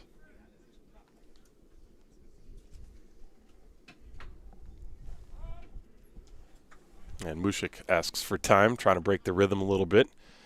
Ward works very quickly. He likes to get the ball and throw it. There's the 1-0. A little bit low. 2-0. Ward, in contrast to Giroud, the lefty who started Game 1 for the Reds, he's much more over the top with his delivery. That's ball 3 down low, 3-0. Very unusual to see so many left-hand pitchers, actually. The Disciples and the Reds both started Game 1 with lefties. Sean Cowan for the Disciples, and then Marcel Giroud for the Stuttgart Reds. And here, Game 2 is Dustin Ward. It's almost like we're taking over the world. It's ball 4. Lefties, that is. I'm a lefty, in case you're wondering. So Mushik is on. And with 1 out, there's the Disciples' first base runner. That's something that took them 3+ innings to accomplish in the first game. That'll bring up Will Thorpe. Thorpe had the only hit for the Disciples in Game 1. It was a 2-run triple, a rocket down the right field line. In an otherwise very frustrating Game 1 offensively for the Disciples. So Thorpe is up there with Mushik on first base. Ward will keep his eye on him, I'm sure. Runner not going. Pitch is inside. Thorpe has to spin out of the way. Ball 1. So that's 5 consecutive pitches out of the strike zone.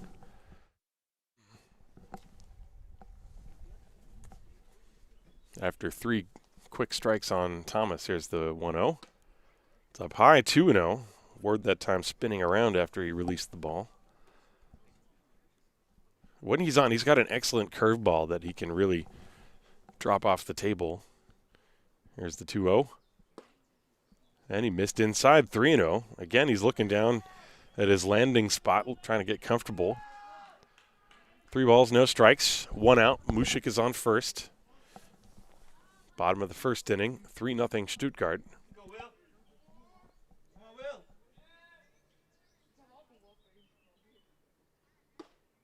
And ball 4.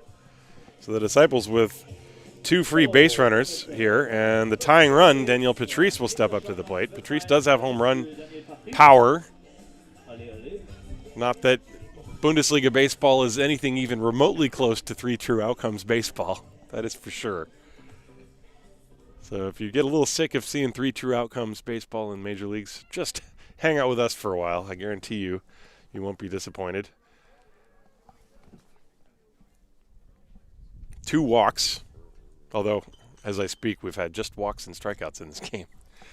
And home runs. We've had a couple home runs. So never mind. Forget everything I just said. Patrice takes a strike on the inside corner.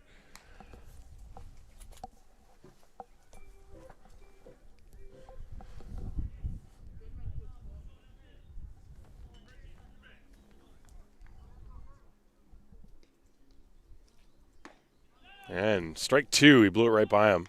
Patrice has that big, long hitch in his swing, and you have to imagine a pitcher like Ward sees that and thinks about attacking on the inside part of the plate with a fastball. Now you're susceptible to that breaking ball down and away. Fastball came in on him again. That time Patrice shortened up and was able to foul it off. 0-2.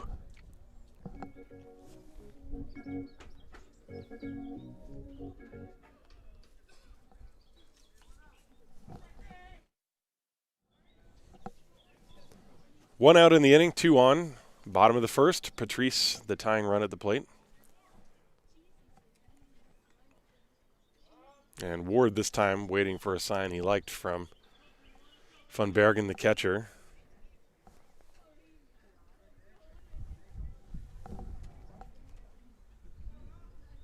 Shakes him off. Now he's got one he likes. Comes set. 0-2. Fouled away. He went with the fastball. Patrice up there trying to stay alive, keep the ball in play.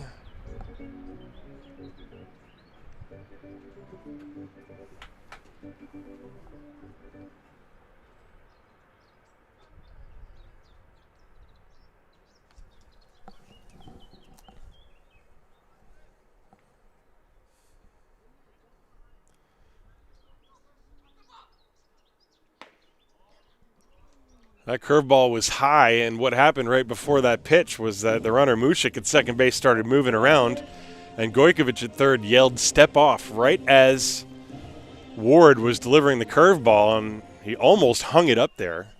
And you saw him turn around and look. The count is 1-2.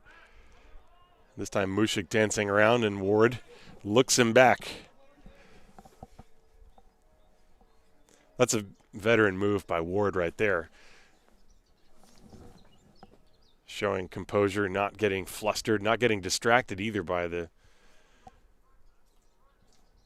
base runners. The pitch, curveball, and he missed inside. Count even 2-2. So that's 2 curveballs. The first one, maybe he was a little distracted as he released it, and it was way high. That one was much closer, but it bent inside. 2 balls, 2 strikes, 2 on after 2 consecutive walks. Ward comes set, and the pitch. And Patrice somehow got the bat in front of the ball to foul it off and stay alive. That was a fastball, down and in. Patrice with a check swing.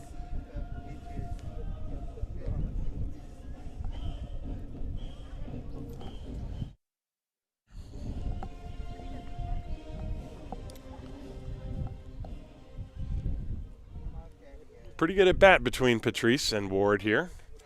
Here's the 2-2. Curve is high, and now the count full. 3 balls, 2 strikes. Well, will you send the runners? I kind of don't think so. You don't want to have the third out being thrown out at third base on a strikeout. Full count.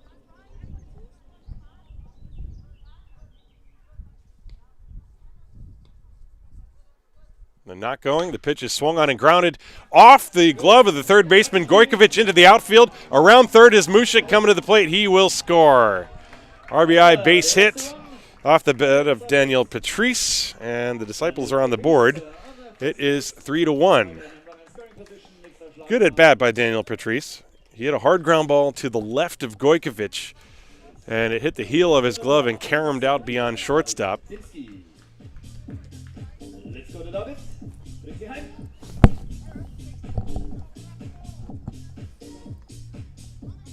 If Gojkovic were to come up with it, it would have been a pretty nice play.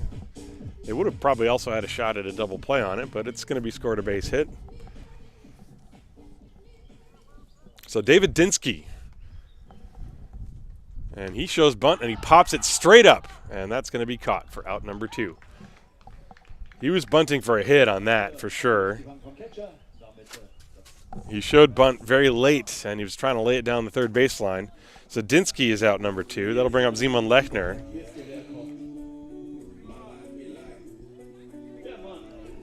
Dinsky is the guy who hit the game-winning home run off of Dustin Ward a couple years ago. In that game that Ward had all the strikeouts, And Lewis Cohen was the winning pitcher for the Disciples in that game. Pitching a fantastic, it was a double complete game on both sides. Simon Lechner takes a strike. Lechner did not play the first game. 0-1. First and second, 2 down. And that pitch just a little bit low, maybe inside. 1 ball and 1 strike to count now.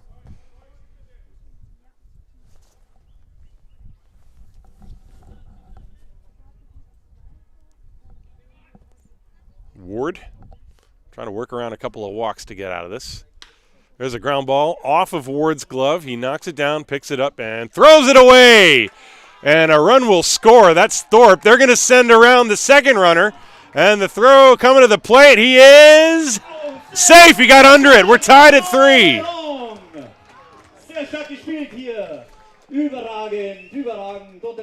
So Patrice, the trail runner, had hesitated on the play, and now it looks like he is maybe hurt as he went down, landed on his side. So the ball game is tied 3-3, but now the concern lies with Daniel Patrice. After he scored, he went down in pain.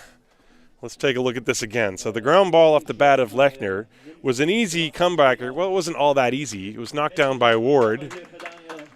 It's funny, he looked very relaxed on the play. He took his time, and then he simply airmailed it. So E1, that should have been the last out of the inning. Lechner ended up at third base on that whole thing.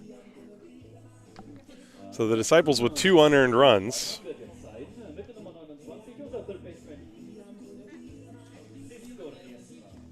And Patrice appears to be okay. So 3-3. Bottom of the first inning. I told you wouldn't be disappointed if you stuck with us. Francisco Riestra now the hitter. With Lechner on third, the go-ahead run. The pitch is upstairs. 2 walks, a single, and then a throwing error. Not to mention the failed bunt attempt.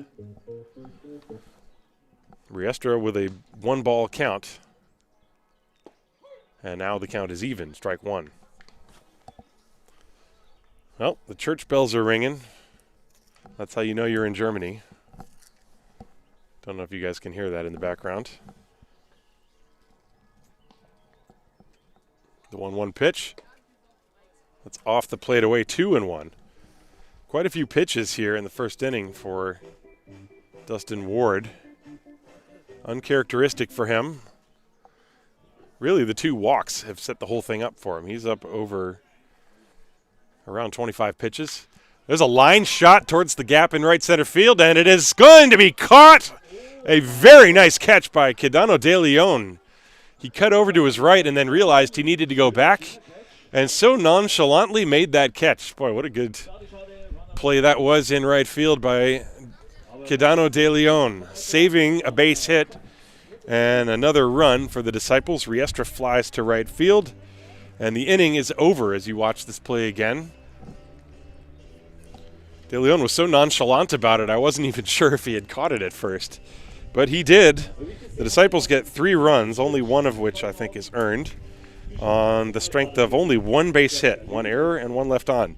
At the end of an inning, let me say that again. At the end of an inning, tied at 3. We go to the second inning. This is Haar Disciples Baseball, präsentiert vom Gesundheitsunternehmen MSD.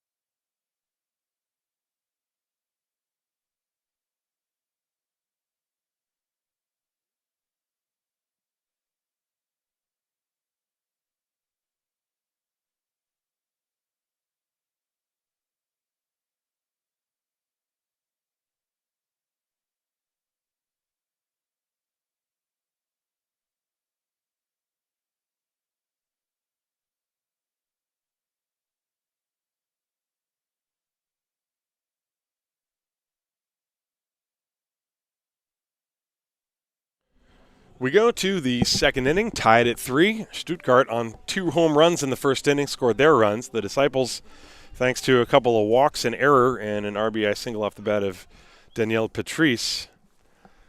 And Juan Infante finds the game tied as he will go after Xavi Gonzalez. Joe Quidano de Leon and Fabian Beck, 7, 8, 9 in the lineup for the Stuttgart Reds. And Gonzalez shows bunt and takes low. Infante was hit pretty hard in the first inning. He made a very good play defensively on that comebacker in which he sort of lost his balance and fell to the ground and still made a good throw to get the out at third base. The pitch is up high. 2 balls, no strikes to count to Xavi Gonzalez. Gonzalez has not made an out yet today. He was on base 5 consecutive times in the first game.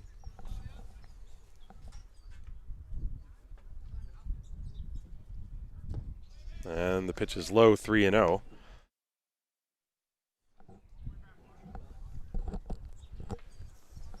Game 2 of a doubleheader on a sun-splashed afternoon here in Haar. A little bit breezy, as you might be able to hear. 3-0 pitch to Gonzalez. That's high for ball 4. 6 times in a row reaching base for Xavi in the doubleheader so far. So he's on first base with nobody out. And here comes Joe Quidano de Leon. Made a nice play in right field. Looked pretty sharp on the mound in game 1. If you're the Disciples, you don't want to see him bat. You're just assuming something bad is going to happen. He's done everything else so far.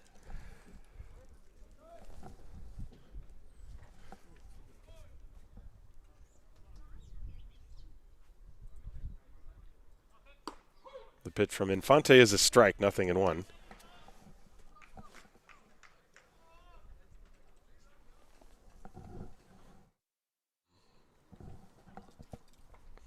Gonzalez off first. He could be a threat to go. Taking a short lead and a throw over. He dives back.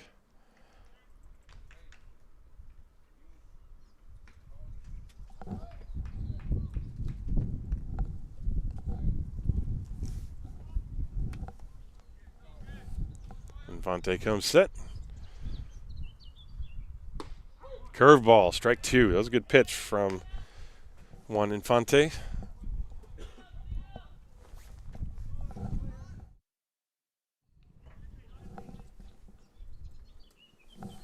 Oh, 2. Pitch is high. Thorpe thought about throwing behind the runner Gonzalez at first. 1 ball, 2 strikes.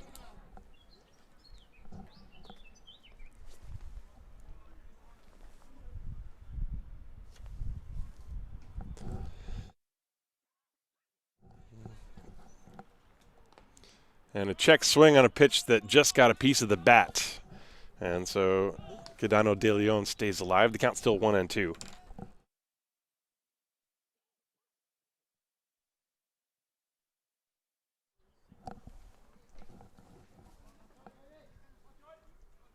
Gonzalez off first base, taking a lead, and another check on him. Patrice holding him on.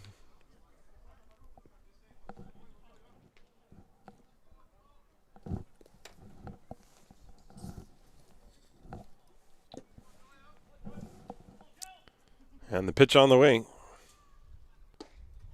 Inside, and the count even. 2 balls, 2 strikes.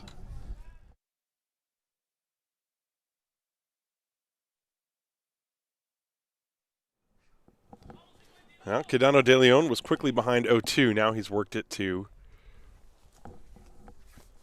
an even count. 2 balls and 2 strikes. And this curveball misses high and inside. Full count now. So from 0-2 to 3-2. Nobody out. Infante and the Disciples would love a double play ball. There goes the runner. The pitch swung on and grounded to the left side. Riestra gloves it, spins, throws, and gets the out at first base. That was a good play by Francisco. Ball was hit slowly off the end of the bat, and he cut it off before it could get to deep short. And it's a good thing he did. That would have been a base hit for sure. And sending the runner also took the play away from second base. So that means Gonzalez advances on the ground ball, which goes 5-3. There's 1 away. That'll bring up Fabian Beck.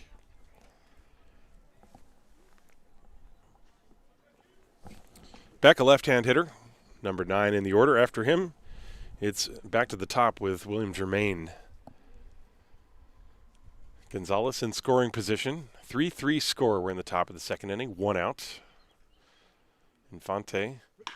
There's a line drive served into left field, a base hit. Gonzalez is going to be held at third as the throw comes in from Enzo Mushik.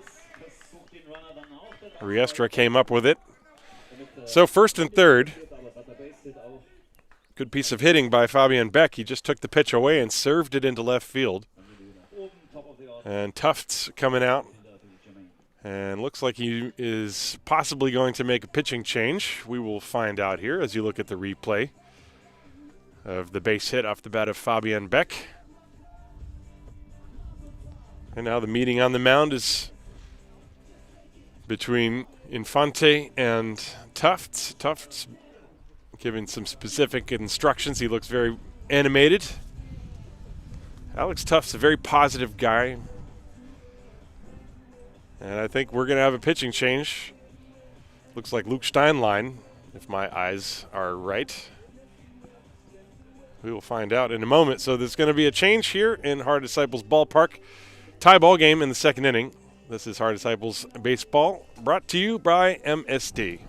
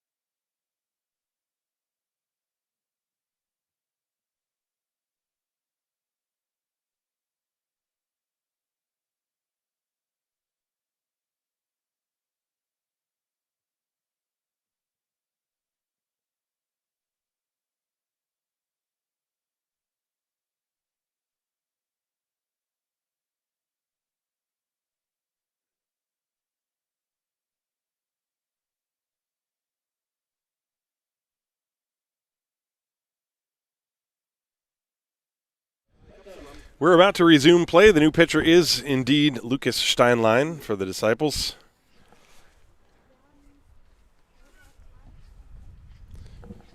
And you got to believe he's the guy that they're going to lean on for depth in this ball game if they're going to get it from anyone. He's generally their workhorse, as now Will Germain steps up with 2 on and 1 out.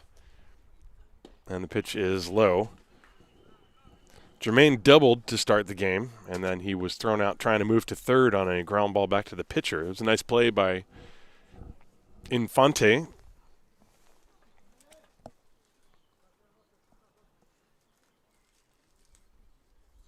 Breaking ball down and away, 2-0 on Germain.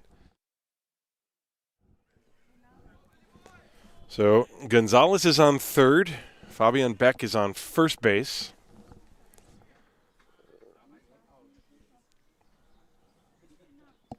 And I have to believe that Tufts, I think, was reticent to allow Infante to face the heart of this lineup for a second time. They kind of beat him around in the first inning.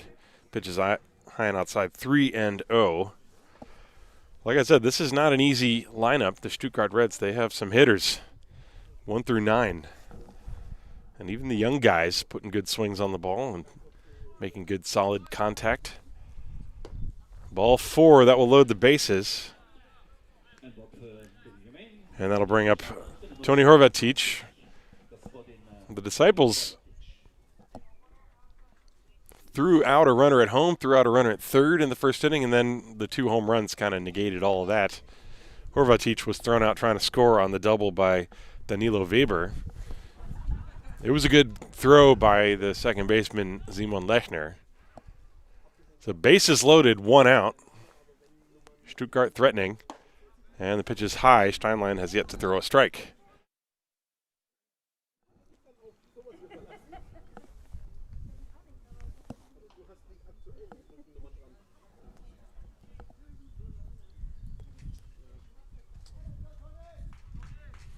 Bases loaded, 1 out, 1 ball, no strikes to Tony Horvatic. And he skies this one to right center field. Dinsky and Van Kopf. Dinsky makes the catch. Runners tagging from second and third. Throw goes to third, and it's not in time. And actually the trail runner also tags up and goes to second base as Dinsky overthrew the cutoff. And so a run will score. Stuttgart takes the lead 4-3. It's a sacrifice fly for Horvatic. That's the second out of the inning.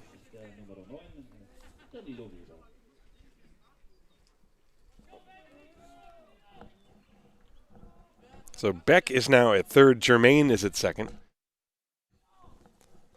And the hitter is Danilo Weber. Weber doubled deep to right field his first time up. And he fouls the first pitch away, strike 1.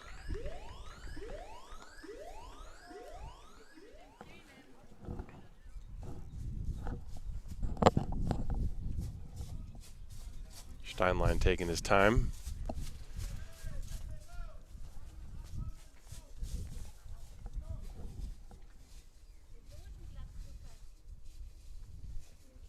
Oh, 1, and the squeeze was on. Safety squeeze, however. The ball was bunted foul. Runners on second and third and 2 outs, and they tried a safety squeeze. The runner, however, had not broken from third, unless that was just a bunt for a base hit off the bat of Weber. I highly doubt he would be doing that on his own, however. So that must have been something they tried.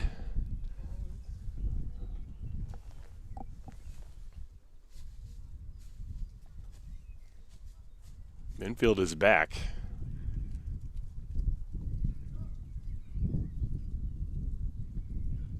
This ball just got a piece. I guess actually, now that I think about it, on that last play, that he must have just been bunting for a base hit, because if you bunt the ball and don't get it too far away from home plate, it's not as if the runner from third can score. So either way, very strange to see. The count is no balls and 2 strikes to Danilo Weber.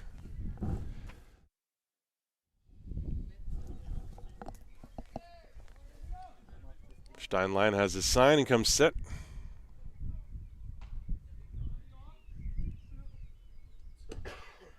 And that's outside. 1 ball, 2 strikes.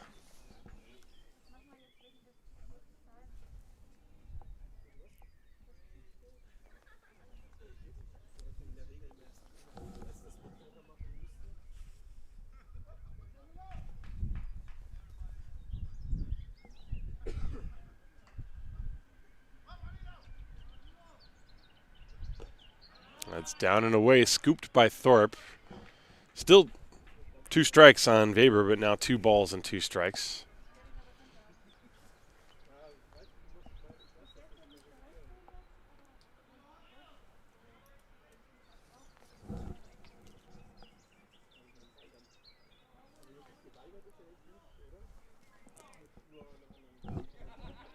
I'd like to give a shout out to Chris watching from Belgium. How you doing? Hope you're doing well.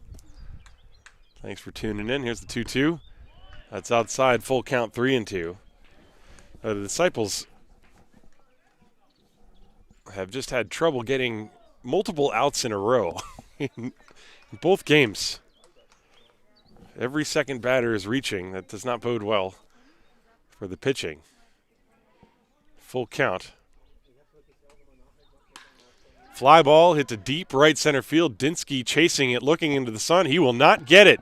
It lands in the gap, and 2 runs are going to score. Weber has got another double, and Stuttgart leads 6-3. Abgeschlagener Ball ins Center Right Field. Keine Chance für die Defense da irgendwie ran. Now Stuttgart is just keeping the pressure on. They're doing everything right. They're making hard contact, driving the ball deep into the outfield. I got to say, the ball is really carrying deep today. This is a pretty big ballpark, especially by German field standards, and especially compared to Stuttgart's stadium. And every fly ball seems to make it to the warning track, if not further, as Van Bergen swings and misses at a breaking ball. So I don't know if that's the wind or what. Stuttgart Reds have eaten their Wheaties today, that's for sure. Van Bergen tagged a home run his first time. Runner on second base, 2 down. And the count 0-2.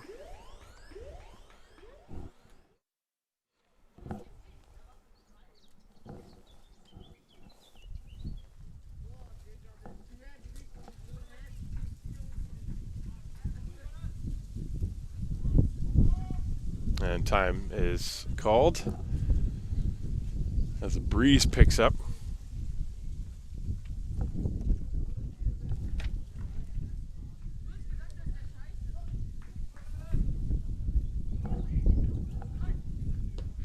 Check swing on a pitch down and away, and the count 1 ball, 2 strikes. Steinlein trying to just get out of this inning.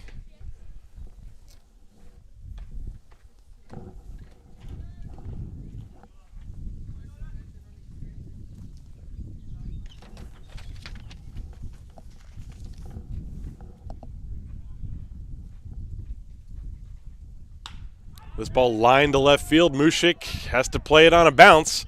It's a base hit. Coming around third to score is Weber. Throw goes to second base, and they will have Van Bergen out. And the tag was applied. It looked like rather high, and Simon Lechner immediately pops up to say, "Excuse me, didn't mean to tag you on the face." Looks like that's what happened. So a very quick conversation between the two, but Van Bergen drives home a run to make it 7-3. He's thrown out trying to take second base on the play. I'll show you that replay one more time. The Stuttgart Reds lead the Disciples by a score of 7-3. We are going to the bottom of the second inning here in Game 2. This is Haar Disciples Baseball, präsentiert vom Gesundheitsunternehmen MSD.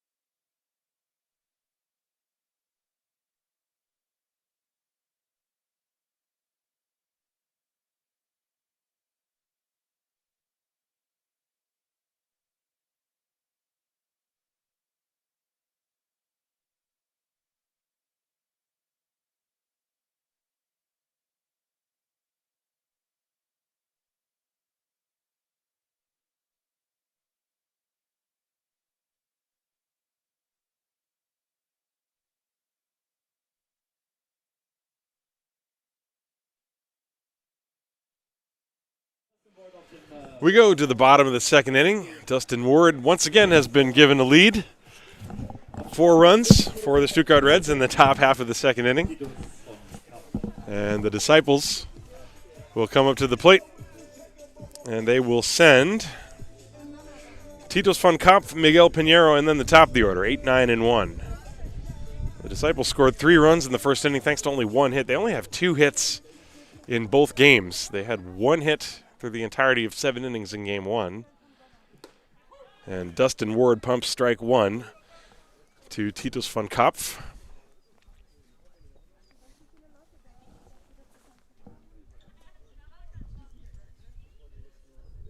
Ward, who was a little frustrated after having walked 2 batters in the first inning, Now he's been given a lead for a second time in the game. See what he does.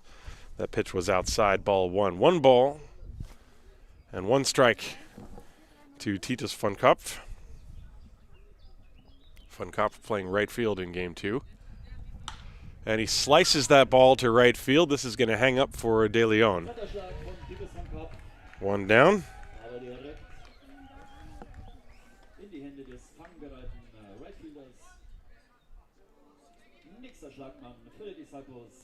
So, 1 quick out. Miguel Pinheiro will step up to the plate. Pinheiro, a frustrating game 1. He was 0 for 3 with 3 strikeouts, but he was not alone in the strikeout department. The Disciples struck out 14 times in game 1. And that's really more a credit to the Stuttgart pitching than a knock on, of course, the Disciples hitters. Marcel Giraud was great, as was Quidano de Leon in relief. First pitch was inside. Second one swung on and foul tipped. That's strike 1. 1 ball, 1 strike to Miggy.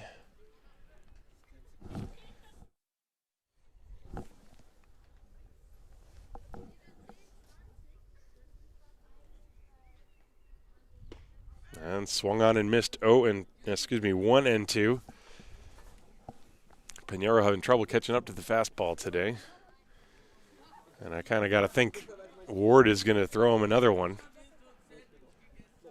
Pinheiro, when the ball is out away from him, he can really stroke it towards the gap. But when it's in on his hands like that, he has trouble and gets tied up, and that's a strikeout. That's the second strikeout for Dustin Ward. Take another look at that pitch as Nate Sean Thomas will step up. Thomas struck out on 3 pitches to begin the game. And then the Disciples rallied thanks to a couple of walks and an errant pickoff throw. Now, it wasn't a pickoff throw. That ball went right back to the camera. Give me a minute while I go fix it.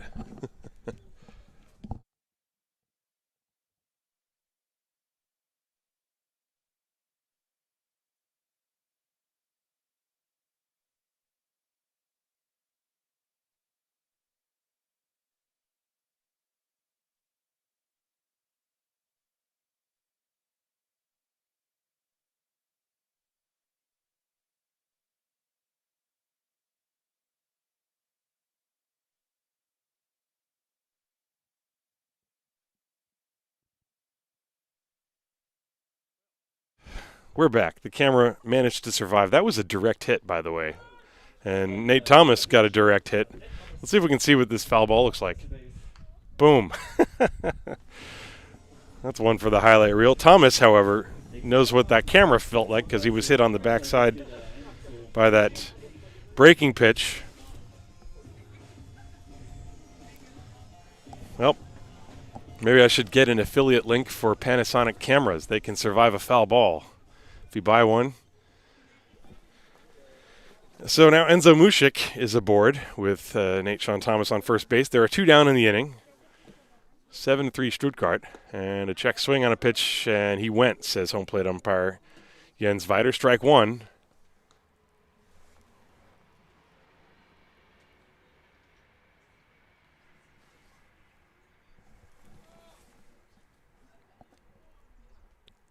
Nothing in 1, the count to Mushik, and we'll check on Thomas at first base.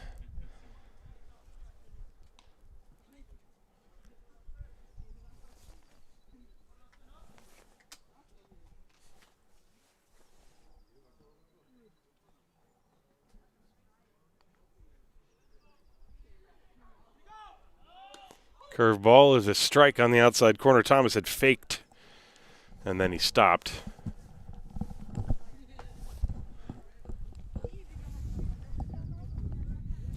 No balls, 2 strikes to Enzo Mushik. 2 down. We're in the second inning. This game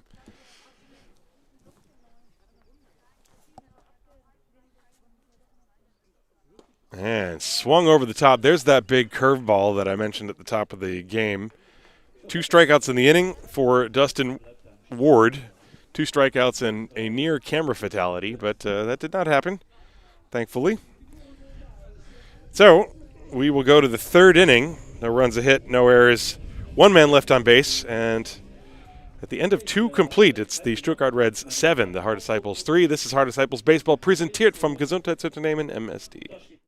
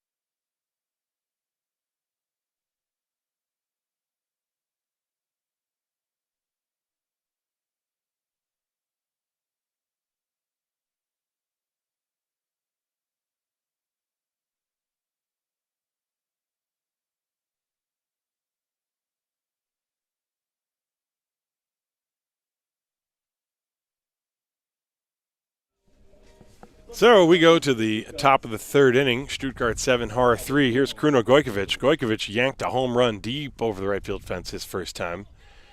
So 5, 6, and 7. Gojkovic, and then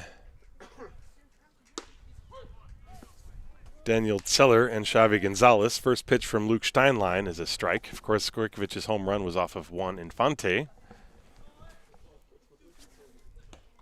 Pitch is inside, 1 ball and 1 strike.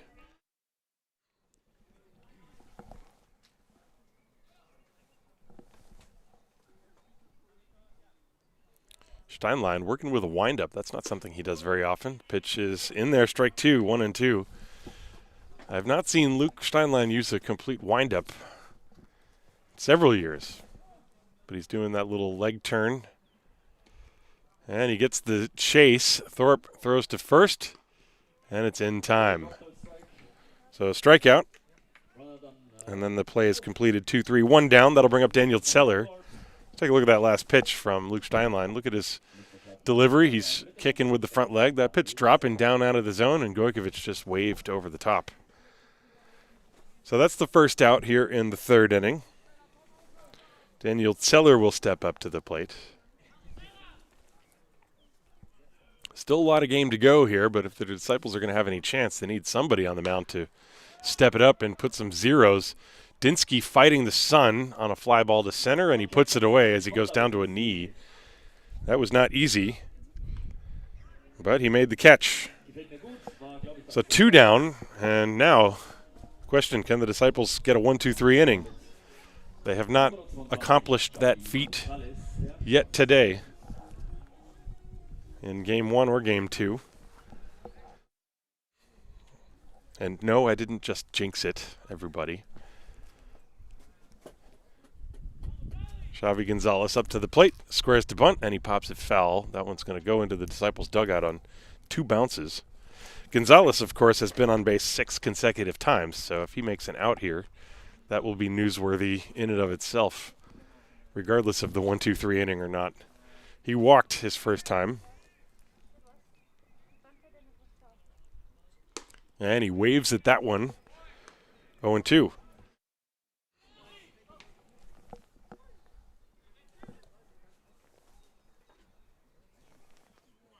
Steinlein ready to throw, waiting for Gonzalez, and now here's the 0-2. Breaking ball down and away. 1 ball, 2 strikes.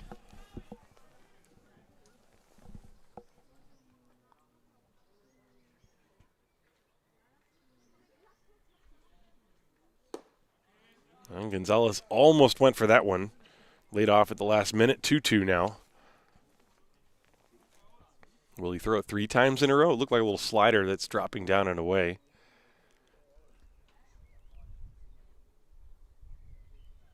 He did, and Gonzalez lines it into center field, a base hit. So he has reached base 7 consecutive times. 2-out single. And the 1-2-3 inning was not to be. That'll bring up Joe Sedano de Leon. De Leon grounded to third his first time.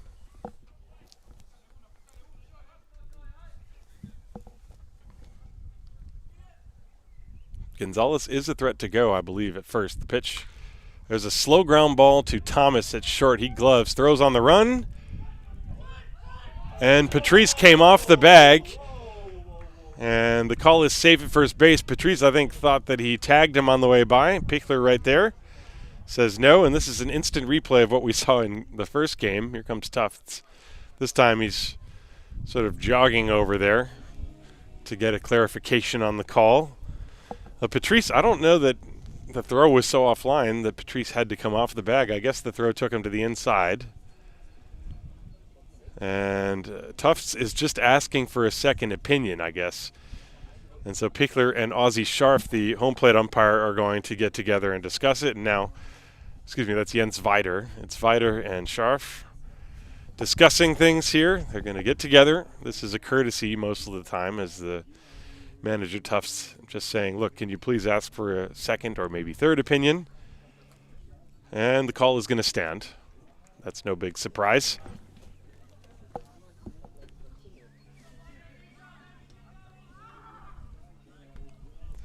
So, 2 on. It's probably going to go as a throwing error, I guess, on Nate Sean Thomas as the throw pulled Patrice off the bag. And now Fabian Beck saw one pitch and slapped it into left field his first time. He sees another one and rolls it over to the right side. Patrice to Steinlein covering, and this time they get the out. And so the inning does come to a close. 2 base runners for the Stuttgart Reds, but no runs. And we will go to the bottom of the third inning with Stuttgart leading 7-3. This is Hard Disciples Baseball, präsentiert vom Gesundheitsunternehmen MSD.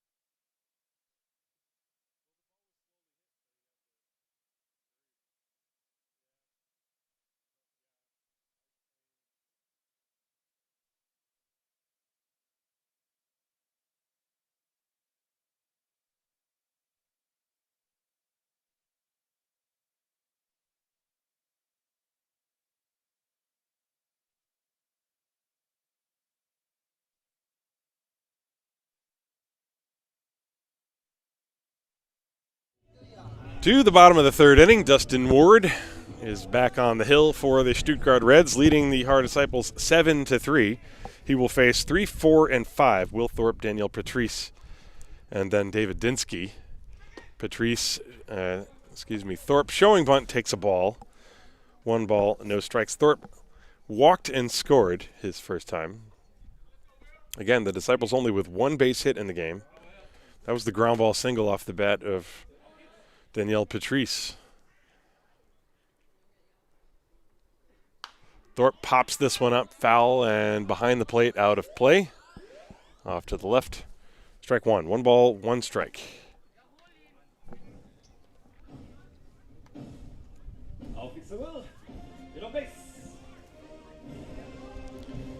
Nobody on, nobody out. Bottom of the third. Stuttgart with 3 runs in the first and 4 in the second. The Disciples scored 3 in the first, and that's been it for them. Dustin Ward works 1-1 to Will Thorpe, and the pitch is low. 2 balls and a strike.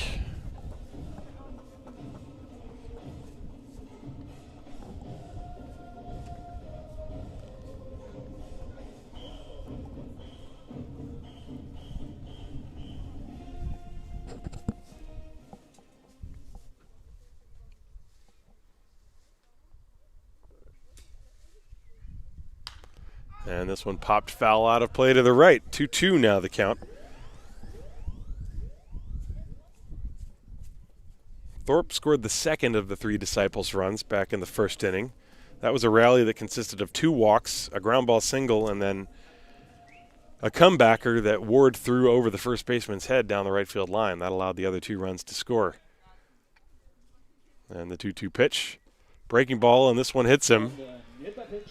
So Ward does not have the best command of his breaking ball today. He's hit 2 batters, both with that back foot breaking ball.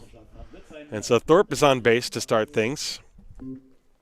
There's been a lot of hit batters today. In game 1, there were 6 or 7 hit by pitch. All of them, every single one, has been on a breaking ball. And I don't think anybody has shown any signs that they were in any sort of pain with any of these hit by pitches. But still, it's kind of an odd thing to see so many of that in one day's worth of play. Daniel Patrice, the hitter, he's got the only hit for the Disciples. And the pitch is high. 1 ball, no strikes.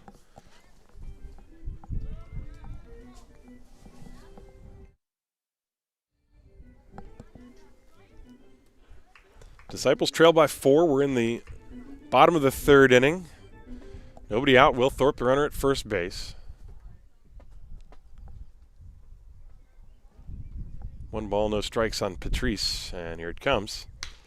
This one's socked high in the air, deep to right center field, but I think he got it off the end of the bat. The catch is made by Germain. And Thorpe has to retreat to first base. So a fly ball looked really good off the bat, but the sound wasn't quite the one you'd want to hear for a ball to really travel deep into the outfield. And you can see on the replay that he actually hit it off the end of the bat. Pitch dropping down and away from him. And so now David Dinsky will step up to the plate. Dinsky tried to bunt and popped out to the catcher his first time.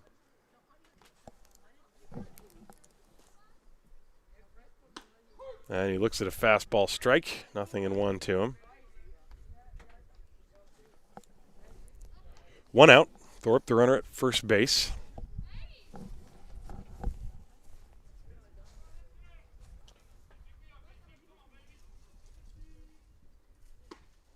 And that one missed inside. 1 ball, 1 strike.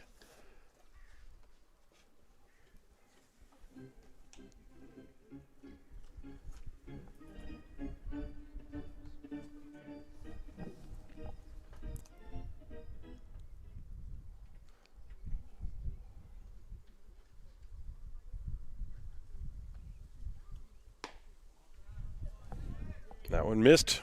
2 balls and 1 strike. Ward was working extremely quickly in the first inning, despite all the base runners he allowed at that time. Since then, he's slowed down his pace a little bit. Now he comes set. Here's the 2-1 pitch. And he just missed the corner, 3-1. Not missing by too much.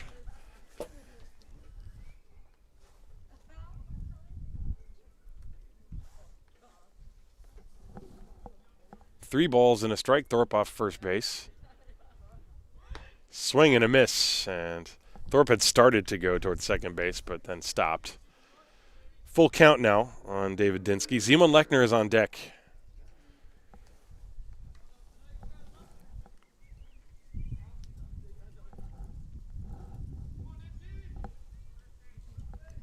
Full count.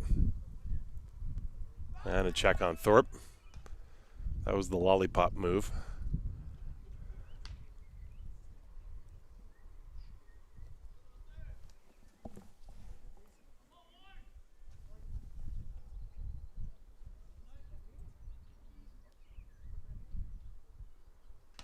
And ball 4 is up high, so Dinsky draws the walk.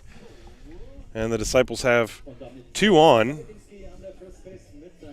A walk and a hit batter, and that'll bring up Simon Lechner. There's only 1 out. So far, the Disciples have had a base runner in at least each inning. They had the hit batter in the second inning. This inning, they have a hit batter and a walk. So Simon Lechner steps up. Lechner has some power.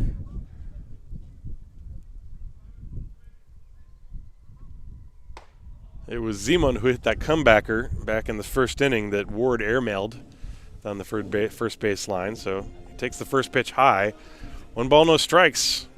Now the Disciples trying to just be patient. Ward has not shown his great command today. There's a strike, a fastball in the outside corner. 1 ball and 1 strike.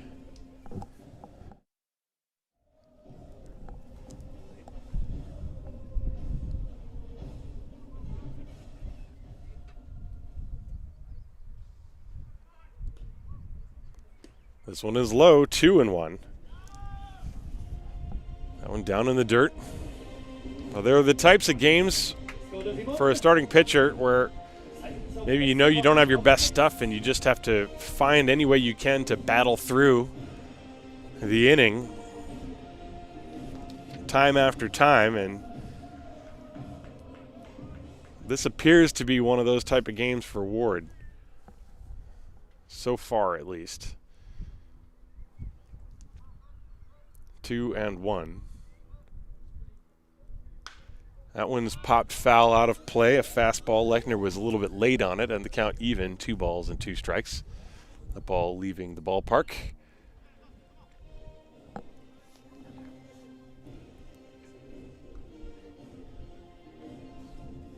Well, with 2 strikes, now, even though Ward hasn't had his best command, he still can put that breaking ball in the mind of the left-hand hitter Lechner.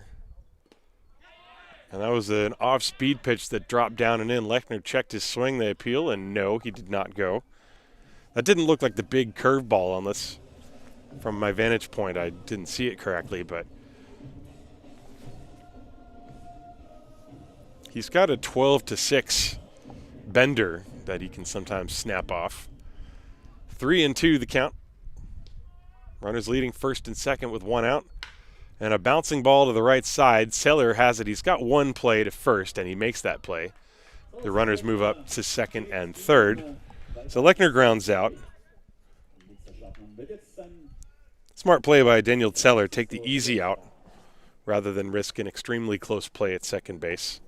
So Francisco Riestra, who hit the ball very hard his first time, flied out to right field, and the ball was flagged down by a nice play, a graceful catch by Joe Quidano de Leon, who's positioned in right field. Riestra showing some power to the opposite field. He's up there with runners on second and third and 2 down. And the pitch fouled to the screen. Good cut by Francisco. 1 strike the count to him.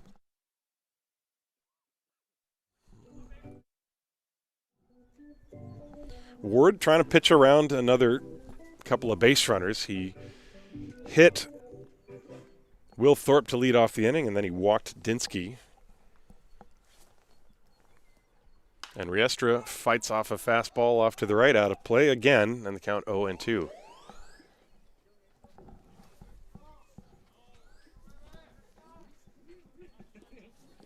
Well, if you're Ward, you're probably thinking, if it's going to be a fastball, you want to get it up and in. Maybe he tries to go backdoor with a breaking ball. We'll see. 0-2. Fastball up, and he struck him out to end the inning. 3rd strikeout for Ward, and he gets through the frame unscathed. The Disciples, no runs, no hits, no errors, 2 left on base. And at the end of 3 innings of play, no, excuse me, 4. Can't read my own handwriting. We go to the 5th inning here in Haar. The problem is I forgot to update the scoreboard. That's why. We are going. No, you know what? Don't listen to me. That was the 3rd inning. I was correct. I was right. I need to trust myself more. I didn't forget to update the scoreboard. Now I'm just confusing the heck out of everybody watching. My apologies. We're going to the 4th inning. 7-3 Stuttgart. Get up and go drink a cup of coffee, everybody. This is Haar Disciples Baseball, präsentiert vom Gesundheitsunternehmen MSD.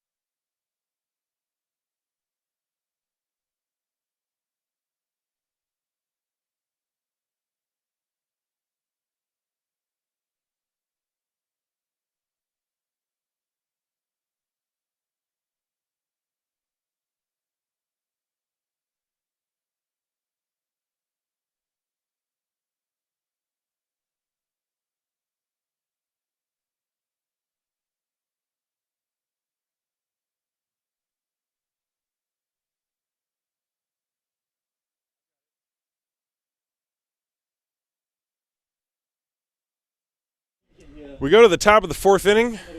Really, the top of the fourth inning. And William Germain is going to start things off for the Stuttgart Reds.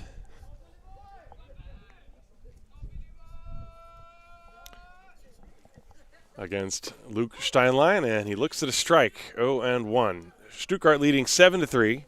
They scored 3 runs in the first inning on the strength of a couple of dingers. Jonas von Bergen and Kruno Gojkovic left the ballpark.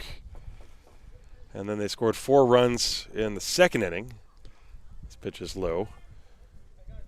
1 ball, 1 strike on Germain, who's the leadoff hitter. After him, it'll be Tony Horvatic and Danilo Weber.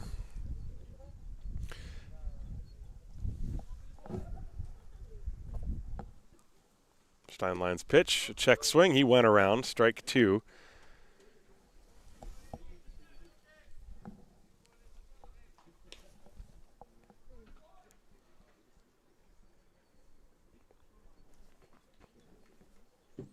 One ball, 2 strikes from Steinlein to Germain. High fly ball, shallow center field. Dinsky fighting the sun. He's under it, and he puts it away for the first out.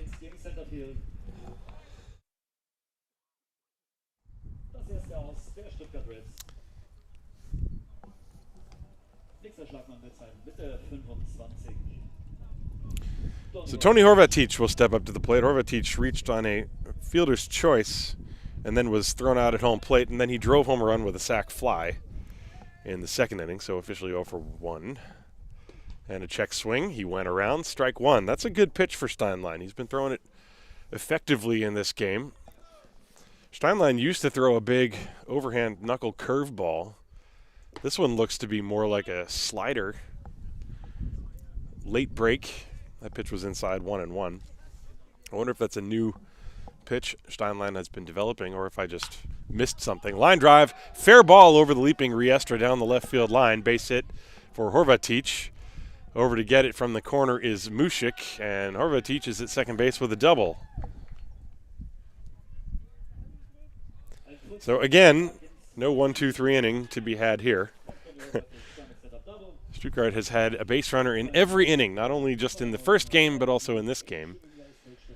That was a line drive. I think Horvatic was actually a little bit out in front and got it off the end of the bat, but he barreled it enough to get it over the leaping Riestra and down the line. So he's at second base with 1 out, and now Danilo Weber, speaking of doubles, he's got 2 doubles in the game, both of them deep to right field. And the pitch is high. Steinlein falls behind 1-0 on Danilo, the designated hitter.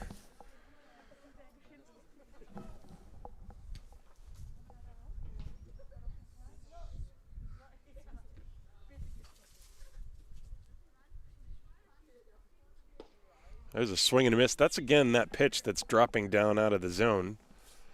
Breaking pitch from Steinlein. 1 ball and 1 strike on Weber.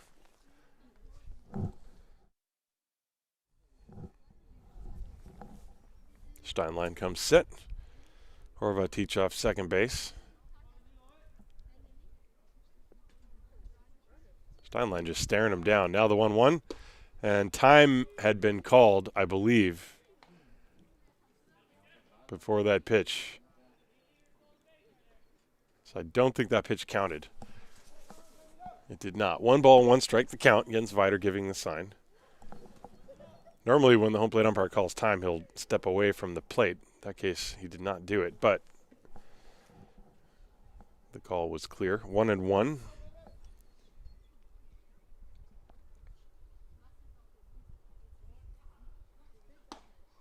And a fastball peppers the outside corner.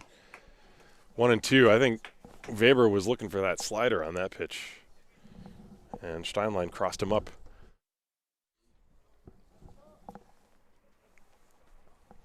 One ball and 2 strikes. 1 out, runner on second base. We are in the 4th inning. This one reaches out and just got a piece, did Weber, to stay alive.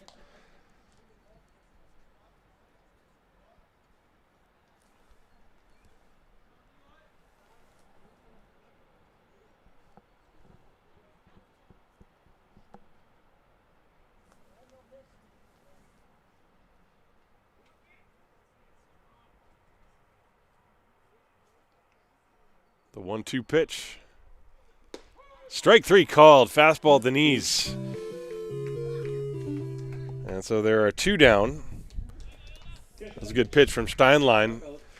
When you're really dotting that lower outer part of the strike zone, and then you have the hitters thinking about that slider that darts down and out of the zone, a good low fastball like that can be very effective. And that's, I think, exactly what did in Danilo Weber on that pitch. So 2 down. Runner still at second base, and now Jonas van Bergen, the hitter. Van Bergen is 2 for 2. He homered and then singled.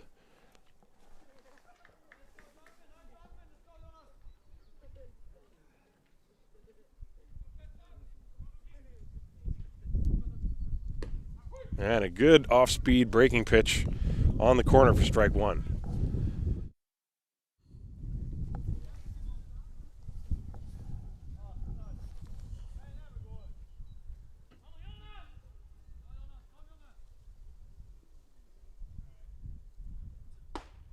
Fastball misses inside, 1-1. Well, Steinlein came in the second inning with 1 out.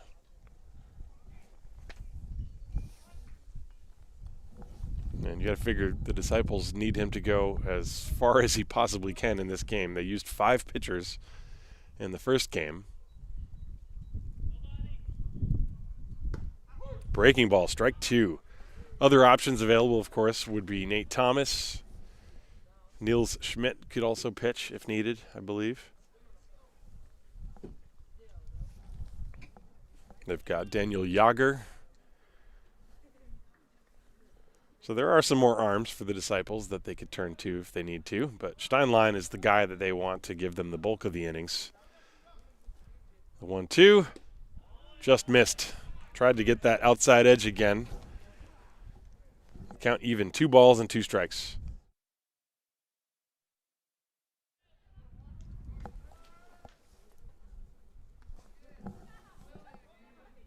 Horvath off second base, 2 down in the inning. Here's the 2-2.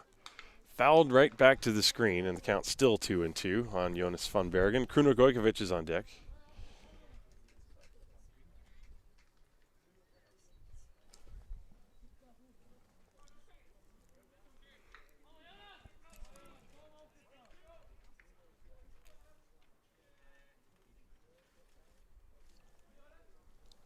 Steinlein taking his time getting the sign from Thorpe. Now he's got one.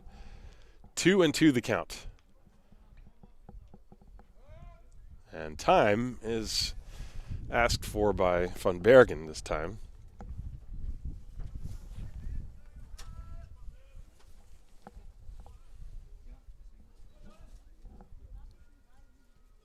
Two got him swinging. Steinlein with 2 strikeouts in the inning gets through and works around a 1-out double. No runs, 1 hit, no errors, 1 left on base. We go to the bottom of the 4th, 7-3 Stuttgart. This is Haar Disciples Baseball, presented from Gesundheitsunternehmen MSD.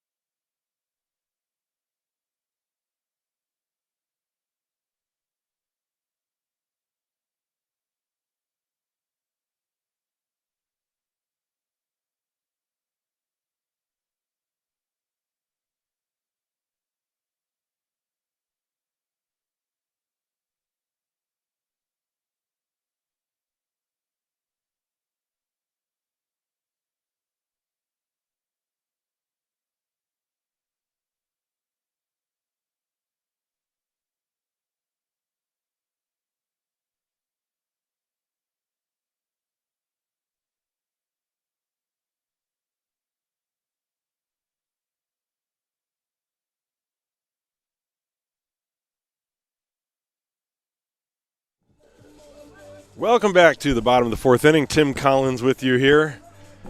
Har Disciples baseball. It's a beautiful sunny day. Stuttgart leading 7-3 here, and Dustin Ward is back on the bump. He's going to face 8, 9, and 1. Titus von Kampf, Miguel Pinheiro, and Nate-Sean Thomas. And the first pitch coming to Von Kopf right now. That's a fastball strike called on the outside corner. Von Kopf hit a fly ball to right field his first time. He's 0 for 1.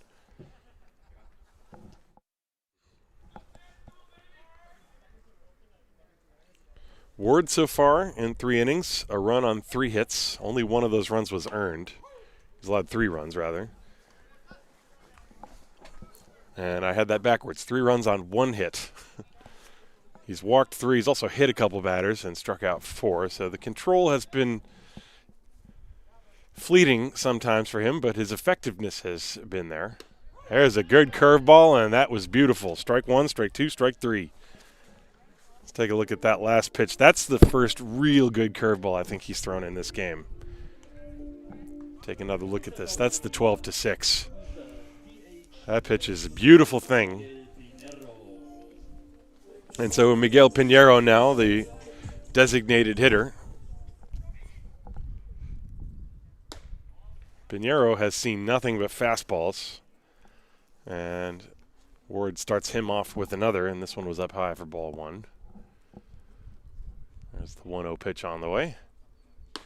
Fastball swung on and missed. He's going to see that until he hits one. Pretty sure. 1 ball and 1 strike the count.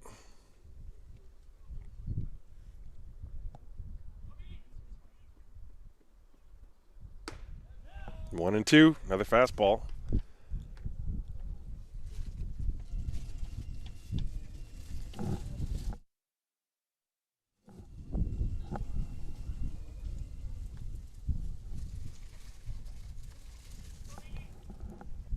Here comes the 1-2.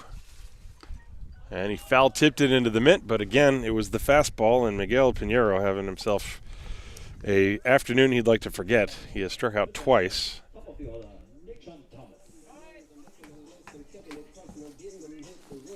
So Nate-Sean Thomas will step up to the plate. Got to tip your cap to the pitchers of the Stuttgart Reds with the strikeouts. 14 strikeouts in game 1. Ward in this game now has 6, and here's Nate-Sean Thomas. He fights one off. Strike 1. Thomas struck out and was hit by a pitch.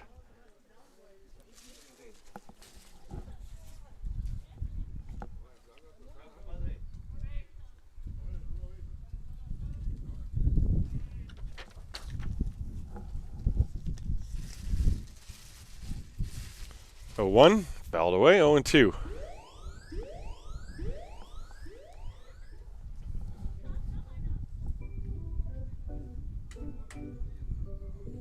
Ward in this inning appears to have refound his groove.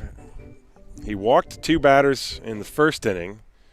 He hit a batter and walked a batter in the third. He also hit a batter in the second inning. But then this inning, 2 strikeouts to start things, and he's on 0-2 with Nate-Sean Thomas. He has thrown a ball in this inning, in case you're wondering. Strike 3, and that is a very quick 10-pitch, 9-strike inning. So very close to immaculate. And Thomas is out, and that was another good breaking ball from the arm of Dustin Ward. So nothing across the board for the Disciples in the 4th as you take another look at this breaking pitch. We will go to the 5th inning. Stuttgart 7, Har 3.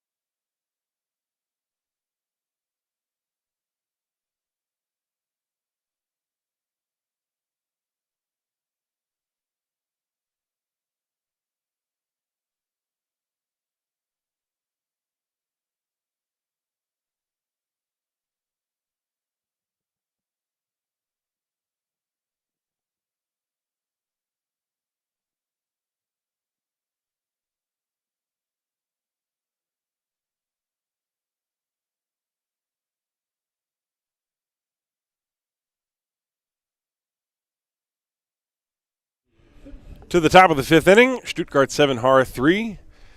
And it's going to be Kruno Gojkovic, Daniel Zeller, and Xavi Gonzalez. 5, 6, and 7 against Luke Steinlein, who has thrown 47 pitches in relief. And the first one here in the fifth is grounded to second. Lechner makes the play to first base. One pitch, one out. Well, I got to mention the Disciples still have not had a 1-2-3 inning in this game, but Steinlein did only face 4 batters last inning and 4 batters the previous inning.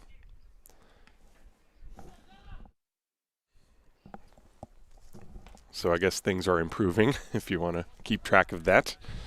Daniel Zeller, the hitter, and he looks at a pitch low, ball 1.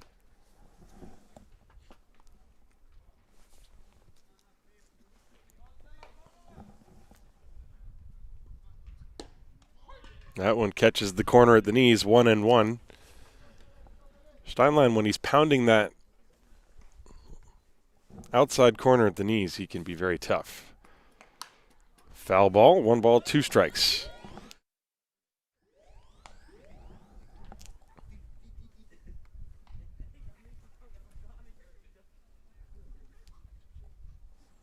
Daniel Zeller in the hole. Zeller, by the way, 0 for 2 today. Gojkovic had been 1 for 2 before the ground out. This one is low in the dirt. 2 balls, 2 strikes to count. Xavi Gonzalez, who has reached base 7 consecutive times, is waiting on deck.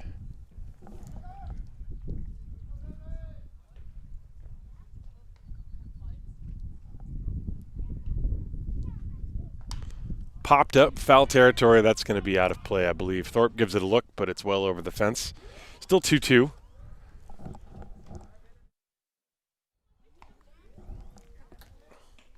Stuttgart won the first game, and they are leading here in the second game, 7-3. We're in the 5th inning. Still lots to go here.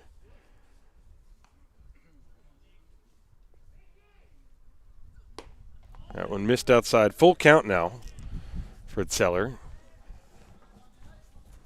Now the Stuttgart Reds, they have not given away any at-bats today. They have worked deep counts. Zeller with a roller to the left side, off the glove of Riestra.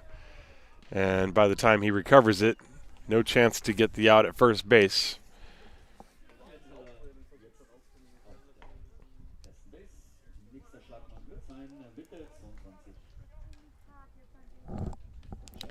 So, Xavi Gonzalez steps up to the plate. Our runner at first base. Nobody out as we await the official scoring on that one. And it's an E5.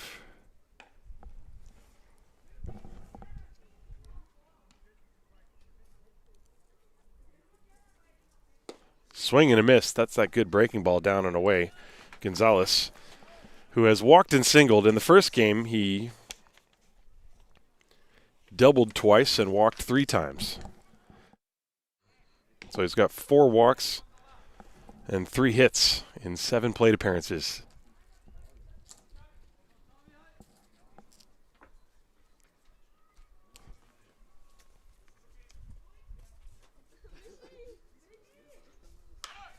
The runner was going, and the ball is fouled away. Strike 2 on Gonzalez.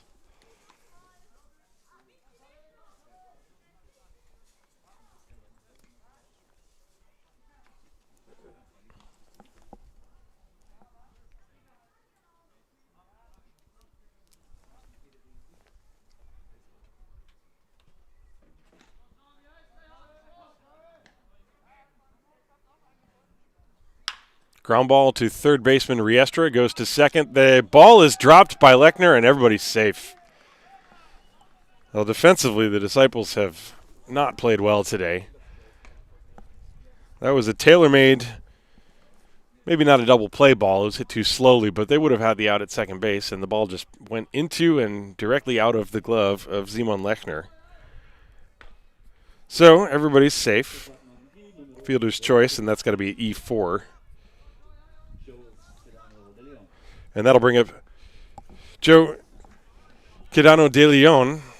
De Leon is 0 for 2, grounded out and then reached on an error. That was the error on Nate Thomas, the throw that pulled Patrice off the bag. The corners are playing for the bunt. He does not square, however, and takes a pitch down the heart of the plate. Strike one.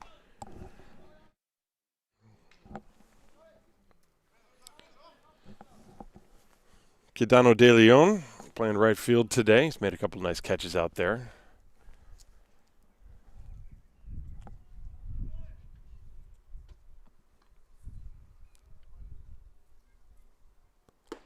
And a good breaking ball. This one on the inside corner, 0-2. Steinlein continues to throw strikes. He has not been helped particularly by his defense.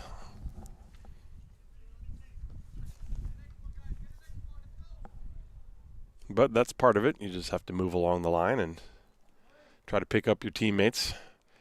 Here's the 0-2 on the way. That one's low. Try to get him to chase that pitch down and away. 1 ball, 2 strikes. There's 1 out in the inning, 2 runners on. Both runners on via errors.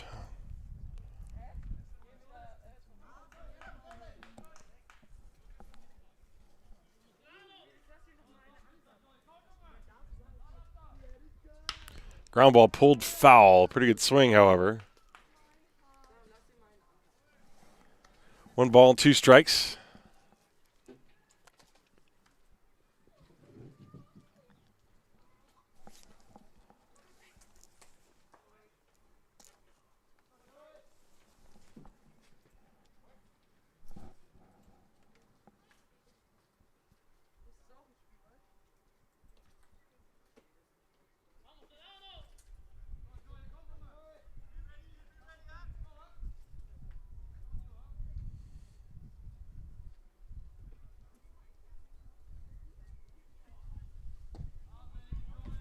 And after a very long look at the runner at second base, pitch was down and in. 2 balls and 2 strikes now. The count even.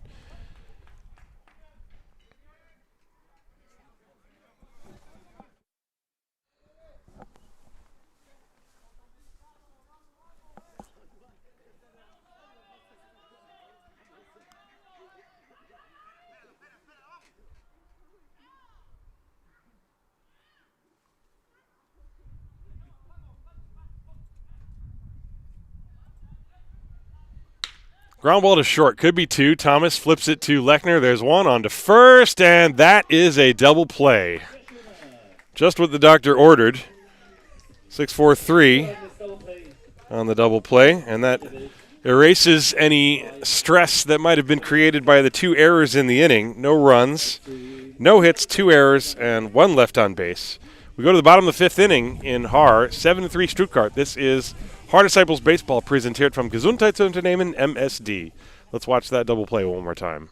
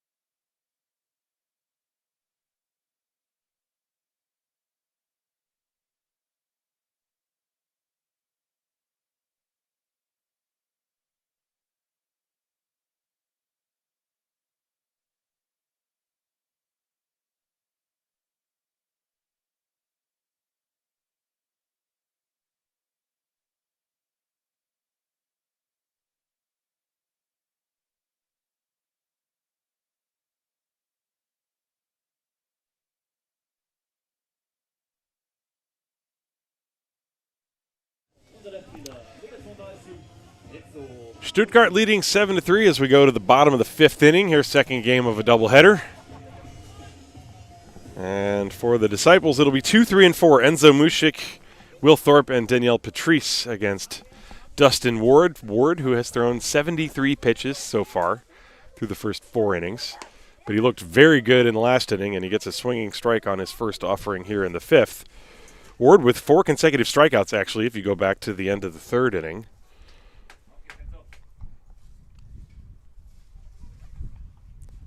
There's the 0-1. Missed outside. 1 ball and 1 strike to Enzo Mušik. Mušik has walked and struck out. He is 0 for 1.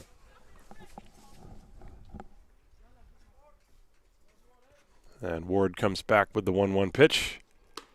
Outside 2-1.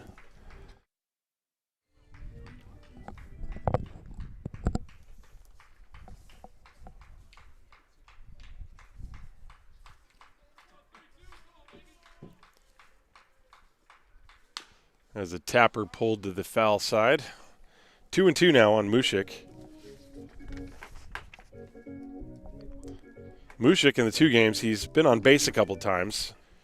Twice via the walk, once via the hit by pitch. Other than that, he struck out twice. 2-2 the count to him here. Breaking ball, this one is in the dirt. Ward with 7 strikeouts coming into this inning. It means the Disciples have struck out 21 times on the day. There's the 3-2 pitch. That's low ball 4. Mušik has been drawing the walk for sure today. That's his 2nd against Dustin Ward. He's at first base. To start things here in the 5th inning, Will Thorpe will step up to the plate now.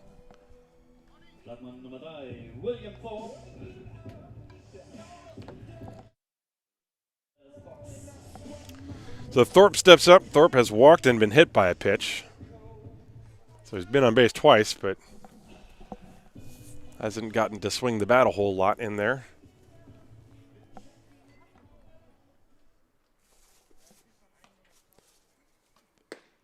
Fastball strike at the outside corner. Good pitch from Dustin Ward.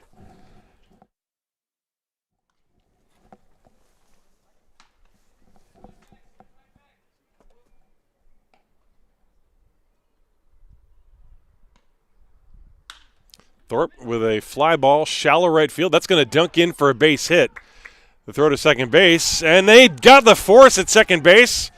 So it's not going to be a base hit. It will actually be a force out at second base. As De Leon picked up the ball, Mušik was caught in between, and he wasn't close enough to the bag at second base. He tried to get there, but a good throw by De Leon in right field, who very calmly picked it up and fired to second base. So that goes as a 9-6 putout. Very close at second base. So it's a fielder's choice instead for Thorpe. No base hit. There's a swing and a foul ball right to the screen off the bat of Patrice. That was a good play by De Leon in right field. He came as close to the ball as he could and did not panic once it landed in front of him. He also kept it in front of him and picked it up cleanly.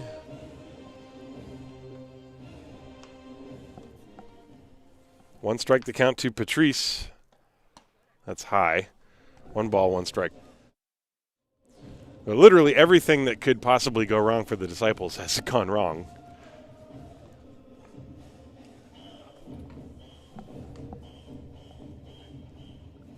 And on the flip side, the Stuttgart Reds, they've executed all the plays. Here's the 1-1. Breaking ball in the dirt. Van Bergen keeps it in front of him. Thorpe is not going anywhere at first base.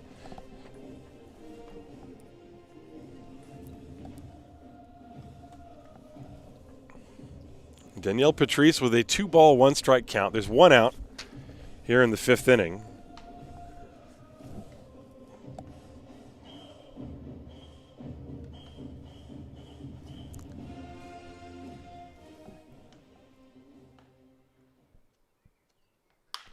And this ball is fouled off to the right, 2-2.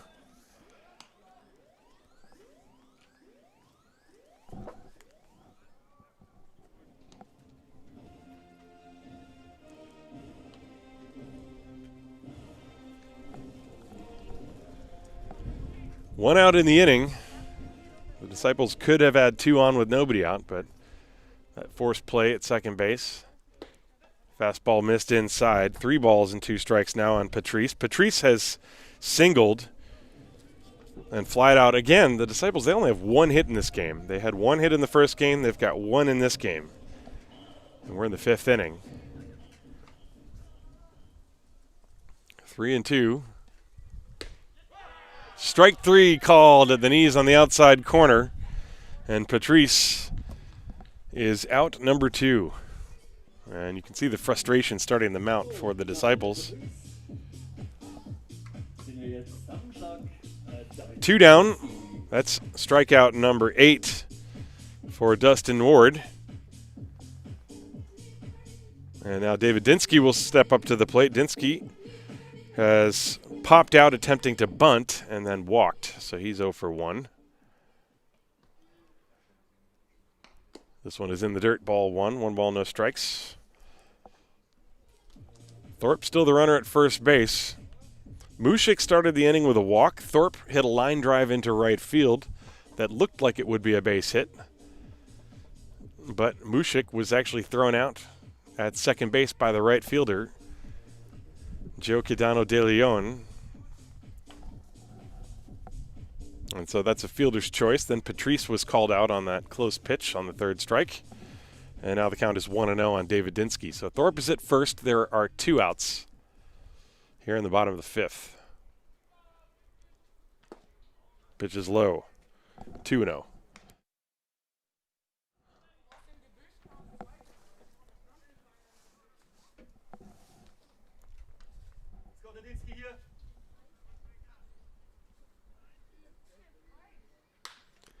Popped up, foul territory off to the right, Horvatic and Zeller racing over near the fence, and it's over the fence. 2 balls and a strike.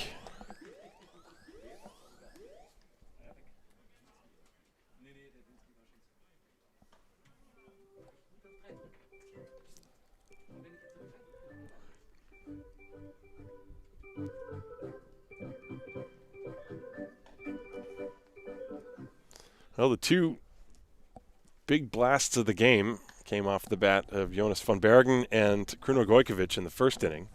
Then Danilo Weber has a couple of doubles for the Reds, driven in some runs. Dustin Ward has managed to keep things at bay, but his control has eluded him at times, and he's behind 3 balls and a strike. Ward already has issued 4 walks and 2 hit batters, or 1 hit batter. There's a roller towards third. It is gloved by Gojkovic, who then falls down and has no play. So 2 on.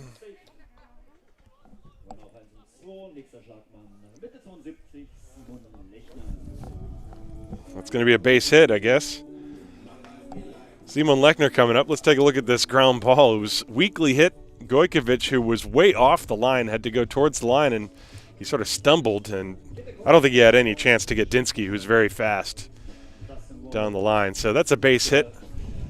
Curtis DeSalle is out to have a chat with his pitcher, Dustin Ward.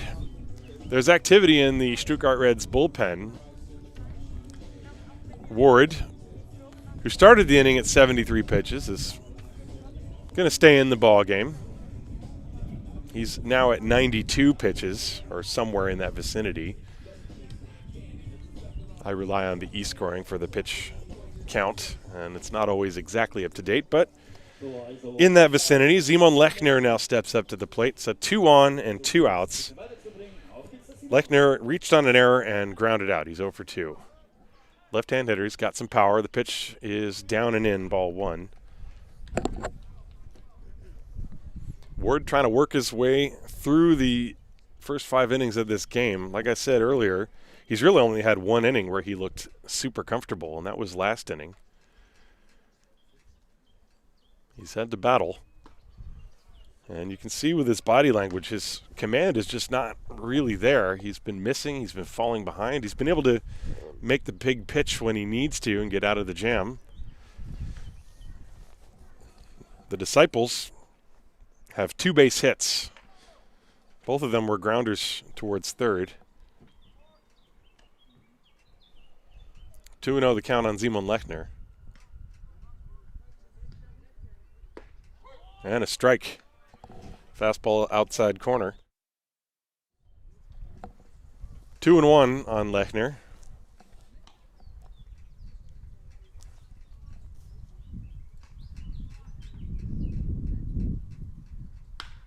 And a slicer towards the gap, left center field. That's a base hit. Thorpe is coming around. He will score. On his way to third is Dinsky. He slides in. Lechner to second. He's going to be safe. He just barely got around that tag. Looked like Zeller had the ball ahead of him, but Lechner got the right foot in there. So it's 7-4 on an RBI double off the bat of Simon Lechner. And now how big does that play with the force out at second base look? As the Disciples now will bring the tying run to the plate. Francisco Riestra, not a home run hitter, but he's got a chance to knock in a couple more runs. Let's take a look at this base hit off the bat of Simon Lechner. Went with the pitch, sliced it over shortstop. It was a very good piece of hitting. And you can see Lechner running hard all the way, went to second base, and actually they had a chance to get him. Riestra shoots one down the right field line, and it is foul. That would have been a base hit to score 2 runs for sure. So the score is 7-4. And the Disciples have runners on second and third with 2 down, 1 strike to Riestra. The Disciples trying to make a comeback here in this game. We're only in the bottom of the 5th inning. And a good curveball from Dustin Ward. He has kept that pitch in his back pocket for most of this game. He has not thrown it very much. He's thrown a couple dandies, though. That one was kind of a hanger, but Riestra was not looking for it. Here's the 0-2. Curveball, and he's able to get a piece somehow. That was the breaking pitch. That one was much lower in the zone. That was a very tough pitch, and Riestra was fooled, but managed to get a piece and foul it off. So Dinsky is at third. Lechner is at second.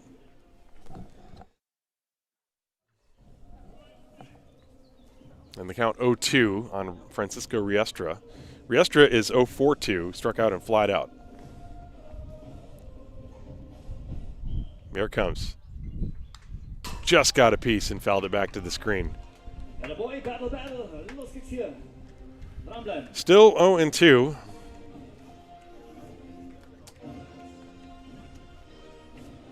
Well, it's the Bundesliga. No lead is safe. 7-4, runners on second and third. 2 outs, bottom of the 5th inning. Ward comes set. Here's the 0-2. This one high and off the glove, and that's going to allow Dinsky to score. A wild pitch makes it 7-5. As Ward really yanked that one off of the glove of Jonas van Bergen. So the score is 7-5, a little bit closer. Watch this. And Van Bergen with a full-on leap and still couldn't get that ball. So 1 ball, 2 strikes now. Lechner on third, the pitch. Swung on and missed. The ball is in the dirt. And Van Bergen needs to complete the play, and he does. The inning ends on the strikeout. But the Disciples get a couple of runs. And bring it to within 7-5. 2 runs on 2 base hits. There were no errors and 1 left on base. So we go to the 6th inning here in Haar. It's Stuttgart 7, Haar 5. This is Haar Disciples Baseball. Präsentiert vom Gesundheitsunternehmen MSD.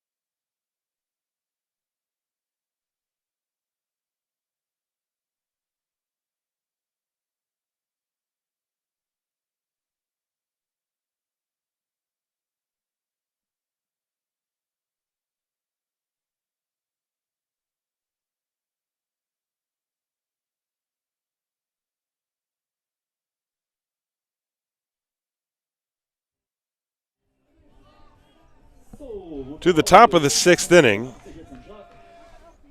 And Fabian Beck, who has seen 2 pitches and now 3. He saw 2 in his previous 2 at-bats and swung at both of them. Singled once.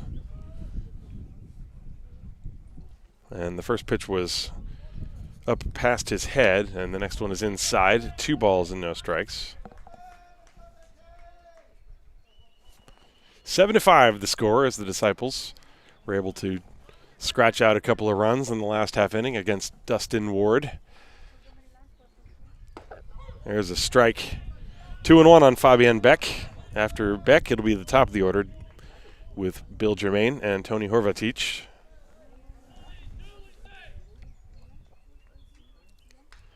And a swing and a foul at the plate. 2-2. Steinlein came in the 2nd inning with 1 out, and he's been in there ever since. He's worked his way through.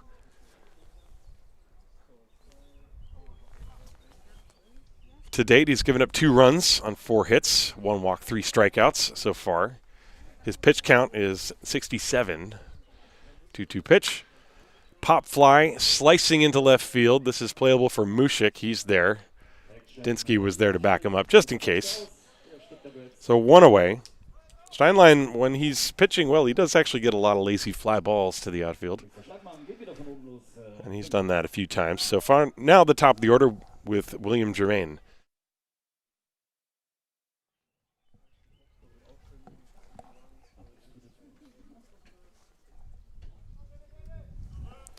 Germain has doubled, walked, and then flied out. And the pitch is a breaking ball away. 1 ball, no strikes.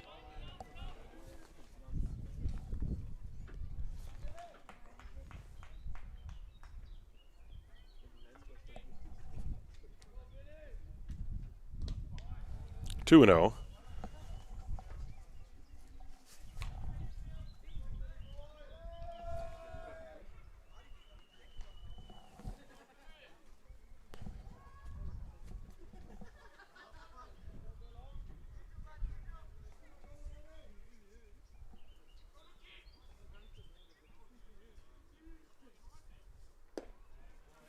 And the pitch missed low. 3 balls and no strikes.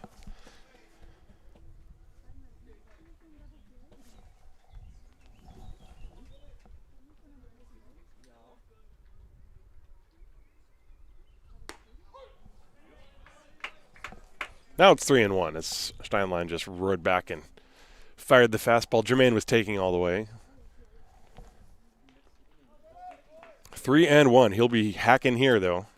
He's got a lot of power. Steinlein, I think, shakes off a couple signs.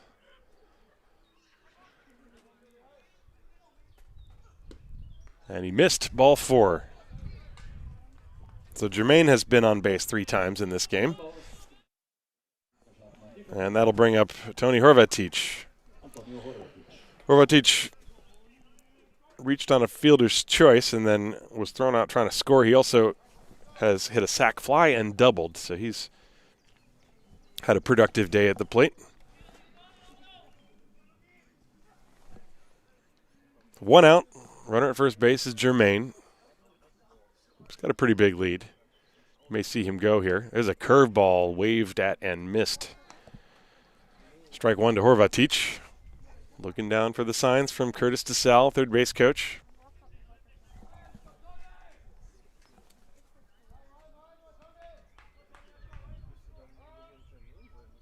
And time called. Will Thorpe asking for time. I think he wants to go through a new series of signs.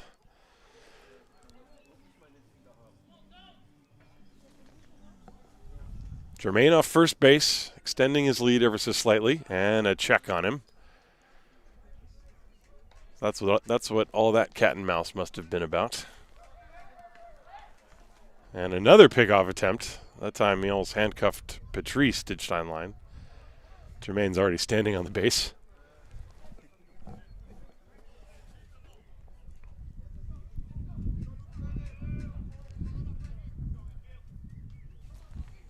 Disciples would like to turn another double play. They've turned a couple of them today.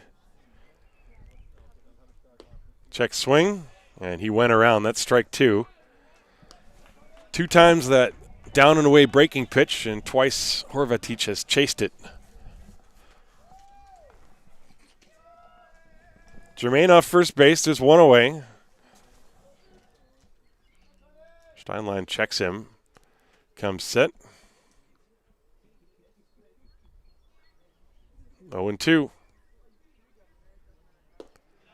And he tried it a third time, and Horvatic did not bite.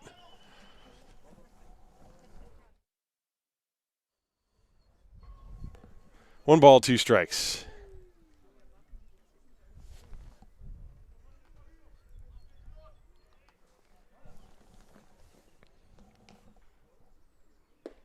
Strike three, got him on that breaking ball. This one coming through the inside corner.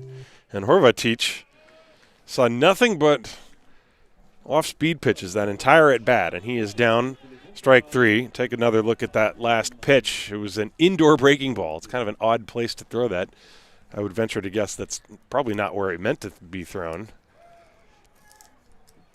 But the effect was achieved. The desired effect was achieved. There are two down. And now the hitter is Danilo Weber. There goes the runner. Pitch is taken for a ball. Throw to second base. He's out. Good throw by Will Thorpe. And the inning comes to a close. And would you believe it, because of the caught stealing, that is the first time in 2 games so far today that the Disciples have faced only 3 hitters in 1/2 inning. So Will Thorpe throws out William Germain for the 3rd out of the inning. I'll show you that once more on the replay. And we will go to a break. It is the bottom of the 6th inning with Stuttgart leading Haar by a score of 7-5. This is Haar Disciples Baseball, präsentiert from Gesundheitsunternehmen MSD.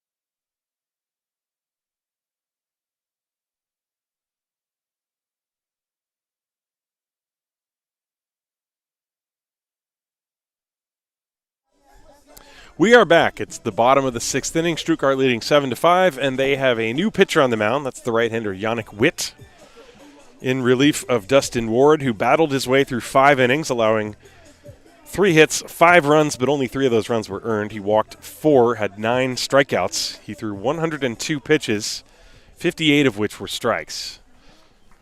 And so he gives way to Yannick Witt. The first pitch is upstairs to Titus von Kopf, who was showing bunt.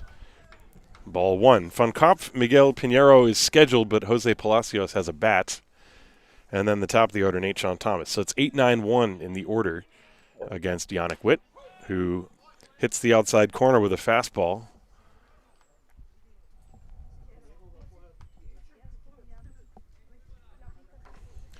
1 ball, 1 strike from Witt to Titus van Kopf.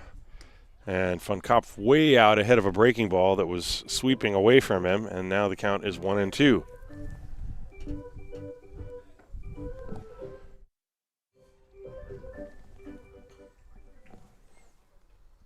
Curve got him swinging. That was a nice pitch from Yannick Witt.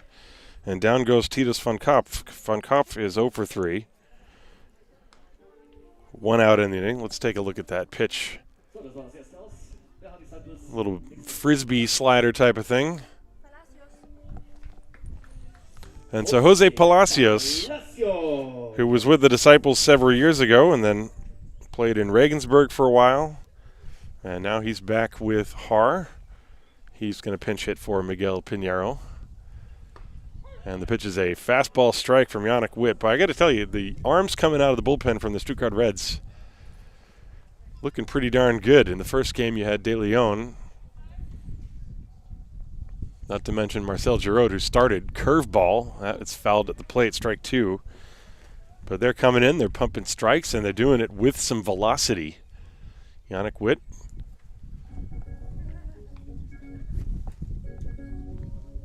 Way out ahead. He's thrown 5 of his first 6 pitches have been strikes. The 0-2 got him swinging. So 2 very quick outs for Yannick Witt.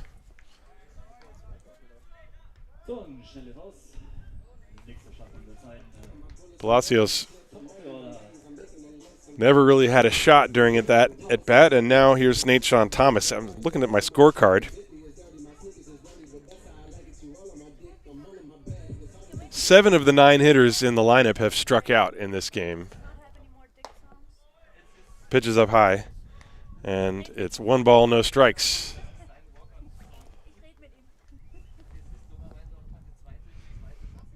There's the 1-0.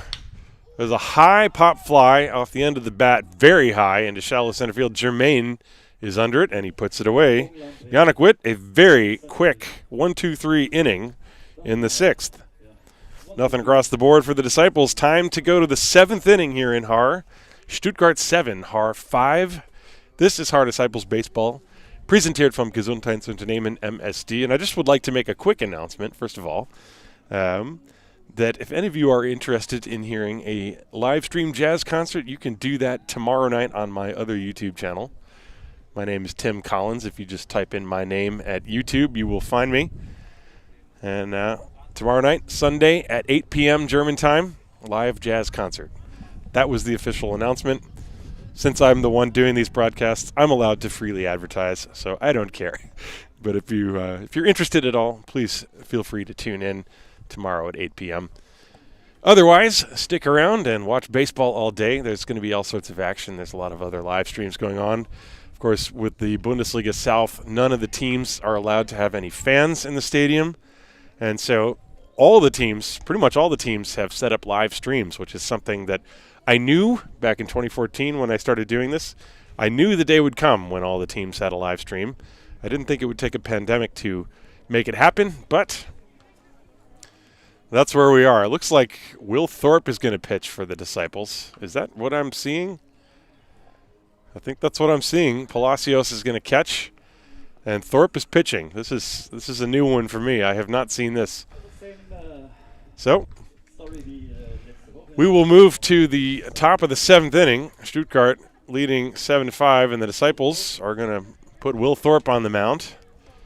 Now, in a league that has position players pitching all the time, this one really feels like a position player pitching because I've never seen Will Thorpe ever pitch. But judging from his warm-up pitches, he's got control. That's all you want.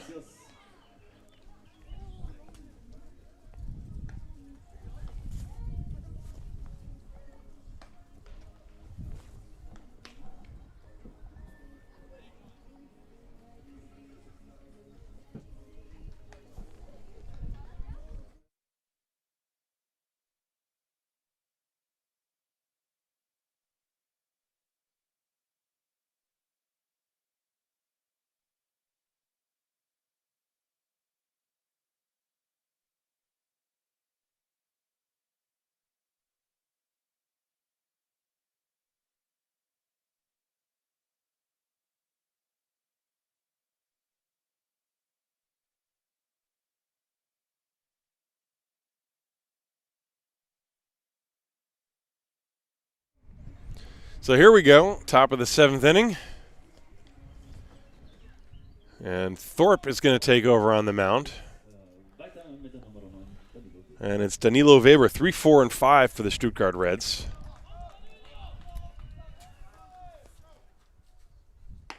And Thorpe deals a fastball outside.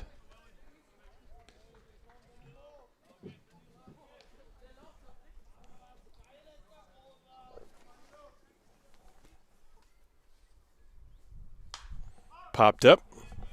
1 ball, 1 strike.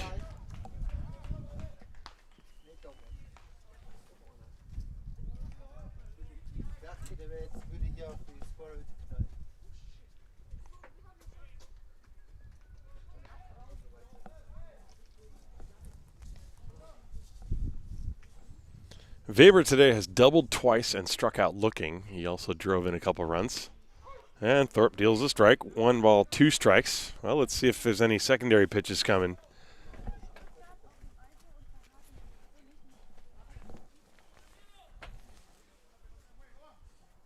One and 2. Well, he's shaking off some pitches, so that means there's more than one in the repertoire. Will's going to kill me when he sees this broadcast later, by the way. He probably throws a nasty knuckleball. That pitch is outside. 2 and 2.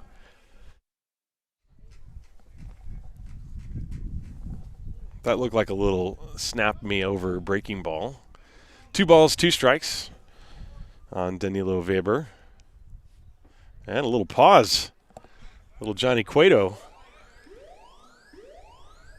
And the fastball's fouled away. Still 2 and 2 on Danilo Weber.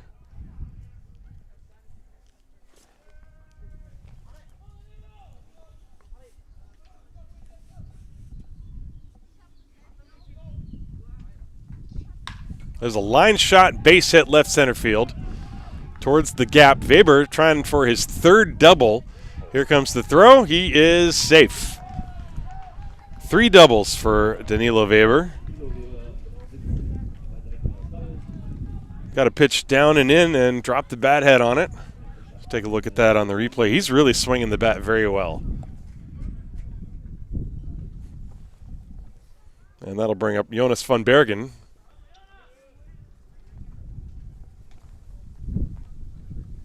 The wind is picking up. Earlier today, the wind was blowing straight out and everything was carrying, and now it appears to be blowing in. At least that's what it feels like. Van Bergen today has homered, singled, and struck out.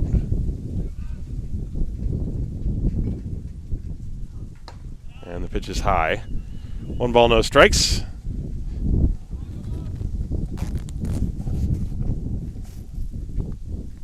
That is not a breeze anymore. That's a gale. You can hear it. It's still sunny, still pleasant. There's the 1-0. There's a strike, fastball. Top of the zone.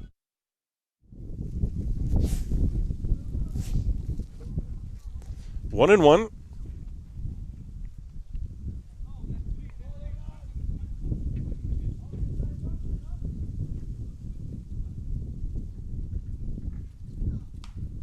And off the fists, fouled to the screen. 1 ball, 2 strikes.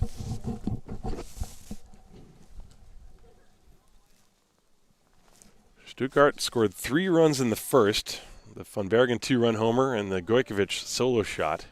They scored 4 more in the 2nd inning. And since then, they've been quiet offensively. The Disciples have scored 3 in the first and 2 in the 5th. This ball cued back to Thorpe. They've got the runner caught between 2nd and 3rd. Thorpe running at him, and he tags him out. And now they check behind him. Good play by Will Thorpe to get the out without throwing the ball a single time. That's exactly how you're supposed to do it. And that's the 2nd time the Reds have had a base runner caught in that situation on a comebacker, although this was different from the play at the beginning of the game. That was the same game, wasn't it? 1 Infante. That seems like so long ago. We've seen so many pitchers here. So Thorpe gets the unassisted putout on Weber, and now Van Bergen is on first base on the fielder's choice, and the hitter is Kruno Gojkovic. And the pitch is inside and low, ball 1. 1 ball, no strikes.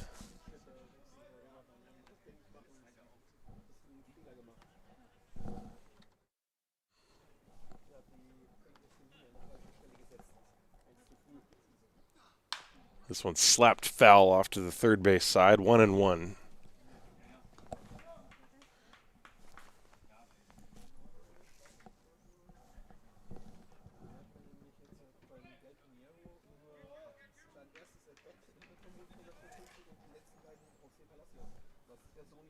Van Bergen on first base.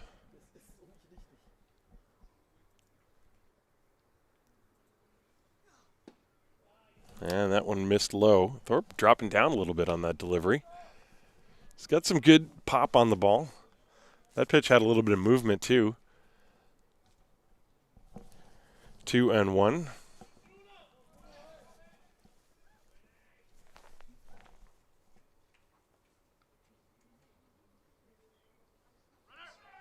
And the runner was going, and the ball is fouled off to the left. 2 balls and 2 strikes. Gojkovic has homered, struck out, and grounded out, 1 for 3.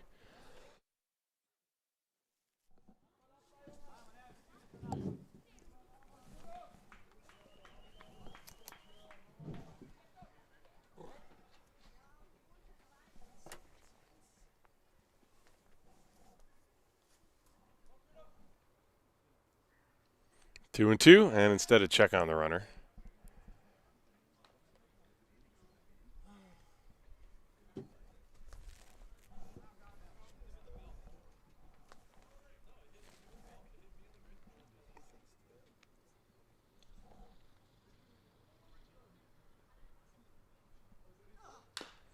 Little tapper in front of the plate. Thorpe pounces on it, throws to first, and they get the out. Good play on a swinging bunt that trickled out onto the grass just outside of the batter's box. Thorpe got to it before Palacios. And so that moves the runner Van Bergen to second base. I have to make sure I put 1-3 in the scorecard and not 2-3 because I'm used to, when Thorpe throws the ball to first base, I'm used to scoring it as a 2-3. So 2 down, and now Daniel Zeller steps up.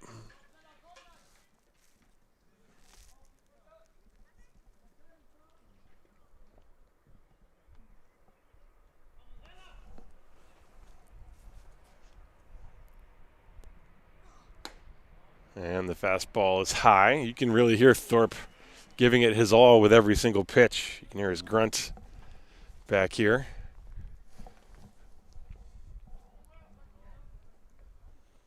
Van Bergen off second base. 2 down in the inning. The 1-0. Swing and a miss as Zeller chased a high fastball. Zeller is 0 for 3. He did reach on an error, however, in the 5th inning, but did not score.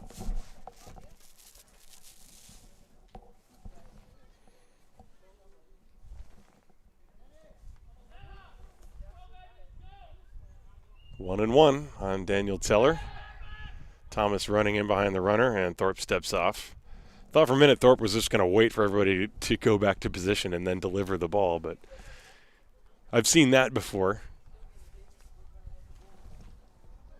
But Thorpe, cool customer out there, simply waited and then stepped off. 1-1 on Zeller, the pitch. Fastball. This time Zeller lays off it, and the count 2-1. After Zeller, you have Xavi Gonzalez. This is a very circular lineup for the Stuttgart Reds. They've got, it's so, you know, you hear people talk about having 2 leadoff hitters. I feel like this team, they've got 2 cleanup hitters. There's the pitch. A pop-up, short right field. Lechner couldn't see it at first, and now he finds it to make the catch. And that will end the inning. So a scoreless inning by Will Thorpe gets us through the top of the 7th inning, and it's time to stretch, everybody. Heart Disciples Baseball, we're going to the bottom of the 7th inning. Stuttgart 7, Haar 5. This is Heart Disciples Baseball, präsentiert vom Gesundheitsunternehmen MSD.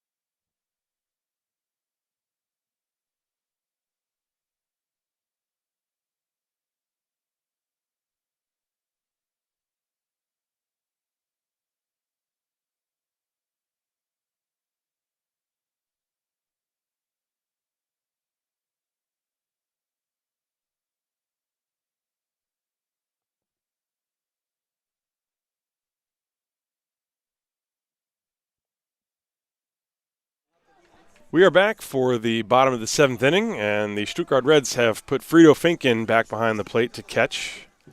And I wonder if there might be any other changes coming up. First pitch from Yannick Witt is outside, ball 1. The hitter is Enzo Mushik, 2, 3, and 4.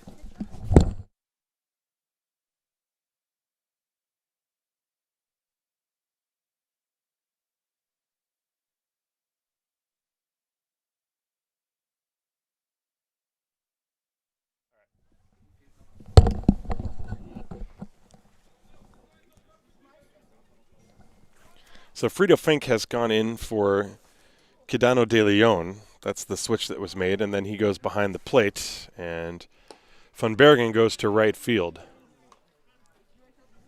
Meanwhile, the count is 2-1, I believe, on Enzo Mushik, who fouled off a pitch and then took one out of the zone. Now he swings at a pitch that's too high. 2-2.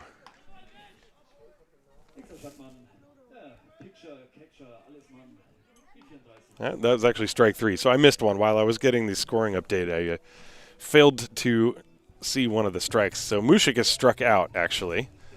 My apologies. 1 away here in the bottom of the 7th inning. Yannick Witt trying to hold things right here. This would be a victory for Dustin Ward as Will Thorpe steps up to the plate now. Still a lot of game to go, however. Curveball is low. We're only in the 7th inning. The Disciples with 3 chances. And if they can hold things where they are scoring-wise, only have to come back from a 2-run deficit. Meanwhile, the pitch is inside 2-0. Although, got to say, against the pitching of the Stuttgart Reds, that seems to be a tall task. They've been firing strikes. The strikes have good movement on them. This pitch is low, 3-0.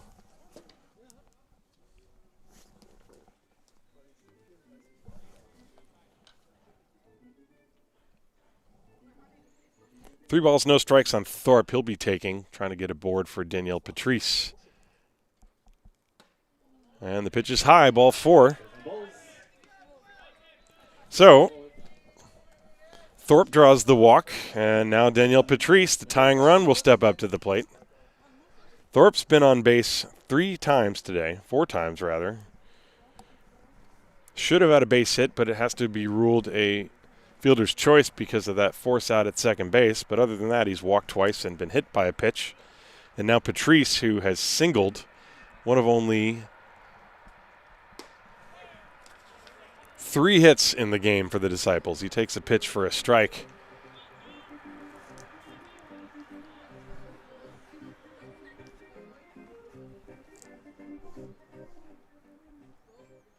Nothing in 1 to Patrice. That breaking ball yanked way far to the right. 1 ball and 1 strike. Patrice does have power. I mentioned he hit a home run last week in Heidenheim. He checks the signs from Tufts down the third base line. 1 ball, 1 strike. Runner leading off first is Will Thorpe. The pitch popped up. Shallow center field. Germain coming in and Gonzalez. And now the ball is dropped. The left fielder called everybody off. And Thorpe is going to make it to second base. That's a ball that should probably have been caught by the center fielder, Germain. And Fabian Beck was coming in behind Xavi Gonzalez and called everyone off at the last minute. And the ball hit off of his glove and landed in center field. So that's got to be an E7, I would imagine. And so the Disciples now have a chance. They have the tying runs on base. As you look at the replay, it's kind of hard to see, as obviously it's so far in shallow center field there without the zoomed camera, without a manned camera. So 2 on, 1 out for David Dinsky. Dinsky has burned the Stuttgart Reds before, and the pitch, that's a strike, and it gets off the glove, and the runners are going to try to advance the throw to second base, and safe. And now he's out as he rolled off the bag. That was Patrice, the trail runner. So Patrice initially was called safe, even though the second baseman Seller was adamant that he had tagged him out on the head. And then as he slid second base, he was tagged out for a second time. So the pitch was a strike. It was a passed ball, which allows Thorpe to get to third, but then Patrice is caught stealing, I guess. 2-4. So there are 2 outs in the inning, and the Disciples a little too aggressive, most likely, in that play. The throw had Patrice beat by a mile at second base. There's a curveball. That's a strike in the outside corner, and the count is 0-2 on David Dinsky. So now, instead of the tying runs on base, you have a runner on third and 2 outs. And the pitch. Curve, that's way outside. 1-2.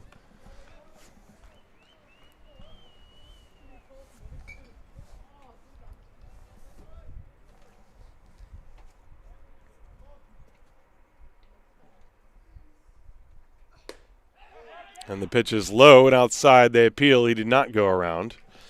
2 balls, 2 strikes. Dinsky started to swing but held up. Wasn't really all that close, actually, even though there were some reactions. This is the last pitch.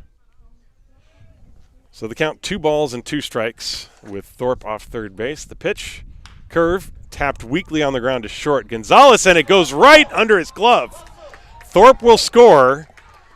And that's an E6, and the score is now 7-6. That ball looked like it stayed down on Gonzalez. And suddenly, some defensive lapses by the Stuttgart Reds, something that has not happened all day.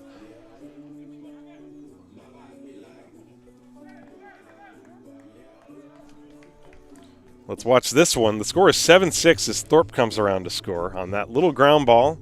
Gonzalez was there. And he came up, the ball stayed down. So Dinsky now the tying run on first base for Simon Lechner. 7-6 the score.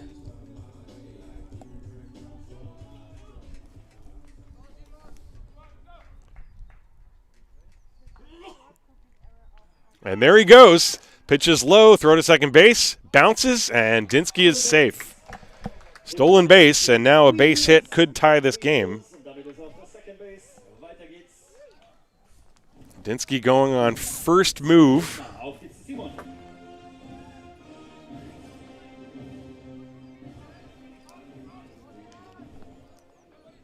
And the pitch. Low and inside, and Lechner had to skip rope to get out of the way of that one. Well, the Disciples a base hit away from possibly tying the game. Dinsky is one of their faster base runners. 2-0 the count, the pitch. And that's up high. I believe it's ball 3. Scoreboard says 2-0, but I'm pretty sure it's 3-0.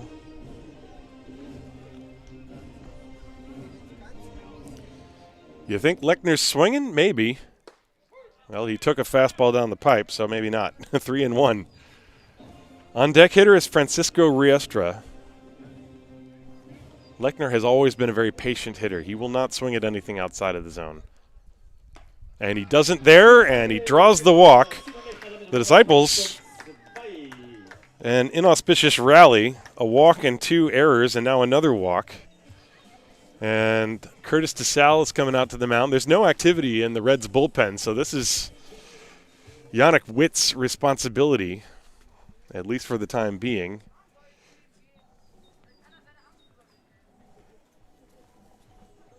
DeSalle out there having a conversation with his right-hander. Witt has looked very good since coming into the game. Got through the 6th inning quickly. Here in the 7th inning, he's been victimized by a couple of errors. The inning really should have ended with the Dinsky ground ball. And that was even before Patrice got thrown out at second base, trying to advance.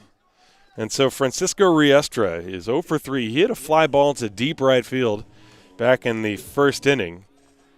And then he struck out twice since then. But a big chance for him. 7-6, Stuttgart leading. But the Disciples have runners on first and second and 2 out. The pitch. There's a strike, a fastball. And again, DeSalle giving a pep talk to Witt. And Witt coming right in there with a first pitch strike.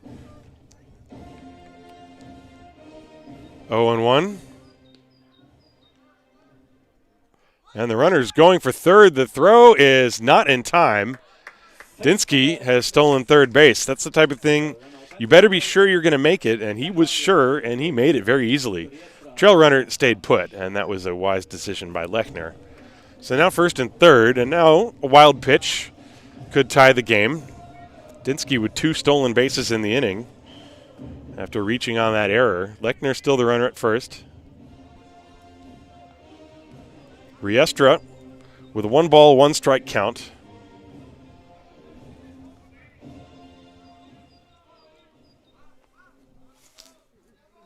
Witt from the stretch. Here's the 1-1. That's low, ball 2, 2-1. We're in the 7th inning. There are 2 down in the inning. The Disciples with the tying run 90 feet away. Dinsky is at third base. Lechner is at first. And the pitch. Outside, ball 3, 3-1. On deck, you have Titus van Kopf. Little pressure now for Yannick Witt. And now there is some activity in the bullpen for the Stuttgart Reds. They are not going to hold on Simon Lechner. And that's ball 4. The bases are loaded. That was a close pitch. You know, Lechner was taking off like he thought the pitch was a 3-2 pitch, but it was not. It was a 3-1 pitch. And he was halfway from first to second. If that pitch had been called a strike, he could have been thrown out at second base. However, it was ball 4. And in the inning, that's the 3rd walk to go with 2 errors. And the Disciples have the bases loaded. And the hitter is Titus van Kopf. And the pitch is high. So now the pressure is on Witt to throw strikes. 3 more bad ones, and we'll have a tie ball game. 1-0. And he throws a strike over the outside corner, 1-1. That was an important pitch in the at-bat. You don't want to fall behind 2-0. And Witt is already on the mound ready to throw. He is not waiting around. He wants to get to work. And a curve, strike 2. That was a good pitch. 1-2 on Van Kopf. Titus trying to somehow get a hit to tie the game or possibly give the Disciples the lead. And the pitch is outside, ball 2, off the glove of Fink. 2 balls, 2 strikes. Fink has had 1 passed ball in this inning. 2-2, bases loaded, 2 outs, and Van Kopf asks for time. Well, a moment of tension. There hasn't been very much tension today, but right now, this is high leverage. Here's the 2-2. Popped up, shallow center field, racing in is Germain. Will anybody get there? And it is caught by Daniel Zeller, the second baseman, as he nearly collided with 2 of his teammates. Right, every ball hit in the air to the outfield today has been some kind of an adventure, and Zeller maintained concentration and made the catch, and that saves the day for the moment for the Stuttgart Reds. As Van Kopf pops out, the Disciples loaded the bases. They did score 1 run. And we will go to the 8th inning. It is 7-6 Stuttgart. This is Haar Disciples Baseball, präsentiert vom Gesundheitsunternehmen MSD.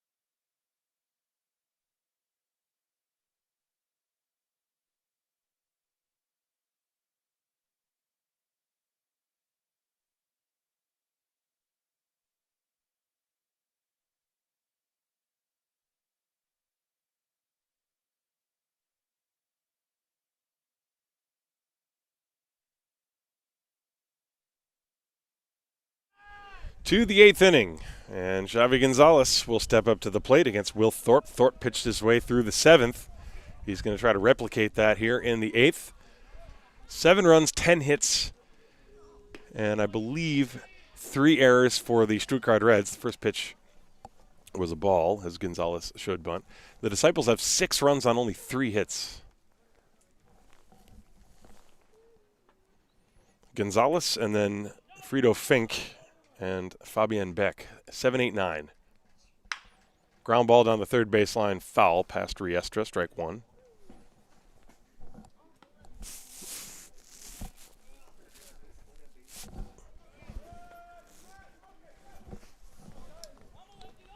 One ball, one strike, the count.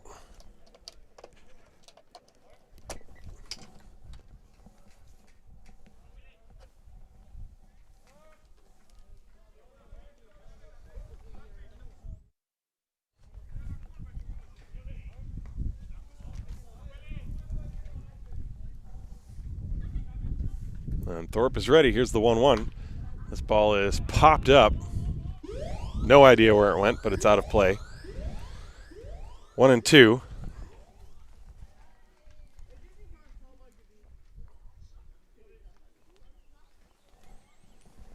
Now Thorpe in the 7th inning, he allowed a leadoff double, but then a fielder's choice, a ground out, and a fly ball got him out of the inning. 1-2 on Gonzalez. And a breaking ball is up high. Gonzalez has still been on base 8 consecutive times. The last one was via a fielder's choice, but he did still reach. He's got a 2-2 count here.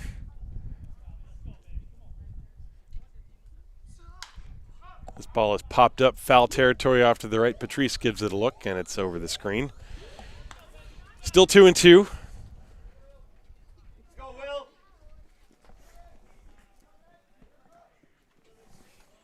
Yeah, this has got to be one of the closest games in the Bundesliga so far. There's been a lot of lopsided scores going back to last week. And a check swing on a pitch inside. They appeal. He did not go. So the count full 3-2.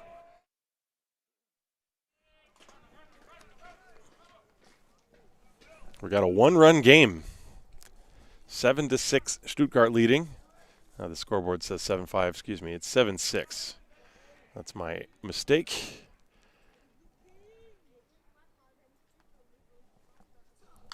And this ball fouled away again. Gonzalez hanging tough.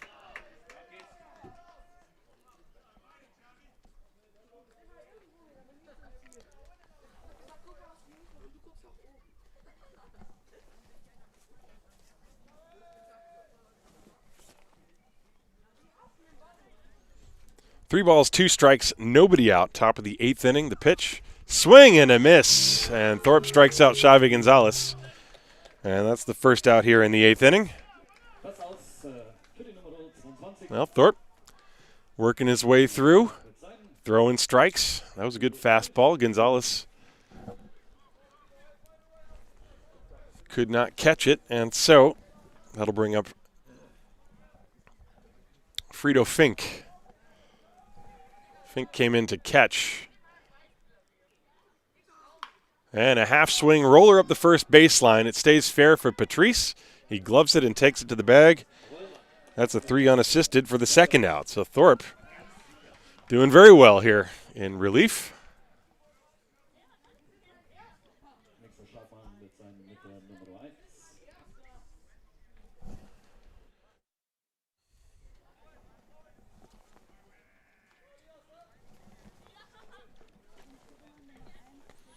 Two down for Fabian. Now this is going to be the pinch hitter. This is Elias Macias. So Macias pinch hitting for Fabian Beck. So we'll see where he goes. Maybe he'll go play the outfield next half inning.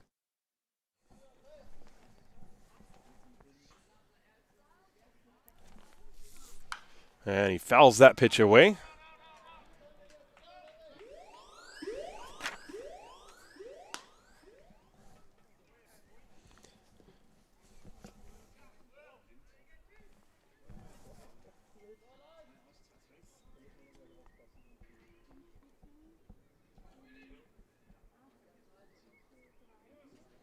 Thorpe shakes off a couple signs from Palacios. Now he's wiggling the ball around in his glove.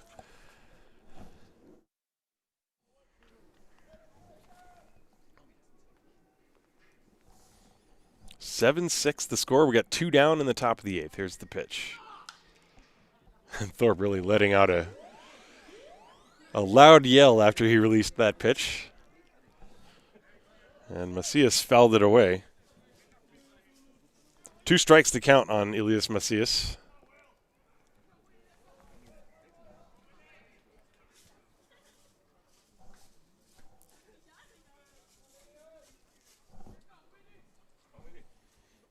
Long pause. Now Thorpe is ready. Here's the 0-2. Got him swinging. 2 strikeouts for Thorpe in the inning. And he shuts down the Reds. That is the first legit 1-2-3 inning we've seen all day. So congratulations, Will Thorpe. We go to the bottom of the 8th inning. It is a 1-run game. Stuttgart 7, Haar 6. Haar Disciples Baseball präsentiert vom Gesundheitsunternehmen MSD.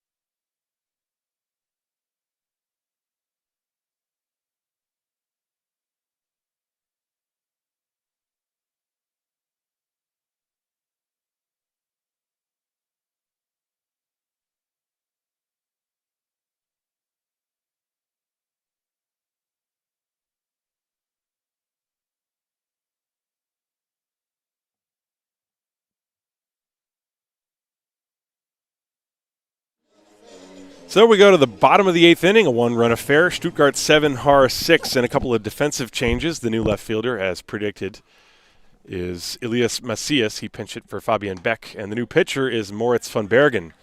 And he deals a strike with his first delivery to Jose Palacios here in the bottom of the 8th. Van Bergen's job is going to be to shut this thing down. Boy, he slings that from out of nowhere. He's kind of a sidearm delivery, very short arm, and even from where I'm sitting, it's kind of hard to see the ball. 0-2 on Palacios, who has seen 5 consecutive strikes in his 2 at-bats. Not been a walk in the park for him. Here's the 0-2. And that's in the dirt. 1 ball, 2 strikes.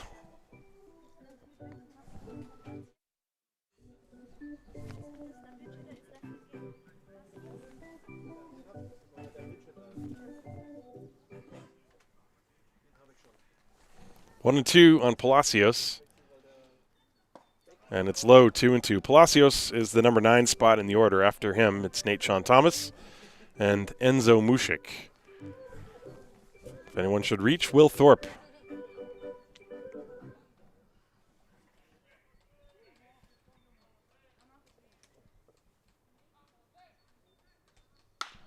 And he slaps that ball out of the glove of Fink. And that's going to keep him at the plate. Count still 2-2.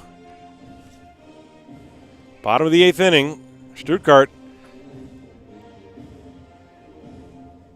scored 3 in the first, and the Disciples came right back to tie it in the bottom half. And then Stuttgart put up a 4 spot in the second inning. The Disciples' pitching has actually held them scoreless since then. Here's the pitch. Slow roller left side, charging on it Gojkovic. He flips on the run and gets Palacios. 5-3 on the putout, 1 down. And so Nate-Sean Thomas will step up to the plate. Gojkovic is playing at the edge of the grass. Thomas is going to turn around and bat right-handed again. Thomas today is 0 for 3. He's been hit by a pitch. That's in the second game. In the first game, he was 0 for 2, was also hit by a pitch and walked. And he takes a strike. He's got home run power from either side of the plate, so he's always a threat. So Moritz van Bergen wants to make sure to keep the ball out of the happy zone. There's the 0-1. Breaking ball is outside. 1-1.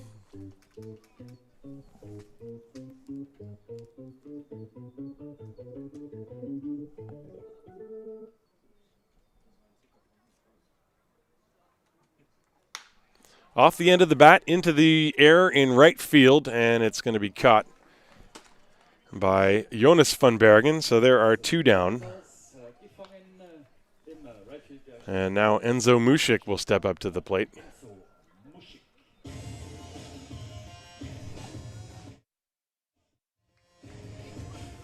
Mušik today has struck out twice and walked twice. And that's, I think, also exactly what he did in the first game. In the first game, he struck out once and walked and was hit by a pitch. So very similar games. As you see Fink going down for that extremely low target, putting out his right leg there. That's a way for catchers to get even further down. 1 strike on Thomas. And the breaking ball is outside. 1-1. 2 down, bottom of the 8th inning. It's a 1-run game. Stuttgart leading 7-6. And that's low, 2-1. If if Mušik can get on base. Sorry, I think I called him Nate Thomas by accident a few times. This is Enzo Mušik. Thomas hit that fly ball. Mušik takes a pitch outside.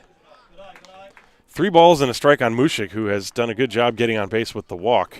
If he can get on, Will Thorpe is up next.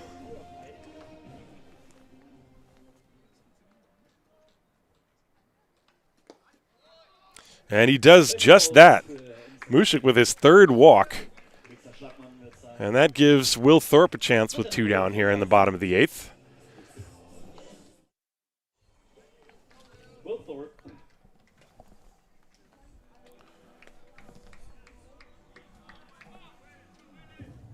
So Moritz van Bergen going to have to deal with the tying run, Mušik on first base. Thorpe representing the go-ahead run.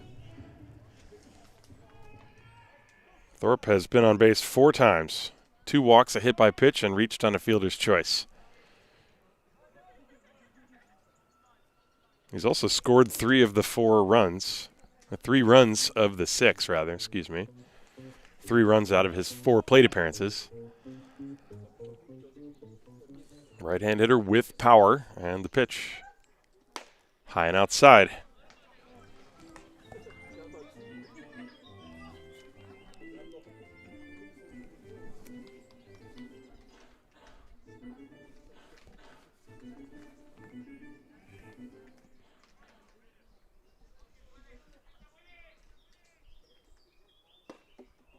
Inside, 2 balls and no strikes. Van Bergen has a good arm. He can throw. Some pop on that ball. 2-0. Mušik off first. The pitch. Curve, and he fouled it. That was a hanger. That pitch was hittable, and Thorpe had a very good cut. And he just topped it foul. 2 balls and 1 strike the count.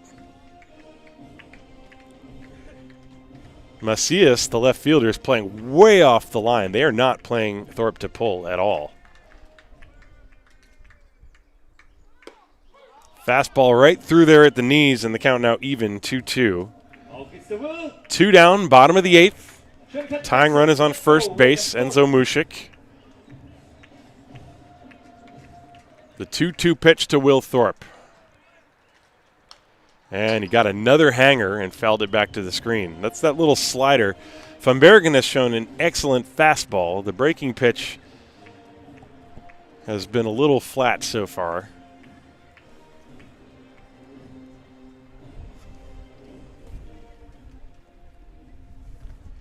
Two balls, two strikes, two outs. Bottom of the 8th. And it's outside a full count. That will actually release the runner at first. Mušik, as now Horvatic is going to play behind him, kinda. Now he's going to still hold him on. 3 balls and 2 strikes, 2 outs. And a line drive. That's a base hit down the right field line towards the corner. Mušik on his way to second, now towards third. They're going to wave him and now hold him as Thorpe goes to second base. Tufts was waving him around until he got there, and then he threw up the brakes. So it's a 2-out double for Will Thorpe, and the tying and go-ahead runs are in scoring position. It's there for the Disciples if they can take it. Danielle Patrice is the scheduled hitter. Curtis DeSalle is going to come out to the mound. I'll show you the replay of that pitch. It was an excellent bat. A 3-2 pitch. Thorpe went with it and drove it down the right field line. Solid contact. And it was cut off very quickly by Jonas van Bergen. If it had gotten past him and made it to the fence, there's a chance that Mušik might have scored. But we are indeed going to see a pitching change. So Moritz van Bergen will not complete the inning, and Tony Horvatic is going to come from first base and come in to try to close this thing out. So Horvatic, the Croatian national player, he was an excellent two-way player last year as well for the Reds, worked often as a starter.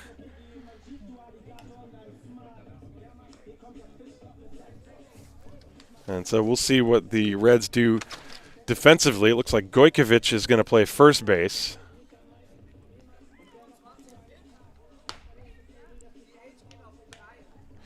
And that means the designated hitter, that's Danilo Weber, is now going to just play third base. So the Reds don't have a DH anymore, obviously, since the first baseman is coming in to pitch. So Danilo Weber is going to come out and play third base. Horvatic is going to pitch. Gojkovic moves from third to first. That's the defensive alignment now for the Stuttgart Reds.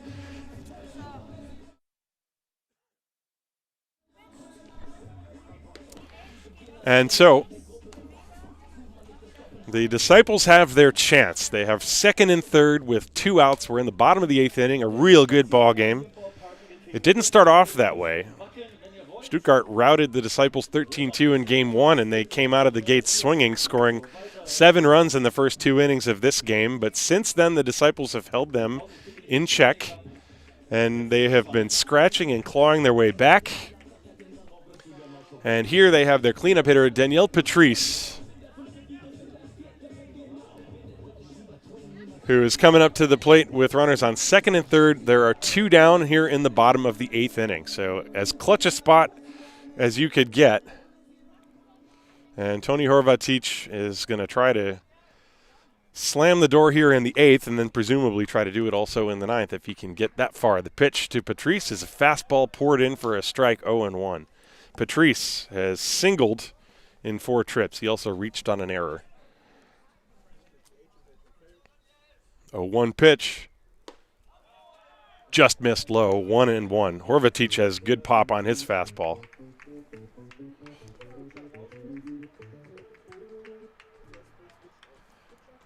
And a ground ball towards short. Gonzalez fields, throws to first, and the inning is over. Patrice grounds out, and the Disciples are unable to cash in on the opportunity.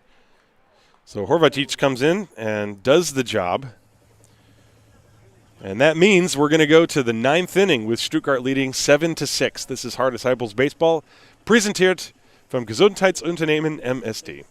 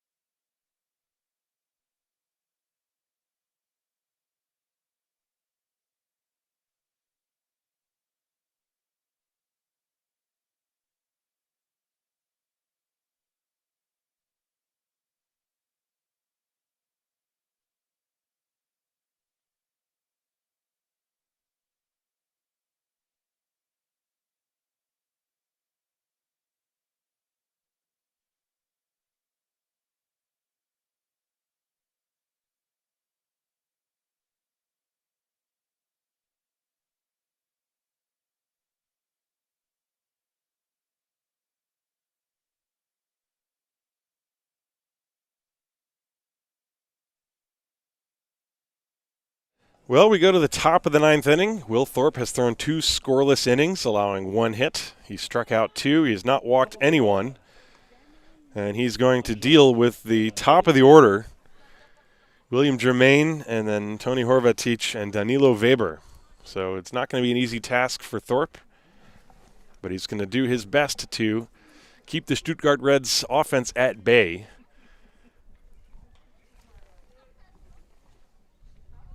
As he goes after Germain. And here comes the first pitch of the ninth inning. And it's a strike, 0-1. Germain has doubled.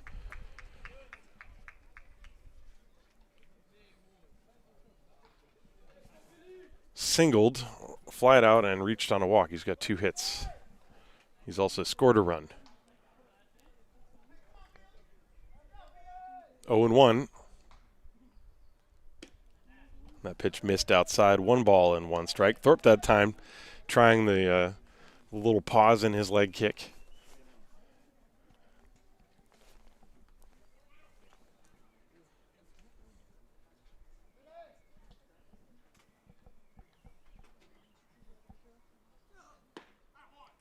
Fastball missed inside, 2-1.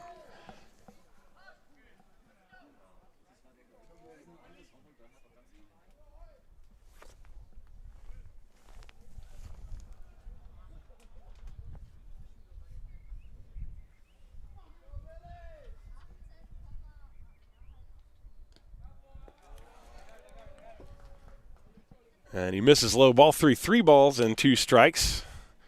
Remember, the Reds, they have not scored since the second inning. This was a day that started off with an offensive explosion by the Reds in the first game. And it looked like it was going to continue right on through this one. But since the third, they have not been able to bring anyone around. Here's the 3-1. That is up high for ball 4. Leadoff walk. That's the first walk issued by Thorpe. And it starts off the ninth inning. The game was started by Juan Infante. He gave up 5 runs on 5 hits, 2 home runs in the first inning. And then Luke Steinlein went 4 2/3. He gave up 2 runs, but pitched well and gave the Disciples some length. So here's Tony Horvatic, and he takes a pitch up high. 1 ball, no strikes. Horvatic in the game reached on a fielder's choice, then hit a sac fly. He's also doubled and struck out.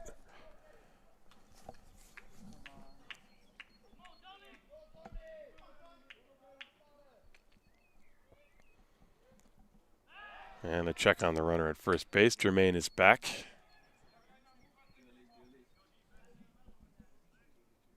See the shadows starting to creep up over the field, but nothing too pronounced here. Just means that twilight is upon us here. 1-0. Swing, and a big one at that.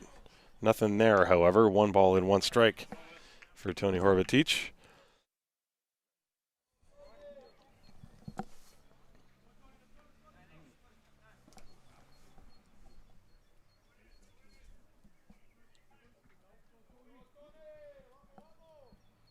One, and that one hit him.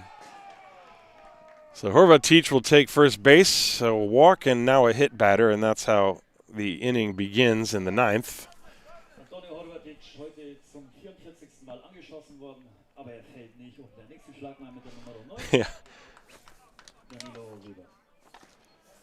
So now Danilo Weber, he's been doubles happy today. He's got 3 doubles in this game. He's driven in 2 runs.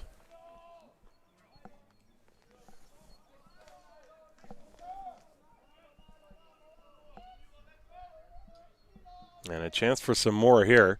And a foul that's directly over my head, out of play, strike 1. Well, Thorpe had been throwing strikes, and then now a walk and a hit batter to begin this inning. Just trying to eke out 3 more outs and give the Disciples a chance to score a run in the bottom of the ninth. 1 strike on Danilo Weber. And now 2. That fastball hits the outside corner. That was a good pitch by Thorpe. Thorpe is showing really some excellent composure out there. He's a very tough competitor.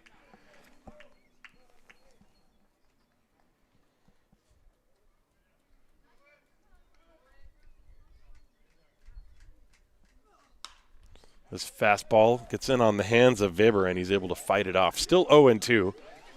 It's one of the things that you will see in the Bundesliga.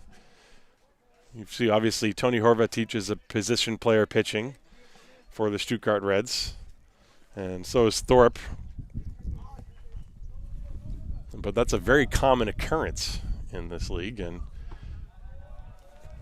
it's a lot of fun to watch, actually. Pitches inside 1-2. I've never seen Thorpe pitch before, but he's pitching very well.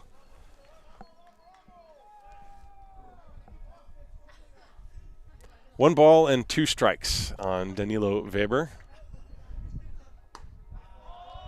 And that's outside 2-2. Of course, the main difference, of course, between pitchers that are regularly used as players that are regularly used as pitchers is they might be throwing bullpens. I'll have to find out if Thorpe has been throwing any bullpen sessions in between games, or if he just went out there cold. 2-2. There's a ground ball towards short. Thomas gets the force at second. The relay to first, not in time. So they do get a force out at second base. Moving to third is Germain. Horvath is cut down 6-4. That's the first out. And then Weber reaches on the fielder's choice. So Germain at third, Weber at first.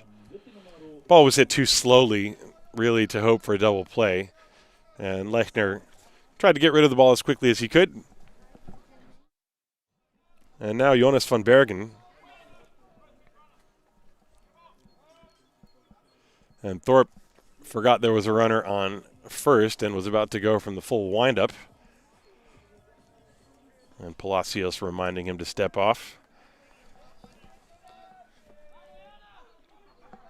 That's a tough situation. If you don't step off with the correct foot, it could be called for a balk. There's a high fly ball to right center field. This will likely score a run. Van Kopf with the catch. And he fires it all the way through to the plate. And the run scores. But overthrowing the cutoff man also allowed the runner to take second base. The trail runner, that is. That was a heck of a throw from Van Kopf. I think that it was closer than Palacios thought it would have been, but Germain scores on the sac fly, and Stuttgart leads by a score of 8-6. Let's take a look at this one more time as Kruno Gojkovic is coming up to the plate. Oh, I don't want you to miss the first pitch to him. So Stuttgart leading 8-6 on the sac fly, and Gojkovic fouls it away. So give Van Bergen an RBI on the sacrifice fly. Gojkovic with a 1-strike count. Stuttgart with a 2-run lead now, but Thorpe trying to get through this without any further damage.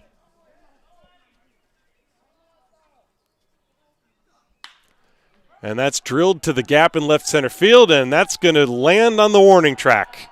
Around third and scoring is Weber. And Gojkovic pulls up at second base with an RBI double. It's 9-6 Stuttgart. Good piece of hitting by Kruno Gojkovic, who's really hit the ball hard all day with the home run. And now this opposite field double off the bat of Kruno Gojkovic. Check this pitch out. Just went with it and laced it into the alleyway. Now Tufts is out to have a chat with Thorpe.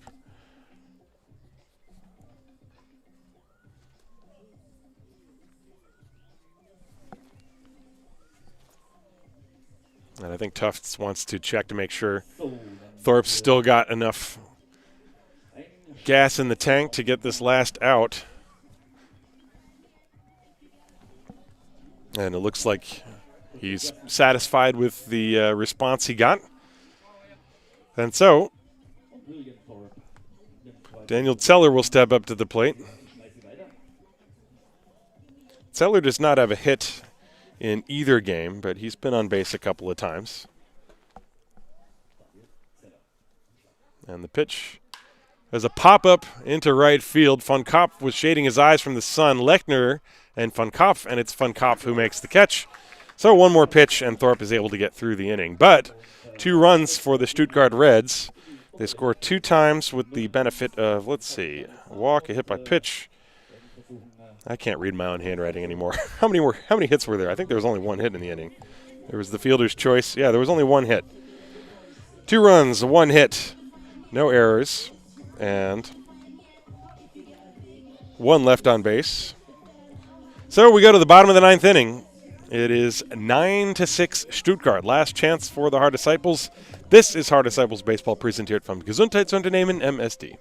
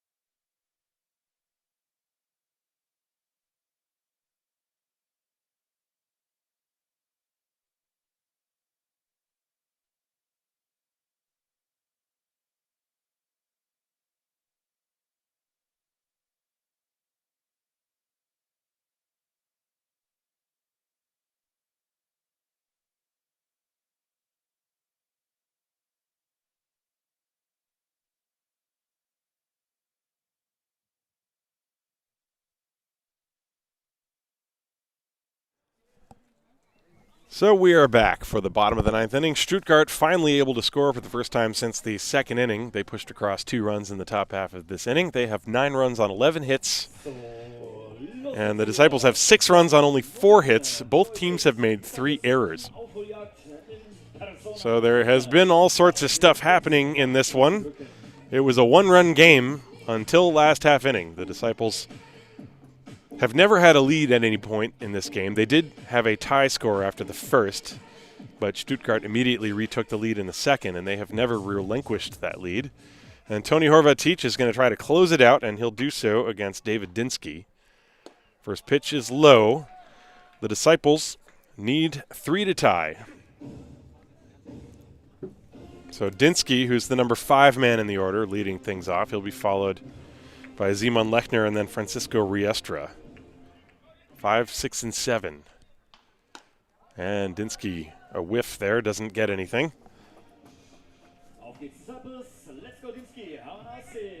1 ball, 1 strike. Nobody out, bottom of the 9th. Tony Horvath, who started the game at first base, is now trying to get the final 4 outs. That breaking ball is low. He came on and threw 3 pitches to get Daniel Patrice. Patrice was batting in the bottom of the 8th. And the Disciples had the tying run at 3rd and the go-ahead run at 2nd. And Patrice hit a ground ball to end the inning. 2-1 on David Dinsky. Ground ball to short. And this is fielded by Gonzalez, who throws to first. Dinsky hustling down the line, but he is out. And that's out number 1. 2 to go for the Stuttgart Reds if they would like to make a clean 4-0 on their season. And they've got to be pumped the way that team looks. It'll be very interesting to see how Stuttgart does against the powerhouses of Regensburg and Heidenheim and Mainz. Really, everybody's a powerhouse these days. Simon Lechner steps up and takes a strike. 0-1. Lechner has walked, doubled,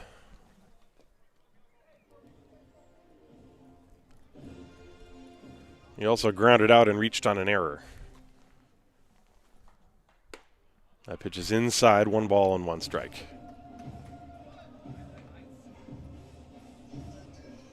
I'd like to thank those of you who've been watching this entire time. It's a pleasure to get to be one of the few people in the ballpark here. It's a real drag with no fans being allowed. There would be much more of an atmosphere, but it's good to know that there are people watching online, and I hope you've enjoyed the broadcast so far. Here's 2-1.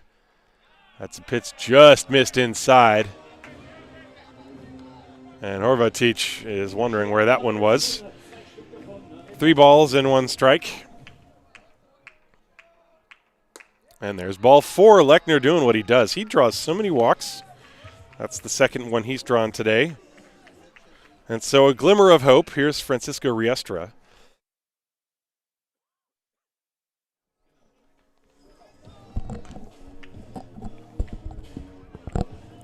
Bottom of the 9th, 1 out. Runner on first base is Lechner. He's got a big lead.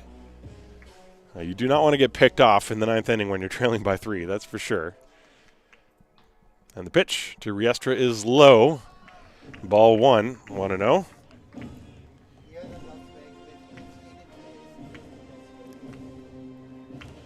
Horvatic comes to the set, 1-0 pitch. And it is a strike on the inside corner, 1 ball and 1 strike.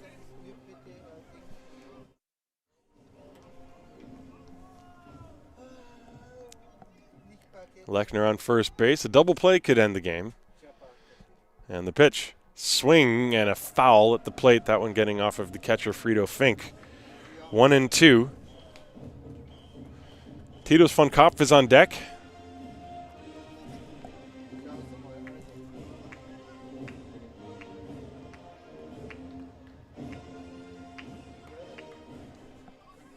One out, bottom of the 9th. A 3-run lead for the Stuttgart Reds. And there's a little floater off the end of the bat. Shallow center field. It drops. And it's a base hit. So 2 on for the Disciples. Riestra gets himself a single. Lechner moves to second base. And now Titus von Kopf will step up to the plate. Let's watch this pitch on the replay. And Curtis DeSalle making a slow walk out to the bullpen to talk to Tony Horvatic. This game was started by Dustin Ward. He went 5. Yannick Witt pitched 2 solid innings. And then Moritz von Bergen, 2/3 of an inning, and then was removed in favor of Horvatic. And Horvatic got the final out in the 8th. And now he's got 2 runners on here in the 9th. There is activity. Looks like Ruben Kratky is warming up in the bullpen for the Reds. So, Titus von Kopf representing the tying run steps up to the plate. Lechner, the lead runner, Riestra, the trail runner. Runners on first and second, 1 out. And the pitch is a strike, a fastball in the inside corner from Horvatic. Titus today has struck out twice and flat out twice. 0 for 4, looking for a base hit. And he shoots one down the line, foul, strike 2.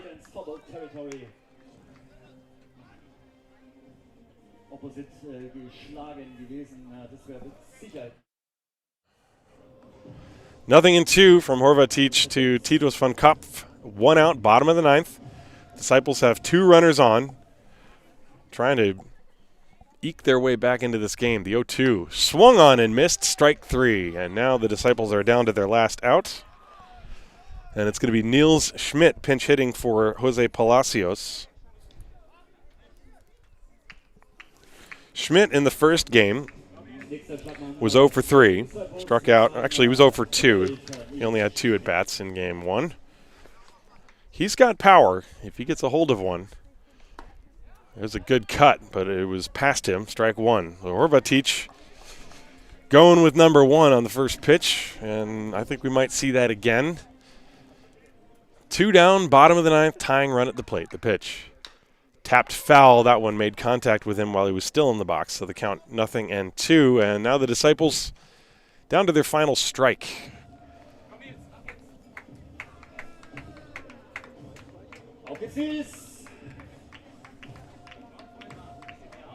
Lechner on second base. Riestra on first. Nobody's being held on.